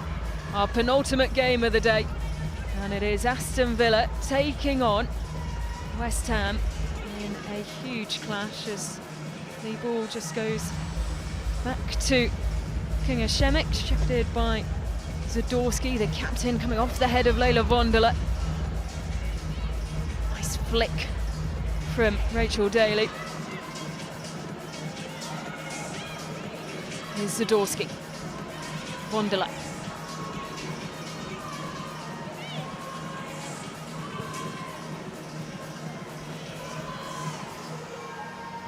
Tenobo. There's Vondola behind her, Morgan ahead of her. Well, they know that they have to come out and score goals. Courtney Sweetman, Kirk, how can they harness that pressure, West Ham? I think it's difficult, but these are the type of situations where you almost have to try and play with no pressure, which seems like a paradox in itself. But I think especially in this competition, I think you see the teams that are embracing it more and having more fun are actually the most successful. So trying to play without the pressure and fear that if you concede that you've got enough time to score again. And here's Rachel Daly. Excellent from the Aston Villa captain. Gets us started in this penultimate game of the day. And if there's one player you want the ball to fall to in those situations, of course it is the previous winner of the WSL Golden Boot. Yeah, it's the first touch that really makes this goal. The way that she just steers it round. Brilliant ball from Hansen. And then it sits up lovely for her. You know, in that position that 9 times out of 10, Rachel Daly's going to put the ball in the back of the net.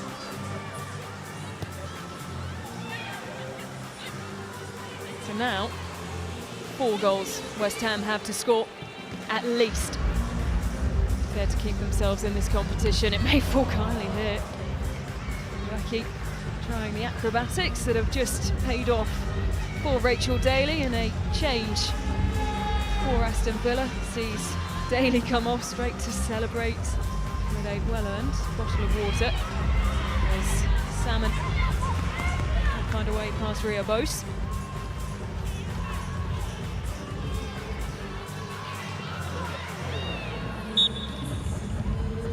It's a nasty collision. That's a handshake between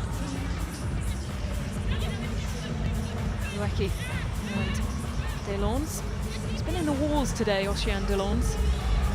But it's been interesting in terms of, obviously because the games are so quick and you're not really always gaining too much from set pieces, that teams, they do just get up, get on with it rather than rolling around on the floor and waiting for physio intervention.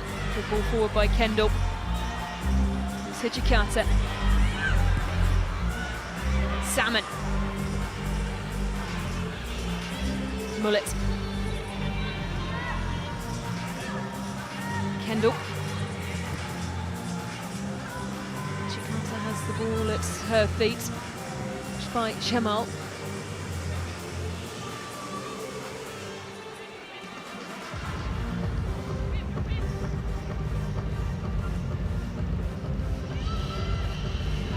From Ebony Salmon, who's continuing to wrestle for the ball up against Tuva Hansen. Hasn't had the same opportunities to celebrate in the style that she did last time. Bayern Munich. Say big boot. Chance still alive here for West Ham, and guided out for a corner. But once again, Sabrina D'Angelo, her cat-like reaction so key. Really surprised though that Ueki here in that situation doesn't shoot herself. Yes, it's a good reverse ball in the end, but just thought the opportunity should have been there earlier. And the ball in the back of the net. Zadorsky. After the corner taken quickly from West Ham, and they're back level. And the captain, Selena Zadorsky, making sure of it. Just ghosting in at the back post. Say does ever so well, taking advantage of being at the byline, no offsides, and putting it on a plate for Zadorsky. How do Aston Villa respond? The ball over the head of Kirsty Hansen. She almost goes down in a heap with Leila Vondela, the young Swiss international. Here's Moritz. Casting away from Leon Morgan.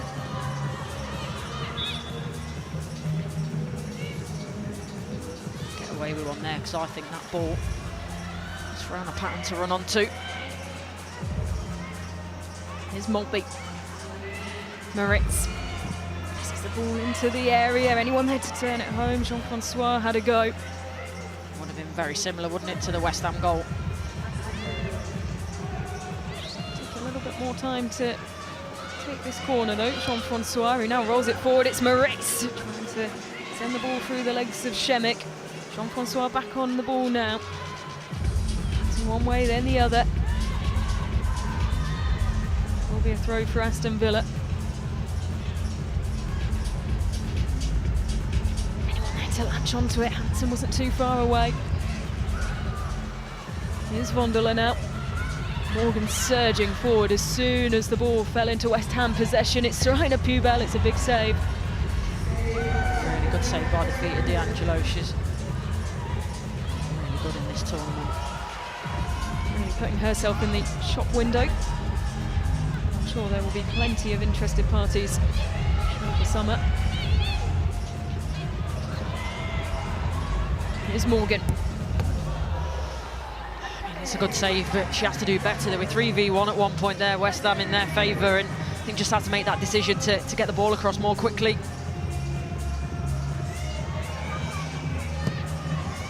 It's a floating ball, forward by Uweki, but too much on it.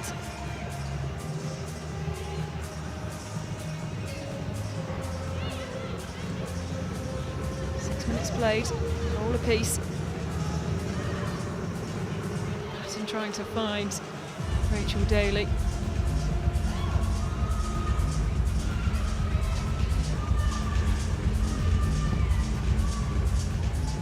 Cascarino.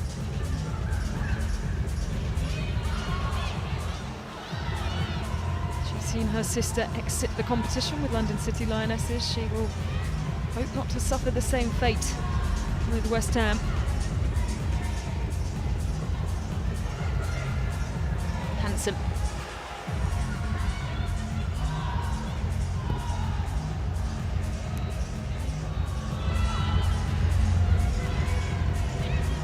Trying to break free, Hansen, and she does. Has Maltby to one side. It's Hansen. It's well saved. Bose. Wacky against Patton. Has support in the area.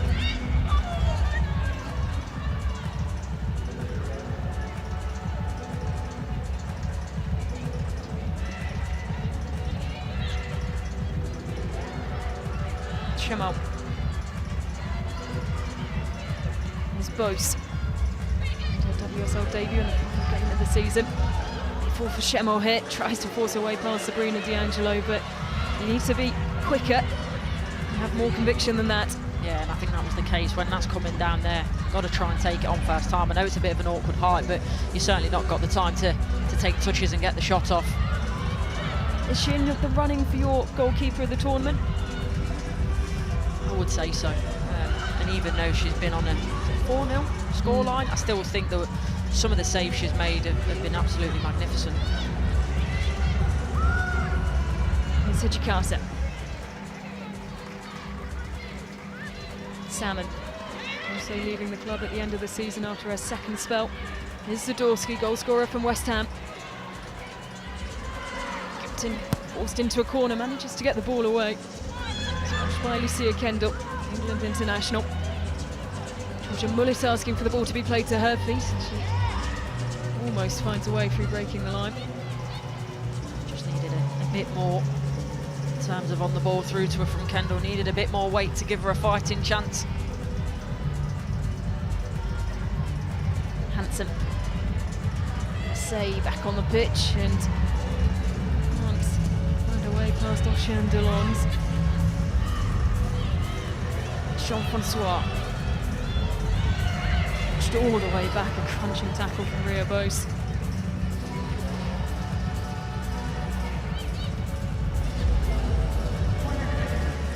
Taken quickly. Salmon. Big save. And then turned away by Serena Pubel. Not very far though, the shot comes in. Nothing really to trouble Kinga Shemek. And in place for Delons, on comes Noel Moritz. Shemek. Skims the head of Theo Morgan. Vondola finds Serena Pubel, an important touch from Ebony Salmon to send it out for a corner.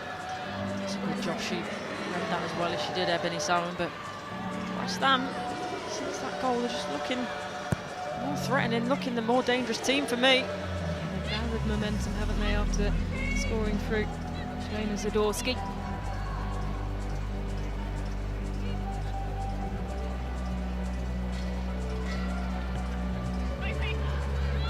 It's Morgan. Find a way past Noelle Moritz. It was Rachel Daly who scored the opening goal for Aston Villa. Joanna Zadorsky levelling things out. Less than 5 minutes to play in this first half.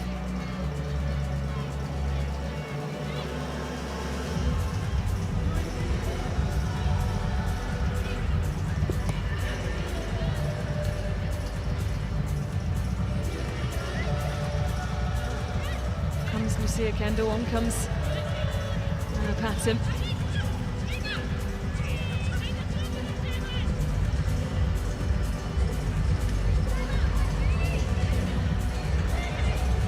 Jean-Francois. Here's Daly. Takes it off. Chance may open up here. It's Moritz. It's a big save. Jean-Francois for me, the way that she uses her strength to win the ball back, and really surprised me actually, Jean-Francois. Obviously seeing her play an 11-a-side, but I just feel that seeing more of her this type of format, she's actually a lot faster than I've ever gave her credit for. Started the season at Chelsea, moved over to Aston Villa on a permanent during the January window.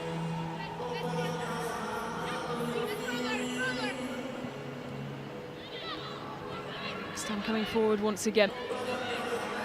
Nystrom lays it off, and off the bar. Is it turn time? No one really there to connect with it. Nystrom was not too far away, couldn't connect with it. It was Cascarino with the initial ball in.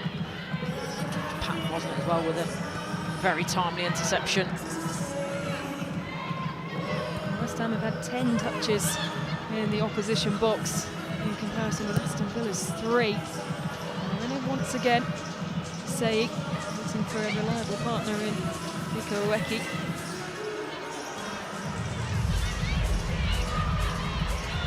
Come Aston Villa. Patton halts her run, and then ball played behind Maltby. What Cascarino does really well there as well, to take her line and push her a bit wider. Angelo out of the box. Patton. It's a good run. Mary Taylor keeps going. Does this open up now for West Ham? It's Ueki. Plays it into the path of Vivian Asseyi. It's Asseyi. It's a massive save once again. D'Angelo stands tall, and you can argue that probably the shot isn't good enough, but if D'Angelo moves more quickly there, she almost makes the decision for Asseyi, so it's the fact that she stands her ground. Poor time to make a change for Aston Villa, but they aren't made to pay as Asseyi fires into the crowd behind the goal. Well, once again, she has stepped up, Sabrina D'Angelo.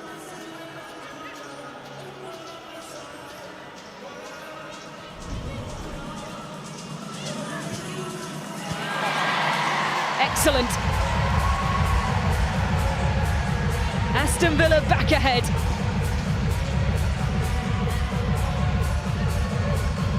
Ebony Salmon lifts one hand to the sky. Well, she won't have many more of those moments in an Aston Villa shirt, Courtney. No, she won't, but it won't be a bad way to end it. Flies in the back of the net, this one. Cuts in.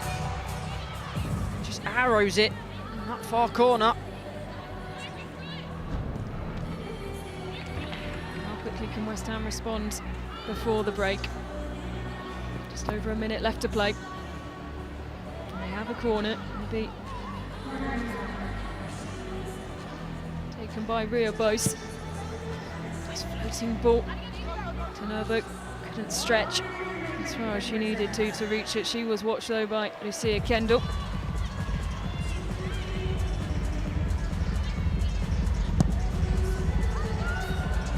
Here's Hansen.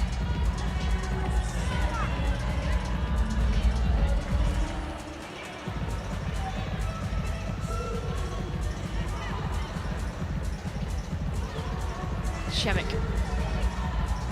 Shemel. Come off her shoulder.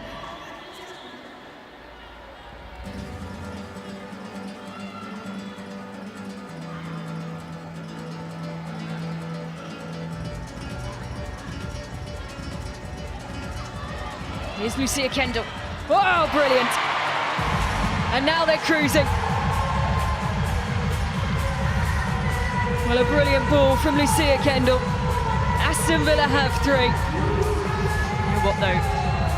It's a good finish, but Shemek doesn't help herself. And I said earlier about D'Angelo standing her ground, and that makes it difficult. I always think as a former forward, when the goalkeeper made a movement, it made my life easier, it made my decision. And this is what Shemek does here. When she comes, she puts herself in no man's land effectively and shows Kendall where to put the ball in that far corner.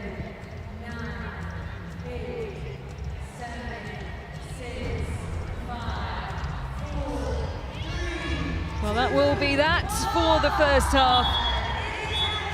Well, Aston Villa certainly the happier of the two teams, and Lucia Kendall finding the back of the net to give them a more comfortable cushion going into half-time. West Ham have plenty of work to do if they're to keep themselves in the competition. As things stand, Aston Villa in a very good position. Half-time, Aston Villa 3, West Ham 1.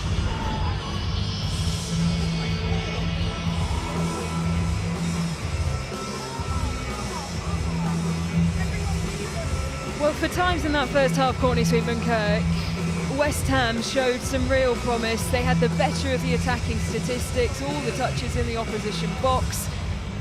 And then Aston Villa started to show up in the manner that we know they can. And I think, as you say, because of that, West Ham will be disappointed. But we've seen in this game a lot throughout the tournament that the certain metrics don't always matter because it's so short, because it can change so quickly. Once you put the ball in the back of the net, and yes, that's the same as football, that's the only thing that matters, but I think sometimes the metrics don't necessarily follow the game in these small-sided ones, and that's what we've seen. I think, as you say, West Ham, they've looked good. You know, they've done all the right things. The metrics are all in their favour, aside from the fact that they've not scored as many goals as Aston Villa. It's simple as that. And one team who we have seen fight back in the competition is West Ham. Take a look back at some of the highlights from the first half. And Courtney, is there enough in these for you to see that West Ham could still find their way through to the semi-finals? Yeah, I think they still could. And yes, that's a fantastic finish from Rachel Daly. The touch, for me, is the best part about it because it really helps her to set up for the finish that she does that immaculately, as we always see from Rachel Daly. But these little moments, they're using the byline, little setback,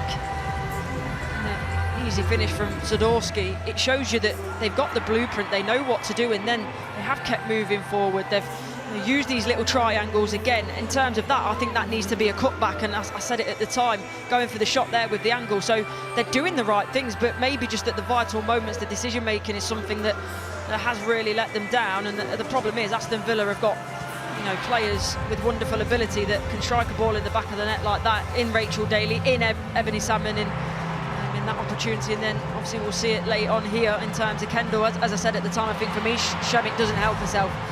When she comes out, she makes Kendall's decision for her and shows her a lot of the goals. So they're the little bits that they've got to fix up on.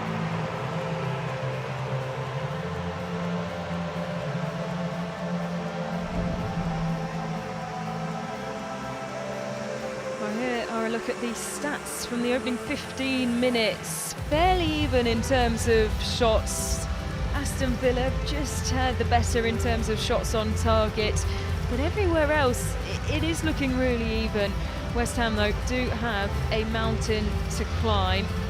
They need to score at least 3 more goals if they are to keep themselves in the competition.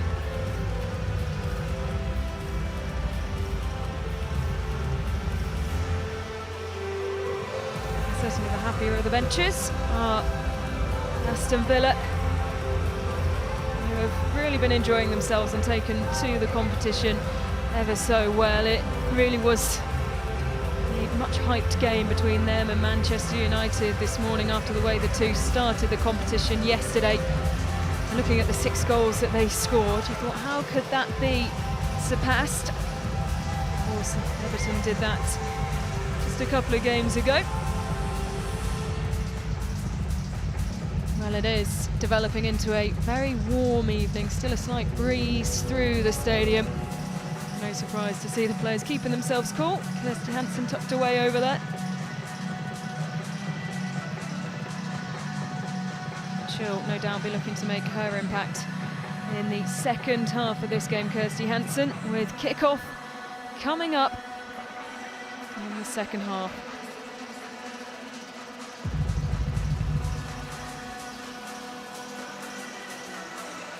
So here we go, back for the second half. Aston Villa and West Ham. It is Aston Villa who lead by 3-1 and find themselves in a favourable position. Their fate cannot be confirmed until after the final game of the day between Manchester United and Tottenham Hotspur. And West Ham need a turnaround in terms of their situation, and a pretty big one as well if they're to see themselves through to the next stage of the competition. And of course would need help from elsewhere too. So a change for the West Ham goalkeeper. With Megan Walsh now between the sticks. Shemek has come off and is waiting on the touchline. Strike coming in and wide from Eva Nystrom. Should do better with that, especially because a really strange decision for me seems to almost open up the channel for the shot.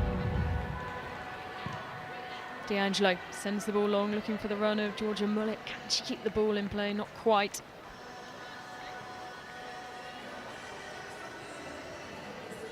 Came through the Aston Villa Academy and has made 20 appearances in all competitions this season. They have been hit by some big injuries, Aston Villa. Of course, they're one of the WSL teams who you expect to be doing plenty of work over summer. Here's Cascarino. Panobo. Hansen was winner of this competition with Bayern Munich, and it will be a corner.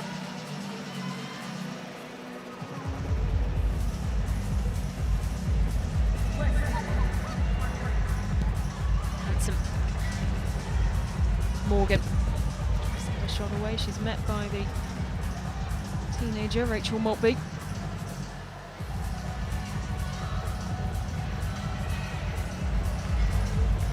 And the changes come en masse. So Leila Vonderle onto the pitch and embracing her international teammates Noelle Moritz and dragging her towards the goal. That's a tactic and a half.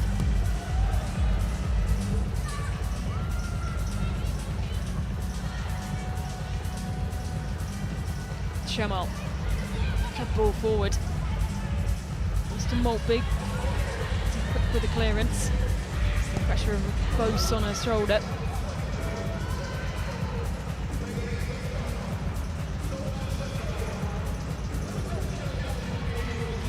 Maltby.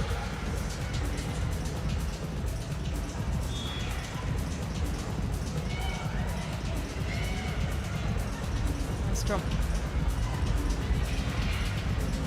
Jean-Francois. It's Mullis ahead of her. Moritz making the run too. She's up against Sarina Poubel. It's a bit faster, not quite. Good work from Sarina Poubel. Here's Bose. I think that's where West Ham sometimes get caught in two minds. There was a ball into Sayi, take the risk, go forward quickly, but they didn't, went side to side, and the opportunity disappears. Patton.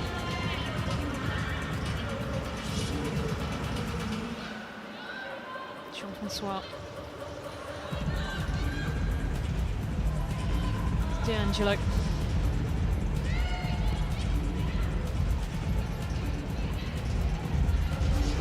He's passing now. It's a good idea. I like that. Fizz ball into Mullet, who does well. You can see she's leaning back. She's using her body and her strength to hold the player off, and it's a good set off to Anna Patton. Changes now come for Aston Villa. Taylor asking for the ball. Gets it to her feet. Driving ball almost through to the feet of Rachel Maltby. See what she's trying to do, just to want to open up her body, glance it with her foot, but just doesn't get enough on it. It's got all the pace on it. Not sure why she misses it, really. Just centimetres away from another acrobatics celebration. Here's Wondler. Cascarino checks her shoulder. Kendall now arriving. Walsh. Sei. Chemont. She gets it. Kendall can't find a way past Helen Chemont. She can't tries the save. It does go out for a corner, taken quickly. Kendall. She hesitates.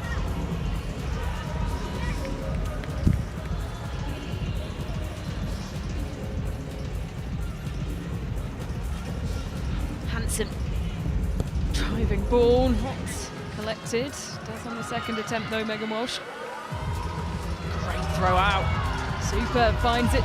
The feet of Vion Morgan, the outstretched boot of Say can't stretch far enough. Such an outlet, Morgan, if they can find her more, West Ham. Here's Lucia Kendall, already scored today. Here's her chance. Sees the ball roll past her.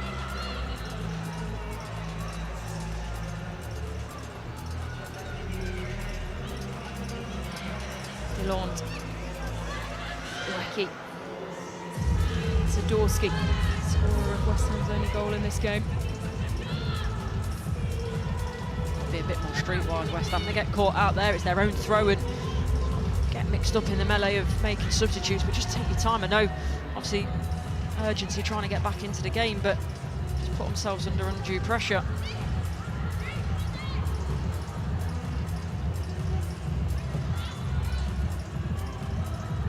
Kendall. Hansen. Back the way of Kendall. Morgan.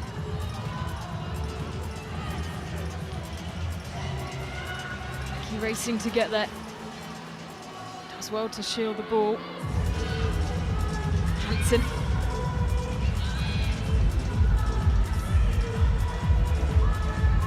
Sam would have been hoping to count on her experience in this tournament. Tuva Hansen famously blew the referee a kiss, having shown a yellow card.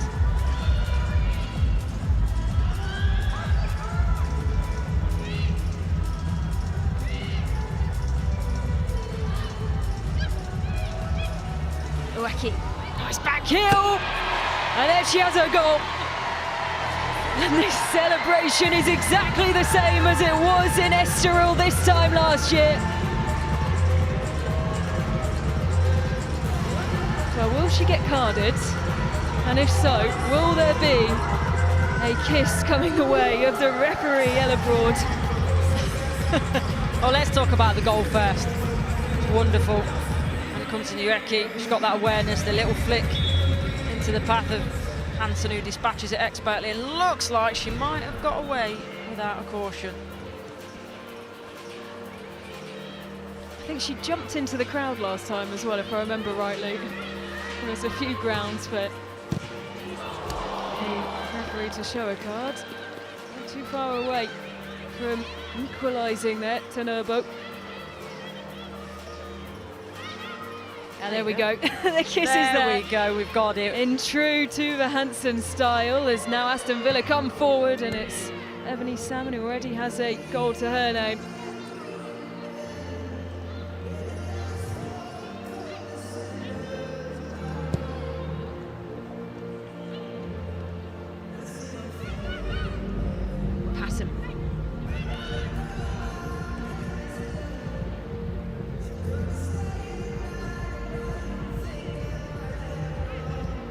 Well, they have a nice cushion, Aston Villa, because of the goals that they scored on match day one. With their 6-3 victory over Spurs, and it is goals scored, which is the first metric that is looked at if they finish level on points. But they won't want to hang around or leave anything for chance, really. No, definitely not when it's in your own hands. You want to make sure that you're not worrying about anyone else. So there's still a lot of time for, obviously, West Ham to find an equaliser. Trying to fire one in. No, but to her chest.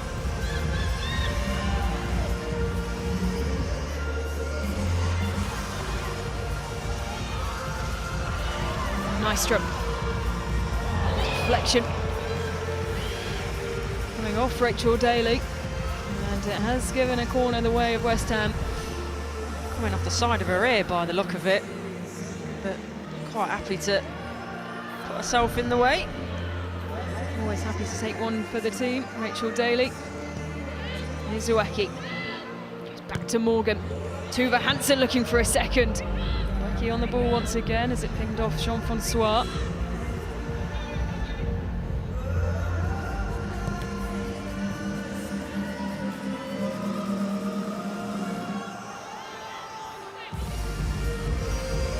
Jean-Francois. A chance created by Ebony Salmon, saved by Megan Walsh.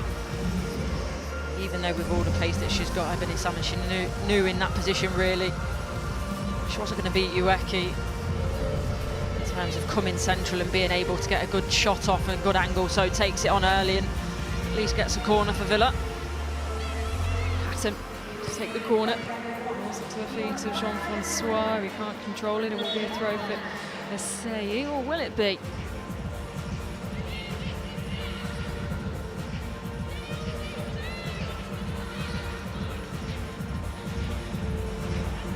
Mullet.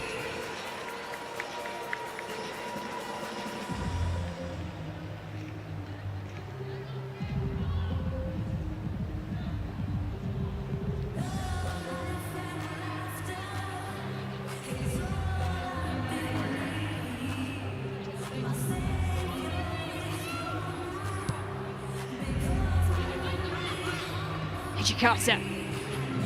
Mullet fizzing it into space. All our players were too far away, ahead or behind, as now both striding forward. D'Angelo commits, as did Delande.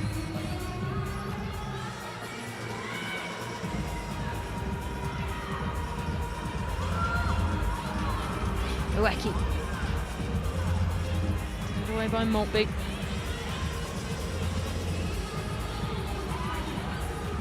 Strom.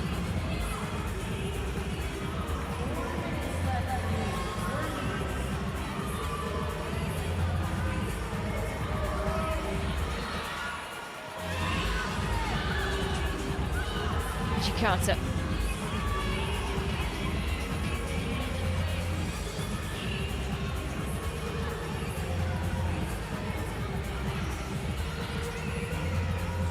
West Ham needs to take a few more chances. You saw where the goal came from.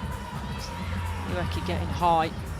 Little flick inside. She did well. I know she's come off now, but did well in terms of holding the ball up a couple of times after that. But they need to be a bit more dangerous now, West Ham. They don't have a lot of time left. They need to win to stay in this competition. Looking for another equaliser. Bose.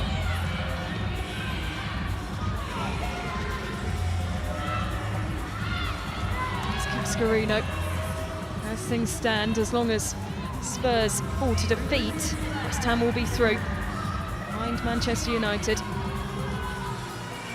Here's Vondela.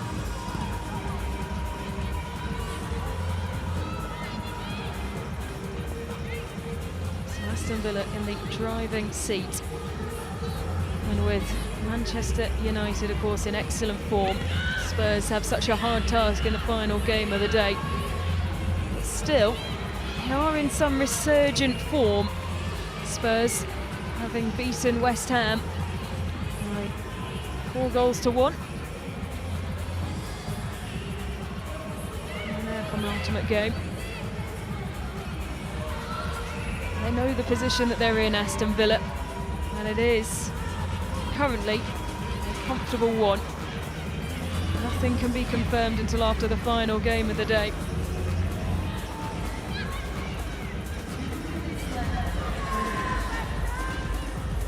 Tanobo.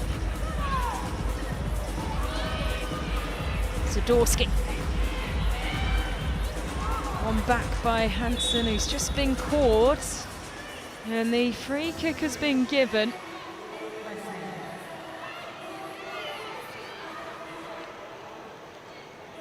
be Cascarino to take this free kick.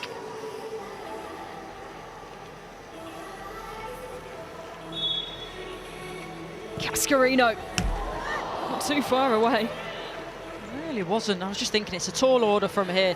Free kicks in this format aren't particularly dangerous at times just because of how close the wall can be, but you see what she's trying to do. She's trying to bend it, just not quite enough to bring it back inside. Here's Sarina Poubel driving forward. Sarina Poubel lifted over by Sabrina D'Angelo.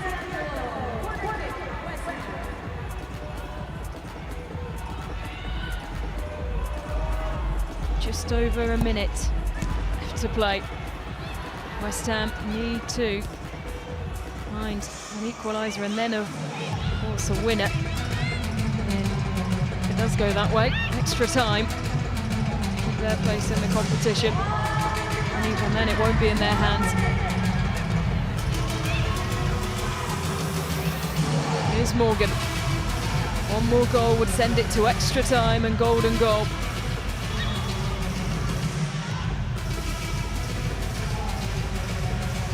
Have a player down. Well, we haven't seen too many situations like this, Courtney, during the format, with players going down injured. We hope it isn't a serious one here. Well, we hope not, but I must admit it doesn't look great. As you say, this has all been played in a very good spirit, and injuries been few and far between. I didn't actually see what happened, so I'm not sure if it was a contact or an off-the-ball non-contact incident. And if it is one of those non-contact incidents, you always worry for the worst.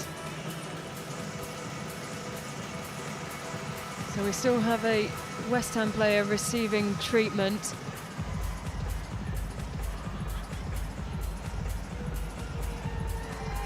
As it is Tuva Hansen who's gone down. She has all her teammates around her, and the physio on the pitch just signalling that it will be an injury that requires a stretcher for Tuva Hansen, which for a player who embodies so much about what is good about World Sevens is a really disappointing end to her tournament. And we hope, as I'm sure Rita Guarino does watching on as well, that it isn't as serious as it initially looks. Yeah, I think it's tough. I think when you see the reaction of the player herself and then the teammates, I think you always worry about the severity of the injury, but as you say, let's hope that it's not as bad as it looks right now.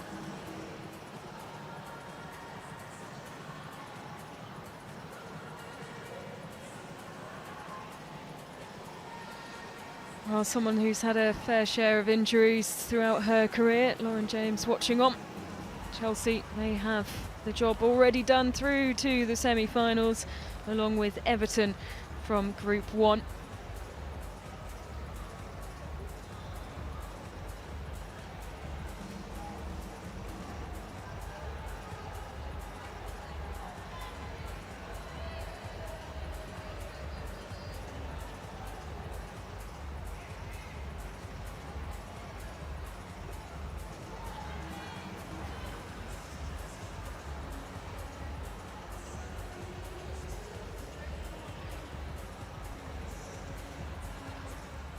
So the West Ham manager, Rita Guarino, has made her way onto the pitch to be with her player, who is preparing to be stretchered off. And that is the reason for this significant delay in play here at G-Tech Community Stadium. It is Aston Villa who lead by 3-2. 45 seconds left to play when the action resumes.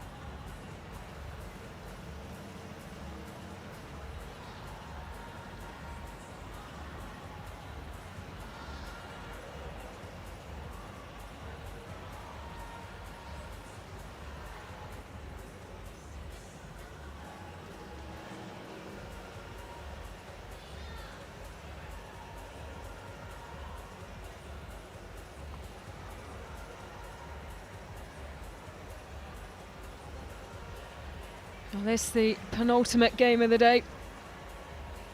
And it's Manchester United who take on Spurs in the final game of day 2 of World Sevens here in London, and all WSL cast for this third tournament of the World Sevens format.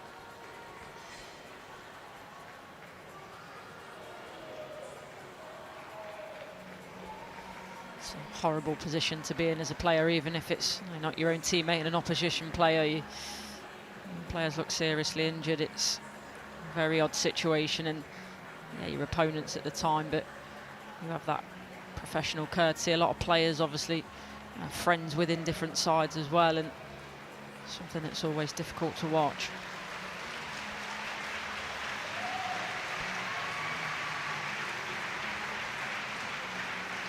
Well, she's been shielded by her teammates.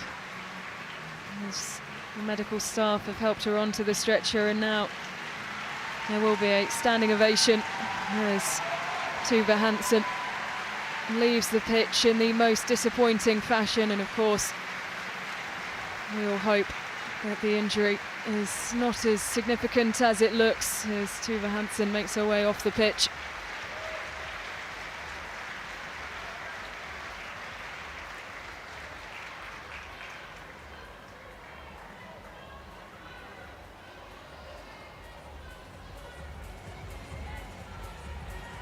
So just 45 seconds of this game remain. A really tough position for the West Ham players to be in, having seen their teammate go off injured.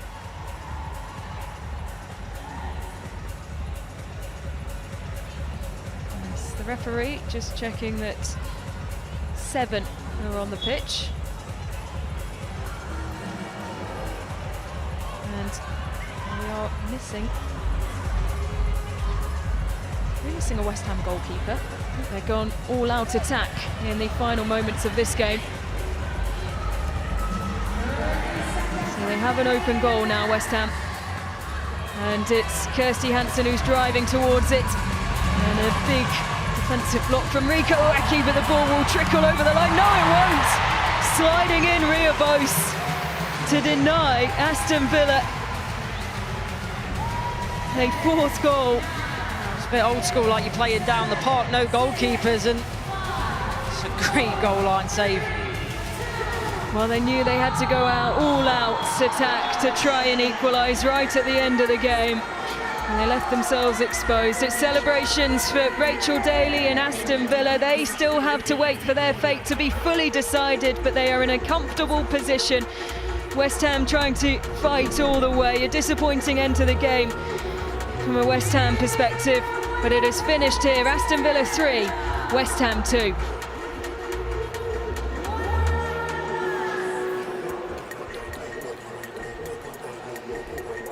Well, a disappointing end to the game for the West Ham fans, of course, players, staff, seeing Tuva Hansen come off the pitch in the manner that she did, and of course hard for Shelena Zadorsky as well, seeing one of your players come off as the captain, as Shelena Zadorsky embraces Sabrina D'Angelo, her international teammate, of course, for Canada. And Aston Villa, they got the job done and find themselves in a very good position, Courtney, going into the final game. Yeah, they do, and as you say, all our wishes go with Tuva Hansen, and sort of brought a strange atmosphere to the stadium at this moment, but that shouldn't take away from Aston Villa. They've worked hard over the last couple of days and probably did deserve their win in the end, because they were more clinical in the vital moments. Well, what needs to happen in the next game for Aston Villa to progress is Spurs need to fall to defeat to Manchester United, and of course Manchester United have been so formidable. Well, we can head down pitch side where Eleanor Roper is with Rachel Daly. Tuva. Well, congratulations, your final group game done. How did you enjoy it out there? Yeah, first of all, I just want to send, from behalf of everybody at Aston Villa, all our best wishes to Tuva Hansen. That was not nice to see on any stage, so best wishes to her. But yeah, for us, like we're just driving off the vibes, like we're just vibes and chaos. So for us it was exciting, but yeah, we don't want to leave it that late normally. Vibes and chaos seem to be serving everyone quite well, though. It seems the more everyone's enjoying it, the more goals they're scoring. We always say this, like when we play small-sided in training, the best team is always the happiest team. So, you know, just got to have fun with it. You don't know how long you're here for, so. And now you just got to, you've done all you can. You just got to wait, watch Manchester United play Tottenham and see what happens. Exactly. Yeah, it's exciting. We're happy to play another day. So yeah, here we go. Let's go. Vibes and chaos. Well, congratulations. You are the player of the match. Show everyone your trophy. Thank you very much. Well done. Well, vibes and chaos is what Aston Villa have been delivering, and a classy touch from the Aston Villa captain Rachel Daly as well to send all of their best wishes the way of Tuva Hansen. Yeah, definitely, and you know, Rach is another player that's had their fair share of injuries as well, so she knows how it feels. And as I say, yes, you're opponents, but a lot of these players, you move around teams in the WSL, there's only a small amount of teams, so they'll all know each other and know of each other, and it's a tough one. Well, we can head back down pitch side where Ellie Roper is with the winning manager. Well, we're sorry to see Tuva leave the field there, but for you guys, you've done all you can. You've left it all out there. Yeah, well, first half was quite chaos. Then the second half was more trying to have a kind of structure, but yeah, at the end is what it is. Yeah, we celebrate the win. It's just it's sad the last action in the now with 1 minute left. Probably a bad injury for Tuva. So yeah, best of a big hug for her, for all the West Ham squad, because you don't want that to anybody, and it brings the rest aside. Yeah, we won. That's what we needed to be, but it's always sad that a colleague is struggling now. You look like you've already enjoyed yourselves. You've done all you can, and now you just got to watch and wait to see if you're through to tomorrow. Yeah, we knew that we needed to win first. Then if we scored a couple of more goals, we can be relaxed. But yeah, let's see if Man United does the job, and then we can wait for the semi-final. Hopefully we are there, because the longer we stay, the better our cause. Also with the Sati House, that's something we believe. We want to help them also to continue doing the good job they are doing with the migrants, women, girls in Birmingham. So let's see if we can stay in the semi-final and dream on the final. Thank you so much. Thank you. Well, great to hear from Natalia Arroyo, and of course, like everyone in the Aston Villa squad, sending her love to Tuva Hansen. It is a horrible and unfortunate but ever so regular part of the game. And we can now hear from Rita Guaruno, the West Ham manager, who is with Eleanor Roper. Well, we're very sorry to see Tuva leave the field here, but tell us, how have you enjoyed the experience here at the Sevens over the last couple of days? Yeah, unfortunately not for the last minute, because you know, we are so sad for Tuva. Yeah, apart this, that is a no good news for us. Yeah, we enjoy this tournament, this competition. Yeah, all the people around, all the organization. Well done. Well, it's been great to watch you all play, and we send her all our best wishes, and hope she makes a recovery. We're sending her our best wishes. Thank you. Yeah. Thank you.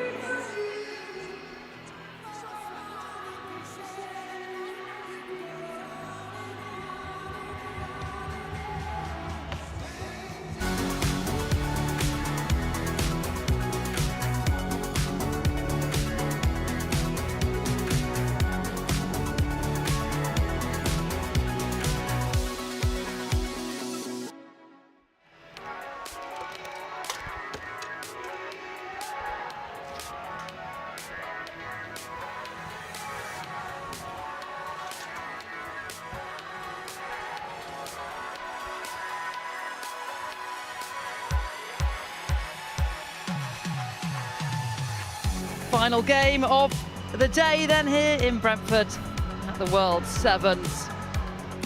Manchester United, Tottenham, and let's have a look at the games that went on earlier. Manchester United got things kicked off with a fantastic win, 4-0 against Villa. Tottenham won 4-1 against West Ham.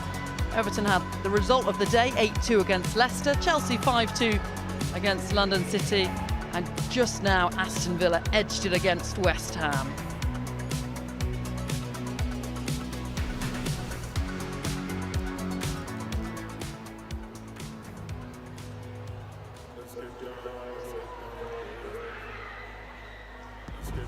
So let's hear what the managers had to say ahead of this one. Well, final group game. How much are you looking forward to getting back out there and seeing what you can do? Yeah, a lot. We really enjoyed our last game. I think the players looking forward to playing another game against a really good team, maybe one of the best squads in the tournament and the team that made the final. So we want to test ourselves against the best, and especially a great opportunity for the young players in the group too. Still a bit up in the air, the group, how this is all going to pan out. I'm sure you've been watching the football that's being played right now very closely, but I guess all you can do is put your best foot forward. Yeah, we're just focusing on ourselves really. We want to put our best foot forward, and the players want to show what they can do against Man United, and whatever happens. We can't control the other game. Thanks so much. Thank you.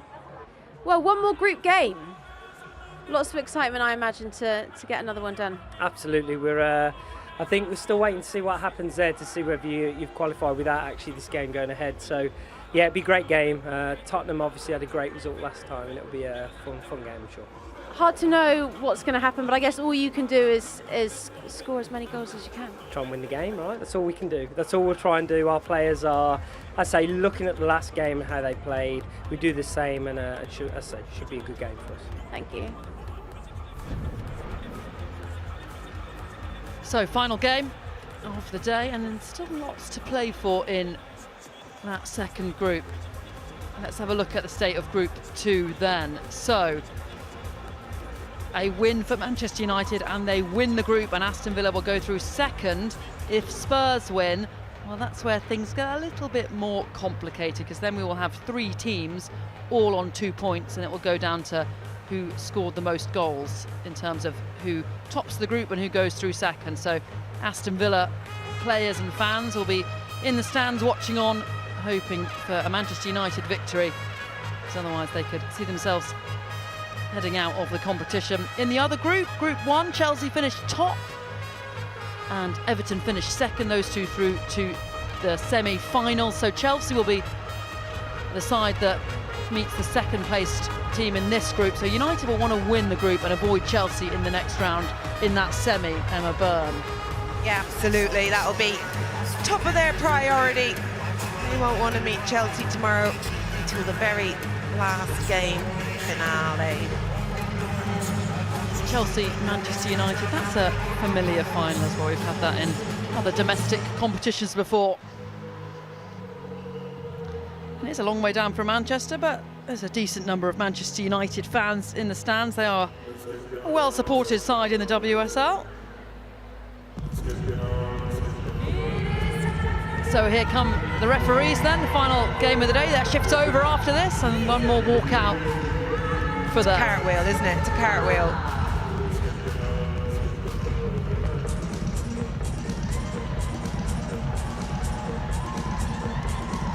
Time's off. Practice the choreography a bit there, indeed. It's not quite the Sugar Babes, is it? So, Manchester United against Tottenham. United looking to win and win the group. Tottenham need a win if they are to have any chance of qualifying. Looking to avoid Chelsea in the semi-final, which will be tomorrow. Out first comes the Manchester United players, and their walk-ons have been pretty interesting so far, and let's see what they're doing now. It's already a bonus, isn't it? Walking out as a team, getting the fans involved. Oh, and there we go. I hope Jess Park's not going to do a backflip off the back there. She's got her boots off, because that'd be awkward having a stud in your shoulder, wouldn't it, if not? Tell you what, Serena Wiegmann, with England playing a World Cup qualifier next week, is watching this very tensely. The trust in her teammates is there. Don't worry, Serena Wiegmann, she's okay.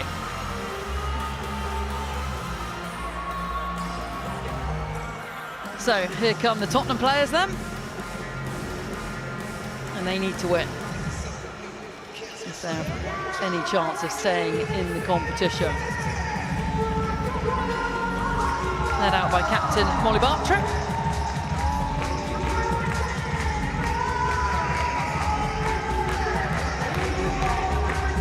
Trying to get the fans going as well.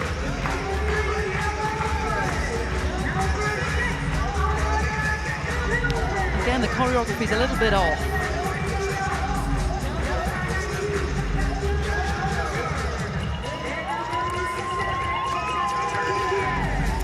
Yeah, I'm not sure. I'm just not sure. Don't worry, you don't get points for the walkouts. It's just a bonus. Should. You've actually got to win the game. Next year, start bringing that in. Celebrations and walkout.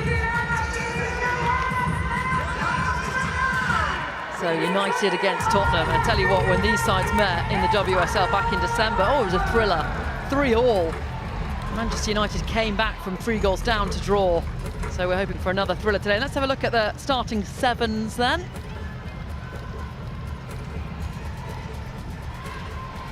Manchester United aren't messing about with that lineup. First choice goalkeeper Tullis Joyce is there, captain Letitia, and one of the competition's leading goal scorers, Elizabeth Turlin, among the starters.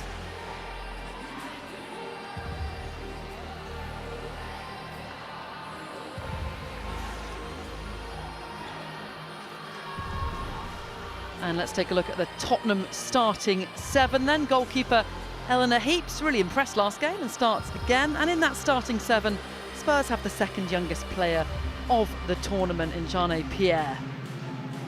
Tottenham bringing a lot of academy players and giving them minutes as well. A lot of players in the England setup, which is great to see, getting some moments. So Turlin then, will she be the difference maker as she was in the first game of the World Sevens for Manchester United? I think so. What a striker she's been for United. Great signing. 3 goals yesterday. No goals today as yet, so it's coming. She's due 1 at least.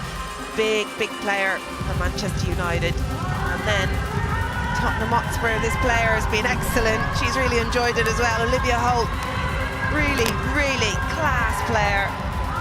Great assists as well. Big time player for Tottenham Hotspur also.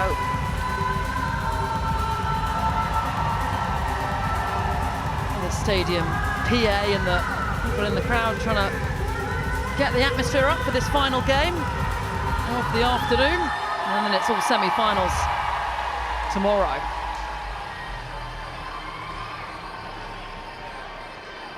Just looking at that Manchester United bench as well.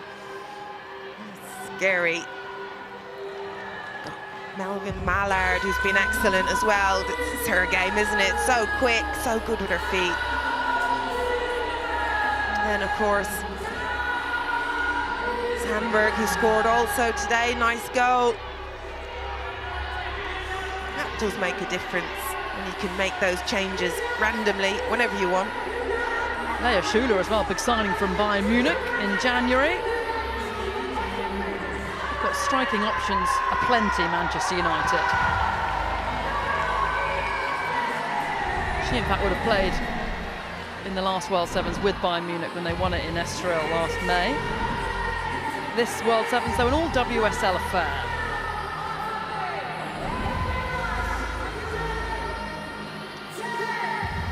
Players are poised.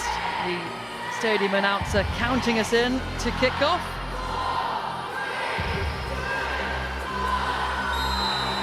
And off we go then.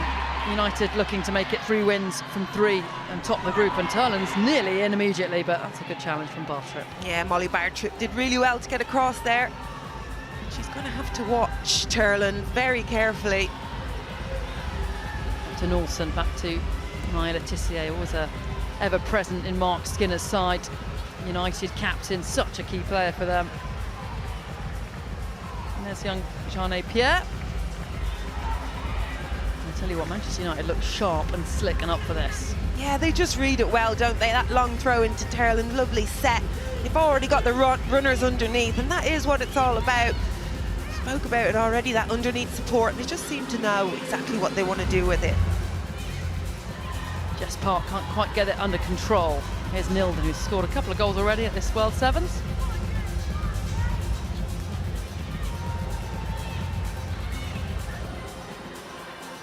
Here is Nilden then.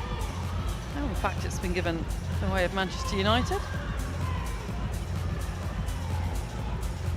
And they'll be looking for Ireland again. The area she's just trying to pin the player back there. She's so good at that as well. It's really important to have a player that's really good with her back to goal in this game. Ireland is excellent. Another juicy subplot as well. The two managers. Martin Ho used to be assistant under Mark Skinner at Manchester United. Now he's Tottenham manager, so going up against his old boss, as it were. Yeah, they know each other so well. Just adds a little bit more, doesn't it? Yeah, you want to beat your old boss, don't you? Here's Tamberg. Not going to beat a keeper like Tullis Joyce from there. No, and you can see there is a difference with Tottenham from yesterday. They are shooting much more, but it has to be the right moment. It does depend on who's in goal also. Here's Olivia Holt, dispossessed by Nolsund. Millie Turner finds herself in a forward position. Jess Park. Still Park, and again there, but a little tame in the end. Yeah, just brought it back onto her left foot, but I thought she did well. Good decision not to shoot. She knew it was going to get blocked. Here is Holt. Plays it off to Morris. Turland robbed of possession by Katinka Tamberg, who wins the corner. That's such a euphonious name, isn't it, Katinka Tamberg? It really rolls off the tongue. But again, you see Tamberg just taking shots from wild areas, really, but does get a corner from it.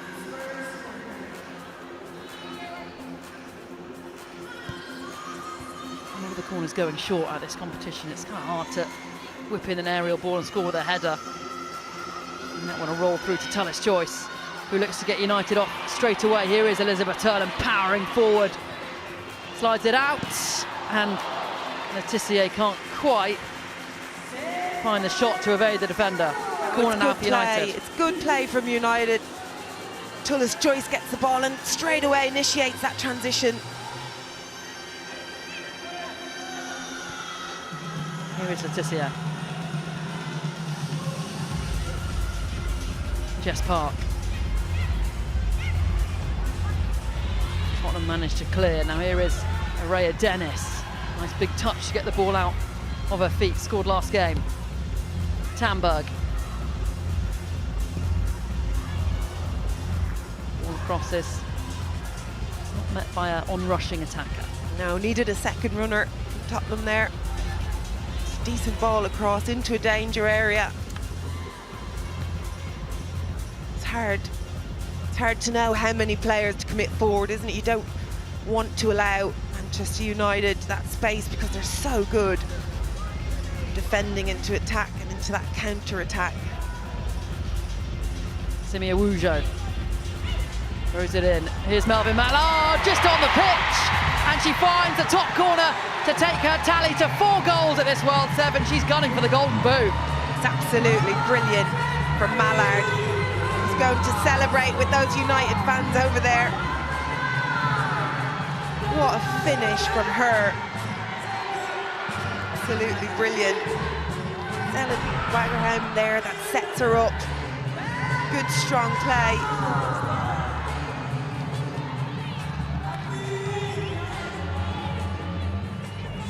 It's a format that really suits her, Melvin Mallard, and she really enjoys it as well. Really does show how good she is at making those runs and playing off players. Had a great season for United this year as well. One of the top goal scorers. It's really instrumental for them in the Champions League in their maiden campaign in Europe. It's really managed to cement a spot at centre forward now for Mark Skinner. Yeah, she's just getting better and better. Same with the national team. Oh, and what about that? Anna Sandberg. She might be a defender, but that's the finish of a centre forward. Oh, she's finding it, isn't she? Showing how clinical she can be. We don't often see her that high up, do we? But maybe we should a little bit more. It's a great celebration through the tunnel. But again, it's that late arrival into the area. Doesn't look like much out in these spaces. Pretty safe. It's just that little ball through, and again, it's a great finish.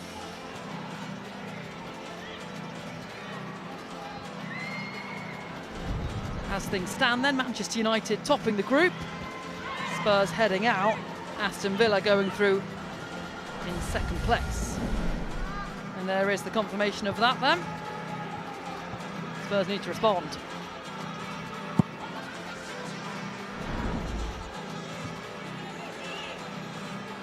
And just a reminder, if you're not aware, that it doesn't really matter how many you concede, because the tiebreaker in terms of teams that have the same number of points is it's goals scored. That's the most important thing. Nilden couldn't quite find the corner, but promising from Tottenham. Yeah, this format's really designed for goals, isn't it? And to push players forward and just to try and be as attacking as possible.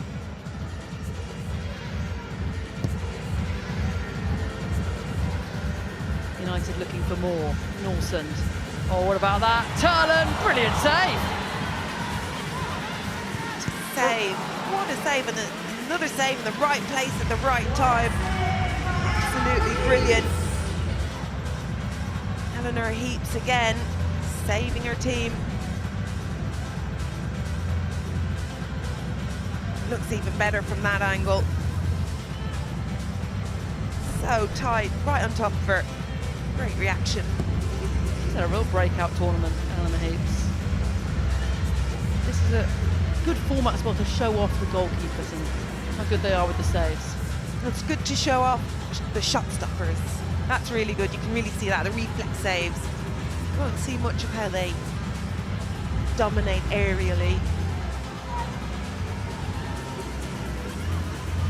Tissier trying to bulldoze her way forward, and not there's a Spurs player down, but Holt will carry on. Still going, Olivia Holt, and they are going to pull up because it's a young academy player. I mean, we want to check that she's okay after a bad-looking injury in the game just before this. Getting late in the day, players picking up more and more minutes. Tissier is going over to check she's okay as well. She was involved in that challenge. Yeah, I think it's Chris who's down, and she did put her hand up straight away for assistance.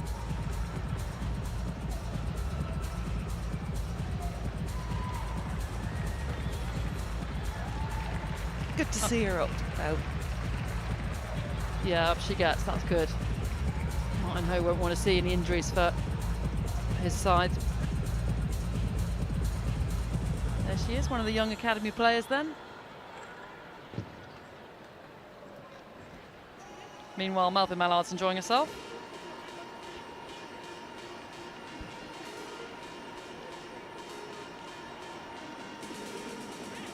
And that is the ref cam, so that's the point of view of the referee. And nobody ever allows the referee the point of view, so it's good to see that they're being given that chance here. Yeah, it's a really good idea. I like it.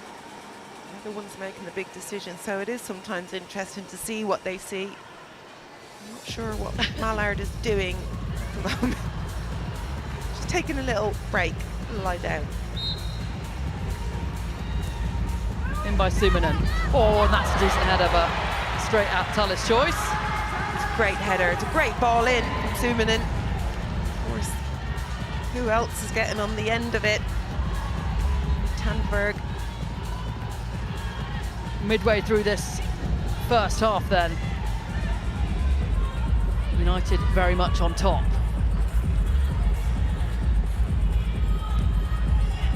Is Vangerheim. Another one of those signings that they brought in January. They made a number of winter transfers, Manchester United.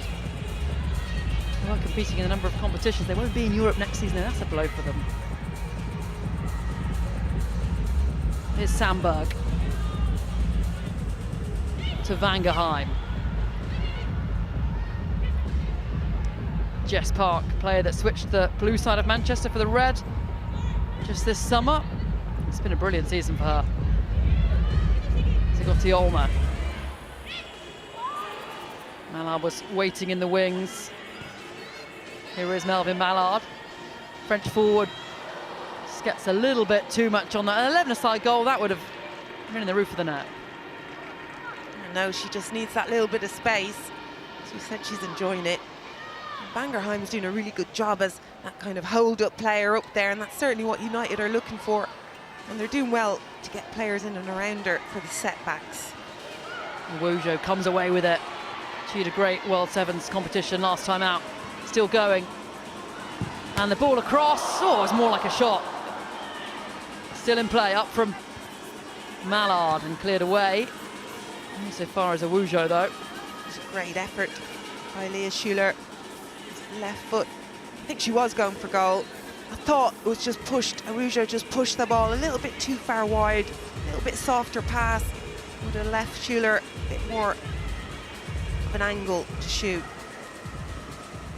Melvin Mallard and Leah Schuler still yet to form a attacking partnership really at United. Schuler coming in mid-season. It's always awkward for a player. It would be great to see Leah Schuler next season though in the WSL, see how she gets on. Absolutely. Every player needs a bit of time. Some of them adapt quicker, but at the end of the day, it does take at least a season, sometimes two, to see players adjust properly. UWCL is very, very competitive. Wujo steaming forward, and but for the fingertips of Eleanor Heaps, that would have been a third goal for United. I think the referee's given a goal kick and taken that wonderful save away from Eleanor Heaps because it's actually a brilliant save. No, she's changed her mind, given a corner, rightly so. I think she's seen everyone congratulate their keeper. Dinkton looking for Millie Turner. Couldn't direct the header goalwards. Goal kick this time. I think Millie Turner was trying to flick a back post, but just needed contact.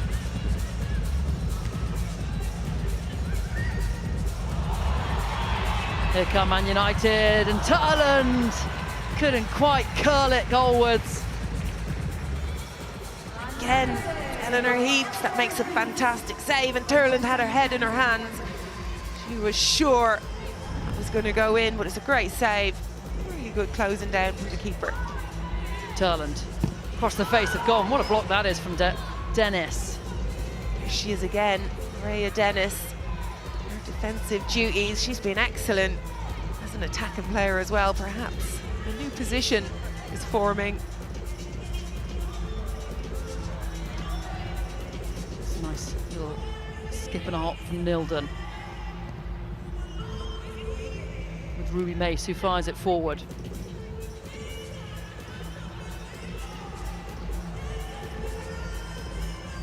As things stand then, Manchester United going through as group winners, Villa going through in second place.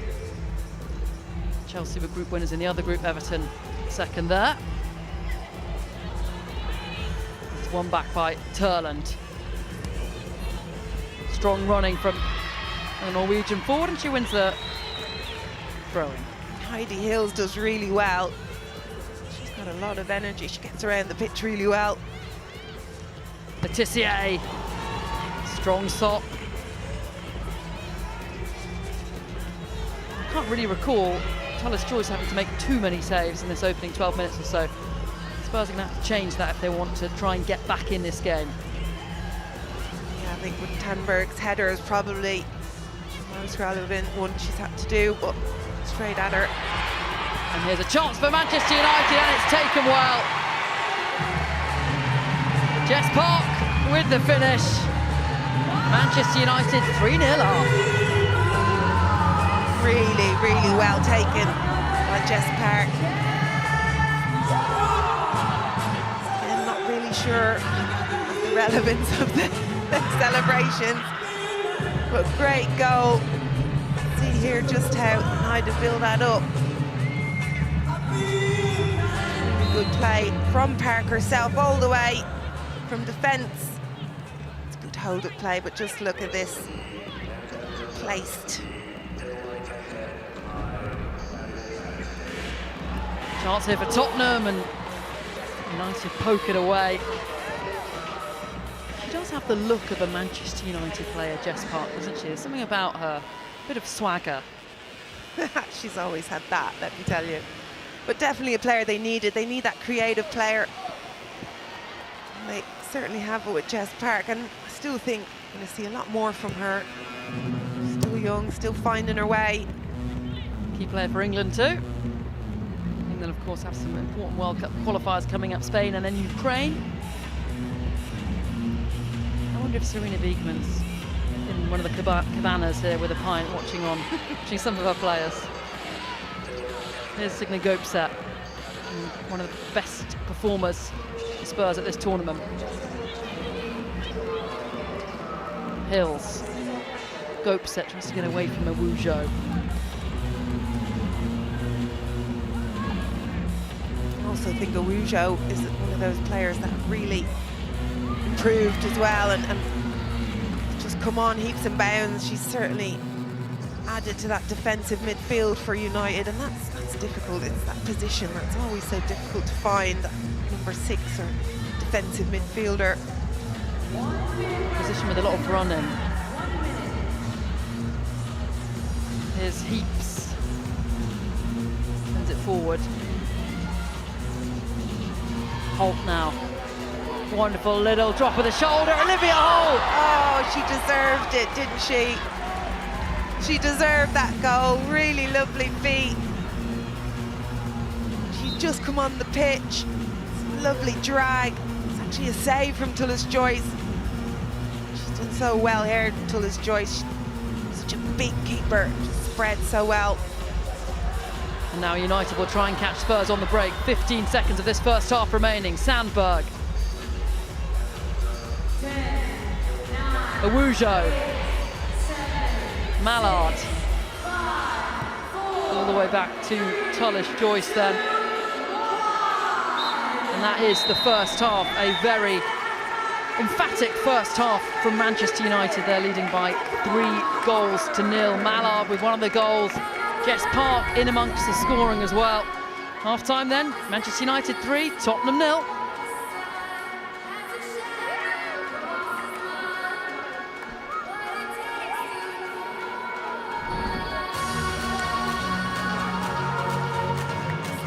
So United looking like one of the favourites, one of the sides that might go deep in this competition. As things stand, they're heading into the semi-final and they're avoiding a semi-final against Chelsea.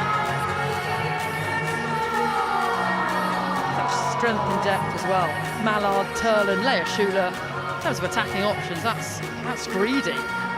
No, they're so good, and I do think they do have an advantage because they've been here before, they played the sevens before, and it really shows. They're very comfortable. I think Melvin Mallard, though, is just a real key cog in that. DJ having a ball here in West London. Sun's shining. A real party atmosphere.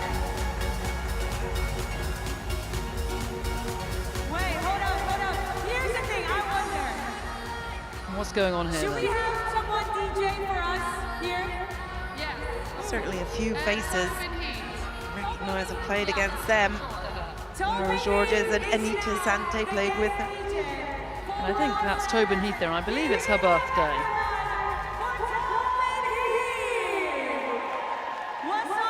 I think we're going to have a rendition of Happy Birthday here.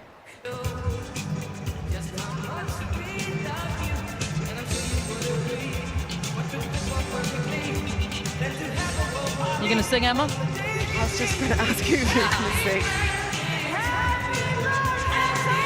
I think we'll just let the music do the talking.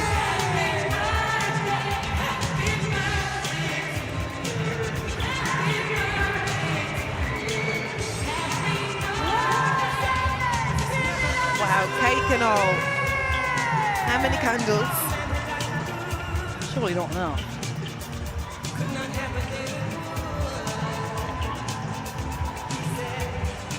Let's hope we get a slice of that later.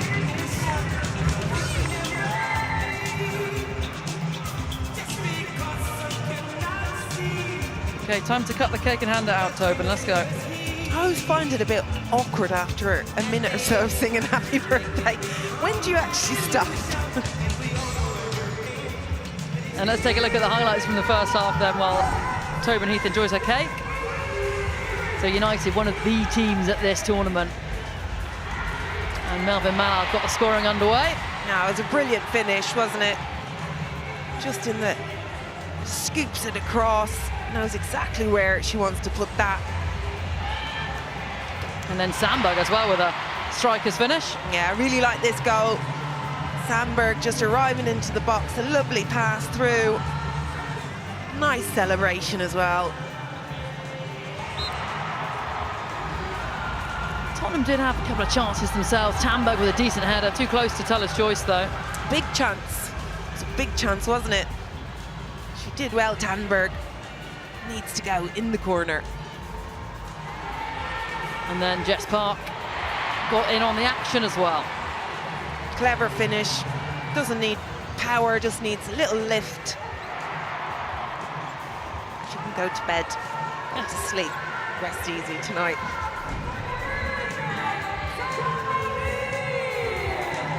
So Manchester United making light work of this, their final game in the group stages.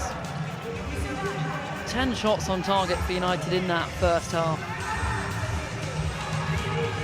Spurs need to buck up their ideas in the second period, but as I mentioned earlier in the WSL it was a 3-3 thriller, so we could still have that scoreline. Tottenham would have to come back from 3 goals down, as United did that time.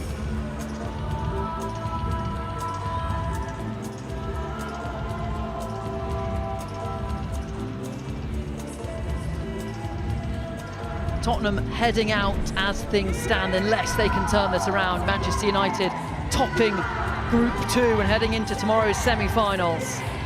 15 minutes to play. Could be the final 15 minutes Spurs have at this World Sevens tournament. And away we go then.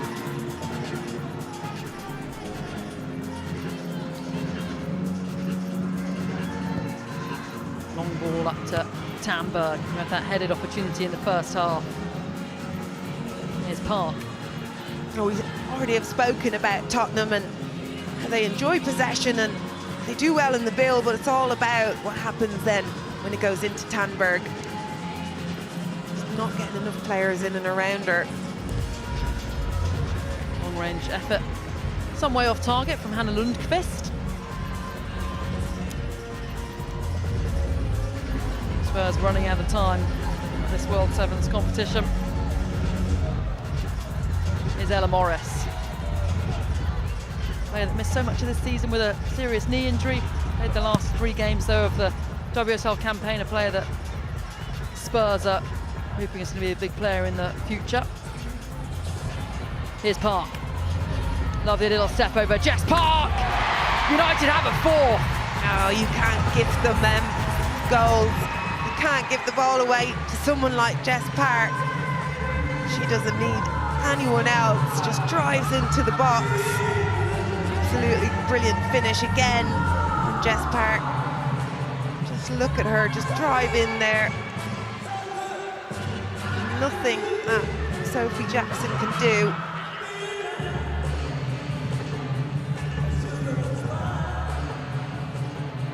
Two for Jess Park in this game then. Can she bag a hat-trick?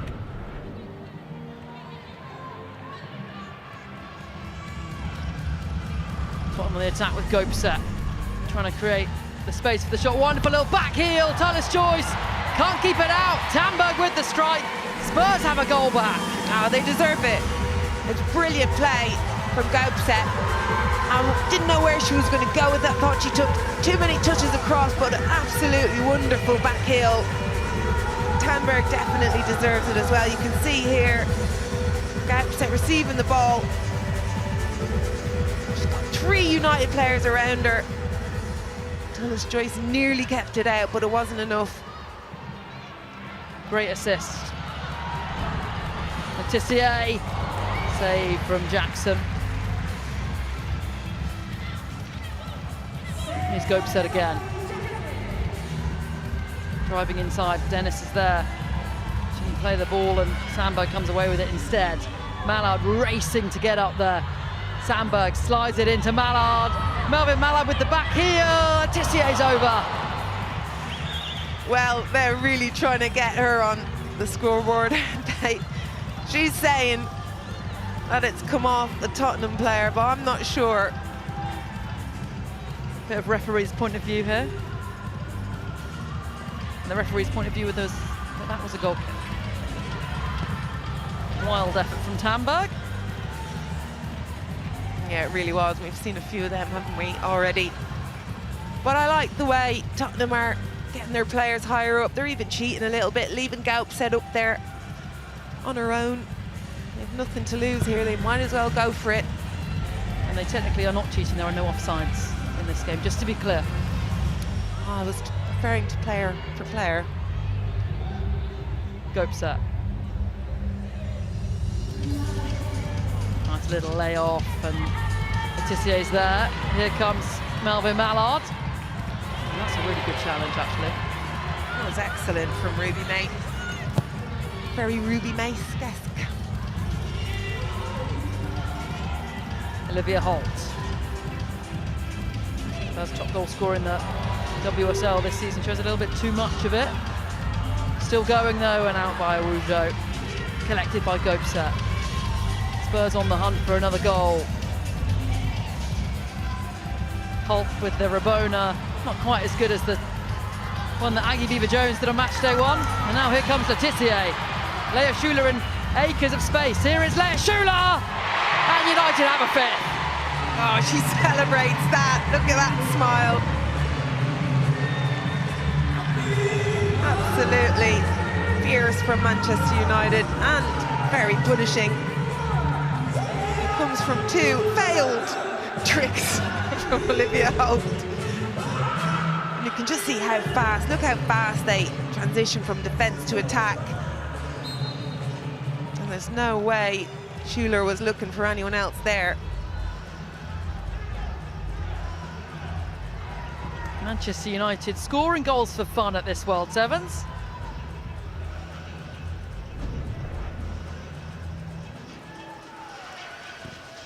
United now top goal scorers at this tournament with 14 goals, and might there be a 15th on the way as Park holds it up. Finds Simia Rougeau. And Rougeau couldn't beat the goalkeeper at the near post. The angle was difficult, wasn't it? What a great little flick. Elizabeth Turland to bring Jess Park in. It's fun to watch, isn't it? And it looks fun to play as well. And there does seem to be a correlation between the teams that look like they're enjoying themselves and the teams that are scoring bags full of goals, and that's Manchester United. They've been brilliant.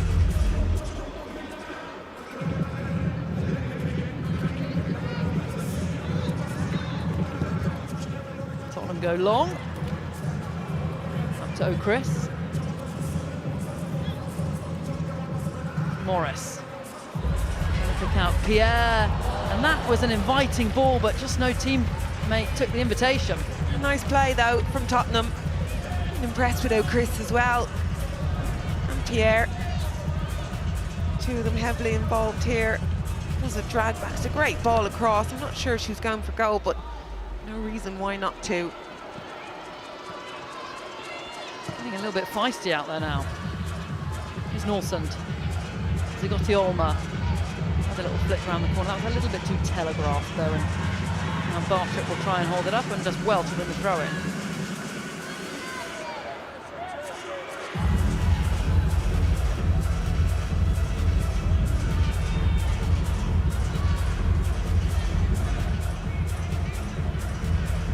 As things stand, then United heading through, top of the group, and that's why that man's got a massive grin on his face.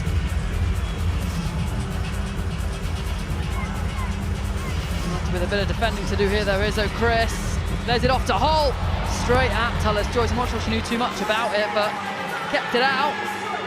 Now United on the counter with Zigotti Olma. Went quite cool for her. It was good play though originally from Tottenham. It's a great save from Tullis Joyce. And here come United, square balls on, the pass is there, and it's passed into the back of the net by Julia Zigotti Olma. Slide comes out. It didn't travel very far, Zigotti. Well, it's a great goal in terms of selfish Turland was. Decent celebration as well. Manchester United are scoring so many goals, they're running out of ways to celebrate. one of those goals that if your mate scores it against you in FIFA, you're really annoyed, you know? Cheap goal. Just cut it back. It's really annoying in real life as well.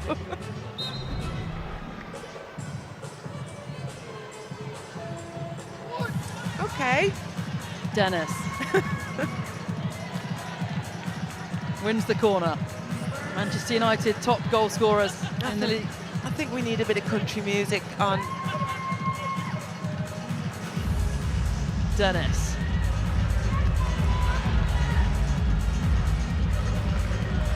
One back by Mallard. They're all getting the cowboy hats on now. Well, if they're heading home after this and going out the tournament, they might as well have fun and go out tonight.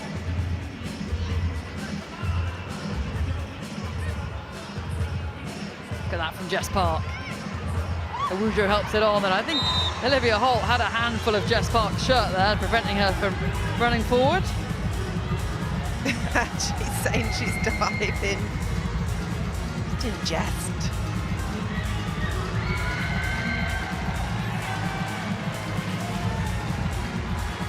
It's been good, this tournament, Olivia Holt. Really good.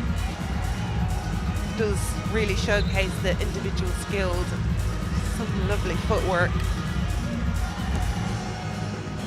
Ball in the head is a good one. Letitia with the headed goal, and it's a 7th for Manchester United. They are running away with it. Served an ace, I think. It's a really good goal, though. I think they were trying to get Letitia on the end of it for a while now. Great ball in. It's a good distance out as well, isn't it? I'm not sure the Spurs keeper was even ready for that, Sophie Jackson. Manchester United are not letting up. Here's Turland. Well, Mark Skinner's also getting on the party with the cowboy hat. I want him to be overshadowed by his former assistant manager.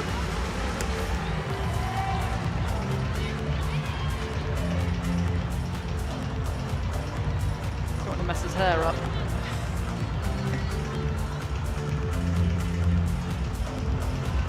I still think we should have had a bit of Cotton Eye Joe to see exactly what would have happened. Tamberg. She's so strong. She's running with the ball. So impressive. It's exactly what you want for a centre forward. Someone strong, able to hold the ball up, also can run in behind. Great signing for Tottenham. She has to caught Sandberg in the face though. Defender's going to have to come off for a moment. I think all hope of a Tottenham comeback is gone. I think that left as soon as those blue cowboy hats went on. Is that an admission of surrender, perhaps?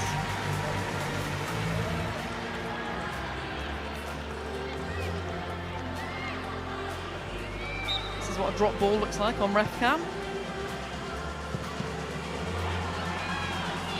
Suminen finds Morris. Tottenham still hunting for goals. United have all their players back except for Leah Schuler, whose goal hanging a wee bit. Ready for it when it came to her though, and that's brilliantly cut up just in time. Really important. It's really well seen by Molly Bartrip. Could have worked really lovely, but Ziggy Yachty in the way. Go set. Tamberg. That's an awkward one. You could see what she was trying to do, Tamberg. She was trying to get her foot forward to get her body in between the ball and Zigotti Olma, but she ended up just kind of wiping her out. But they both have smiles on their faces, so looks like it's all good. It's really clever from Tamberg and really brave, because she could sense Ziggy Yachty coming. Just trying to get herself in the way, but that could have been dangerous. It's been given as a Tottenham free kick. Was it? Yeah, she got her foot in the way. And the Gopset. And Norwegian is back on the ball. It was nice from Spurs. And then Tamberg just went for the blazing effort. Enough for the knocking it about. Still in from Letitia. She might be a defender, but she's good going forward as well. Little nutmeg from Olivia Holt, and I'm surprised really that doesn't count as a goal, a nutmeg at this World Sevens tournament. Here's Jess Park. 3 nutmegs a goal. Park. And back by Gopset. She can't get past Letitia. 3-on-2 here. Spurs defender Morris is back. Park across. Here is Letitia. She wants another goal, doesn't she? Here's Olivia Holt. 2 players alongside her. Doesn't need them though. Finds the bottom corner all by herself. Yeah, she deserves that. She knocks it out of the park. We'll forgive her for those terrible tricks and flicks that she failed with. But it's an absolute brilliant goal from her. Again, it's the footwork, and all she needs is a little toe poke. Clever goal.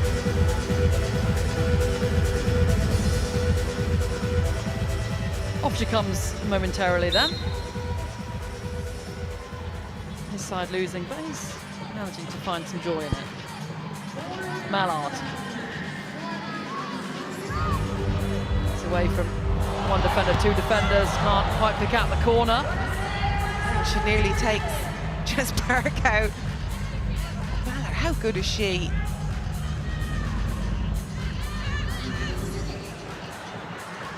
Trying to block the throw in. She's the player that's had the biggest smile on her face all tournament, Melvin Mallard. That one a little bit too close to Spurs goalkeeper for her to get onto.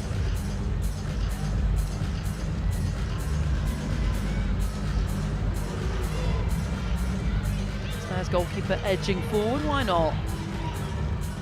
Up to Gopset. Well, that's why. Look how easily they get out.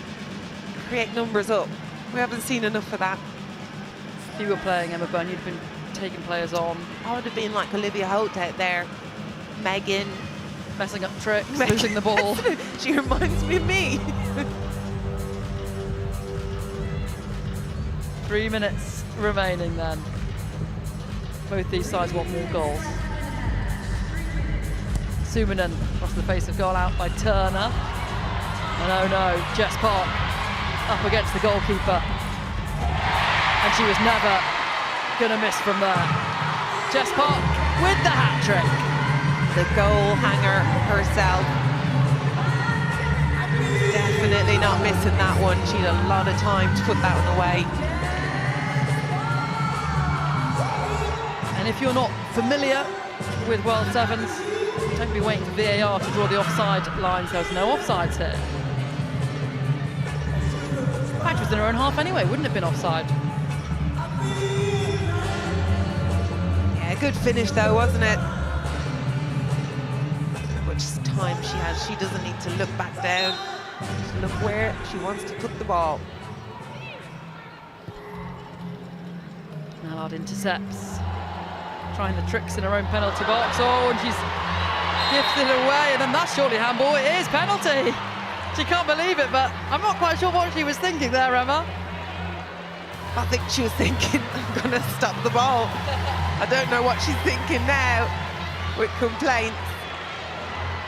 Oh, we might have a goalkeeper scoring a goal at this competition. This is what we want. Tottenham's goalkeeper, Sophie Jackson then. Goalkeeper against goalkeeper. Up steps Jackson, and she blazes it over. Oh, it's not a goal kick, it's a penalty.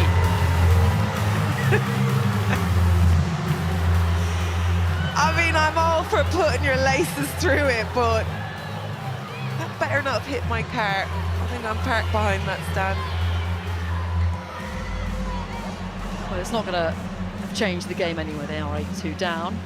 Always worth to give goalkeepers a chance to get their names on the score sheet or blaze it out of the stadium.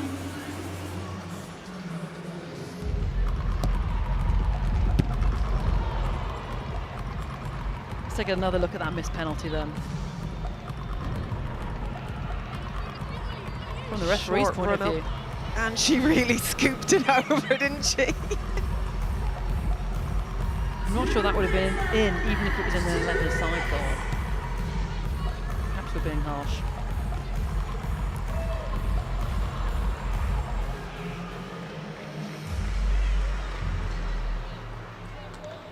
Melvin Mallard looks desperate to get back on the pitch, and she'll be relieved that the penalty she gave away wasn't converted. I don't think he'll mind that either from Melvin Mallard. She's in the hunt for the golden boot. She's got a red card out. She's got a red card. That's for the referee. We haven't seen any cards actually this World Sevens yet. No yellows, no reds. You're mad for a card. Just mad for the stats, keeping across it. Oh, wonderful little turn from O'Chris, nearly. Good idea anyway. Suminen slips, but regains her composure. Araya Dennis. Wins the corner. She's a strong runner with the ball, isn't she, Dennis? Surely the goalkeeper's got to go up for the last-minute corner. Redeem yourself. Go on. Up towards Suminen. That would have been some strike. Should have pulled that off.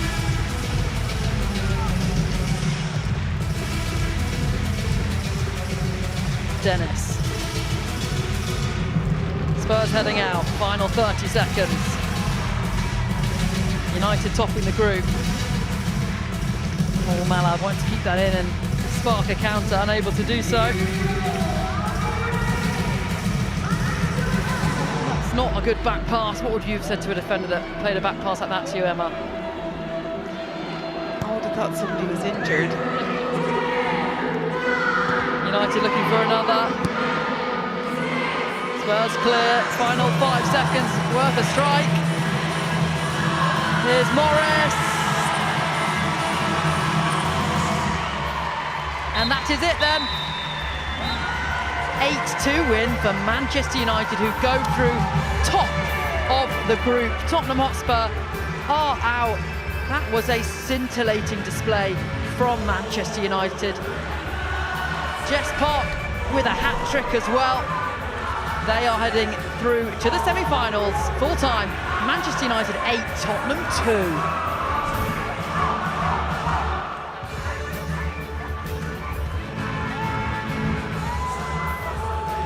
Melvin Mallard's got that red card ready. I think she wants to go show it to the ref, but then giving a penalty against her. Let's see if the camera's going to follow her off. In fact, there she is.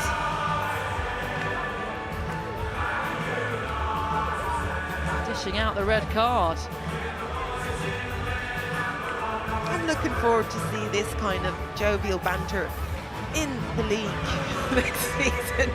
Let's see if it's the same. Yeah, let's see how well the referee takes that when she's officiating a WSL game against Melvin Mallard.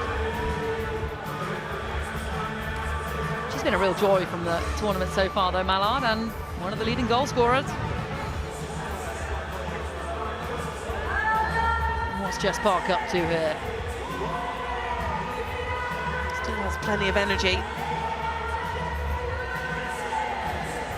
Oh, nice shot of the two managers catching up, work together of course at United. Seems like they're good friends still. I always think it's suspicious when they're covering them out. What are they talking about that they're not supposed to be?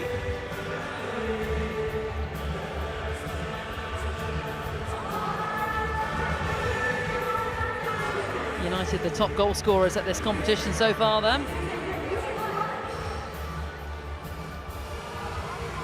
Park and Mallard joint top goal scorers for each. And let's hear from Jess Park now then.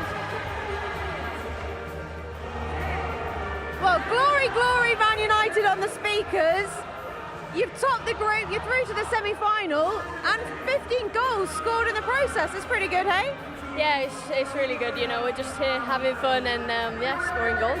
I mean, tell us, how much fun are you having? Because the entrance itself was incredible. I mean, I think you can see it from the sides when we're playing from the coaching staff are all just having a good time. And playing brilliantly, as I say, scoring a lot of goals. On to the semi-final. How confident are you feeling heading into the final day tomorrow? Look, we're just going to keep having fun, and if we keep doing that, we'll do all right. Well, congratulations, you're the player of the match. Show everyone your trophy, there it is. Thank you.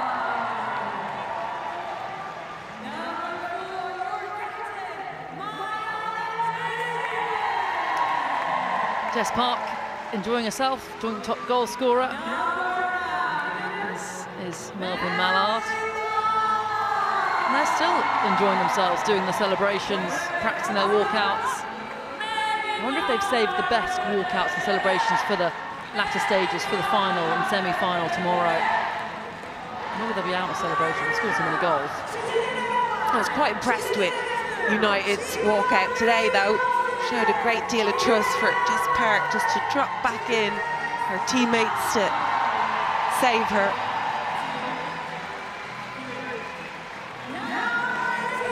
Leah Schuler getting on the score sheet as well.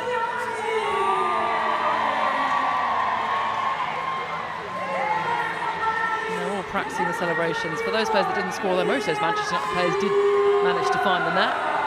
Tottenham heading home, but they've been good value this tournament as well. Yeah, really good. Enjoyed watching them over the last couple of days. And let's hear from the Manchester United boss, Mark Skinner.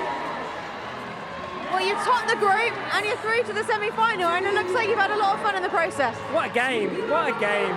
Tottenham were excellent as well. It was a really, really fun game. Exactly, again, hit those fun for the players, entertainment for the fans, and obviously a win. So all in all, very good.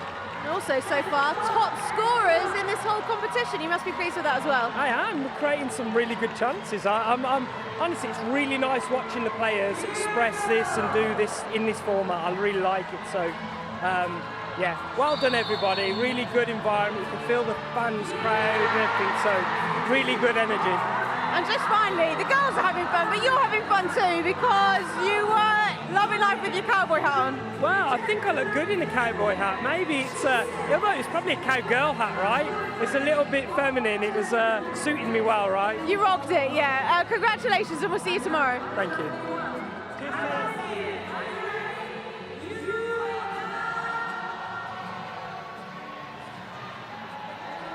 Manchester United have the most goals, shots on target, and joint fewest goals conceded this tournament. They are one of the favourites heading into the semi-finals tomorrow. They will face Everton, and the other side that finished top of the other group is Chelsea, and they will face Aston Villa. Now let's get some post-match reaction from the Tottenham Hotspur manager.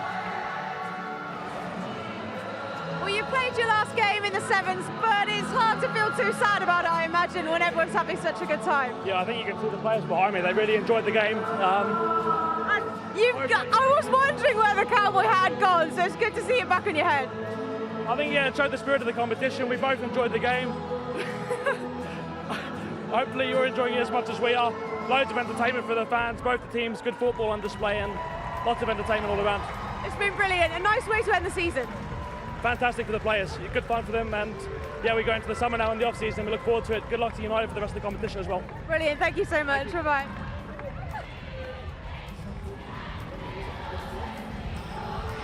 There you go, Jess Park and May Letitia, two England players, two Manchester United players. Two key players for those fans as well.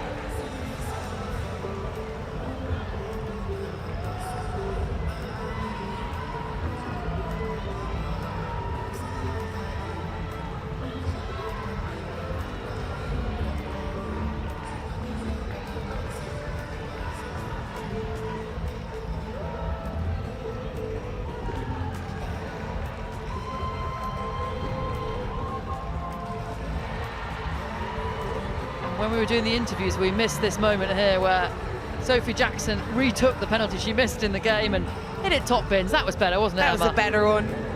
He gets to celebrate. Nice scenes.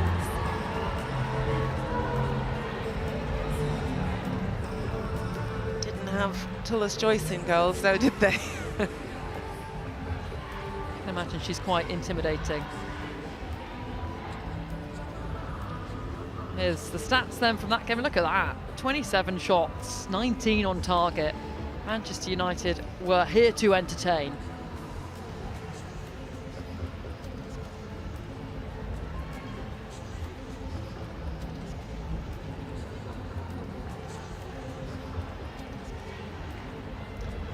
So here are all the results from the day then.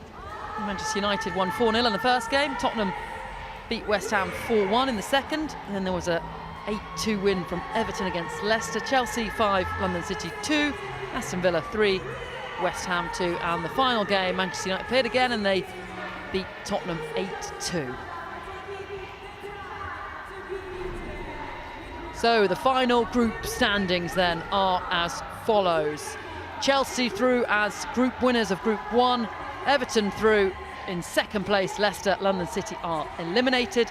In Group 2, Manchester United top the table. Aston Villa through in the second place spot. Tottenham Hotspur and West Ham heading home. So this means then that the semi-finals tomorrow looks like this. 11 AM Chelsea, Aston Villa. Midday, Manchester United, Everton, and then 2:30 PM we have the final.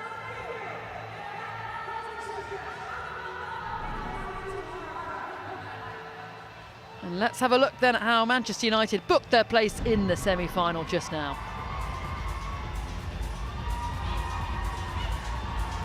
Melvin Mallard with the first goal. Yeah, it's about that playing to feet and then the run from Mallard. Great finish, and Sandberg, she likes to score absolute worldies, doesn't she? It's a great finish from her. Jess Park getting in on the action, her first goal of this game. And there was more to come from her. And you just look how United win it back here. Jess Park takes the ball, drives into the area, sees that space, and it's a great finish from her again.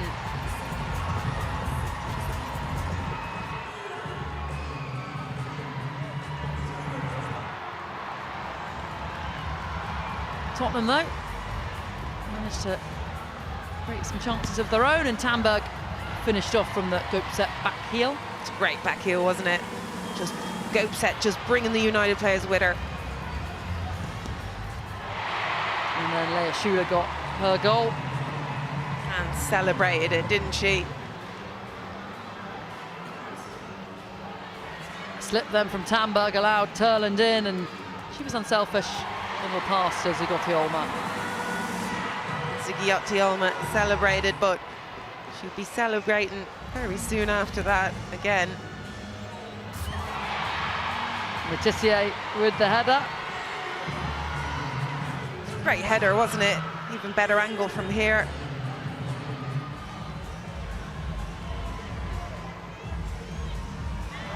And then poked in by Olivia Holt. And then Jess Park got her hat-trick.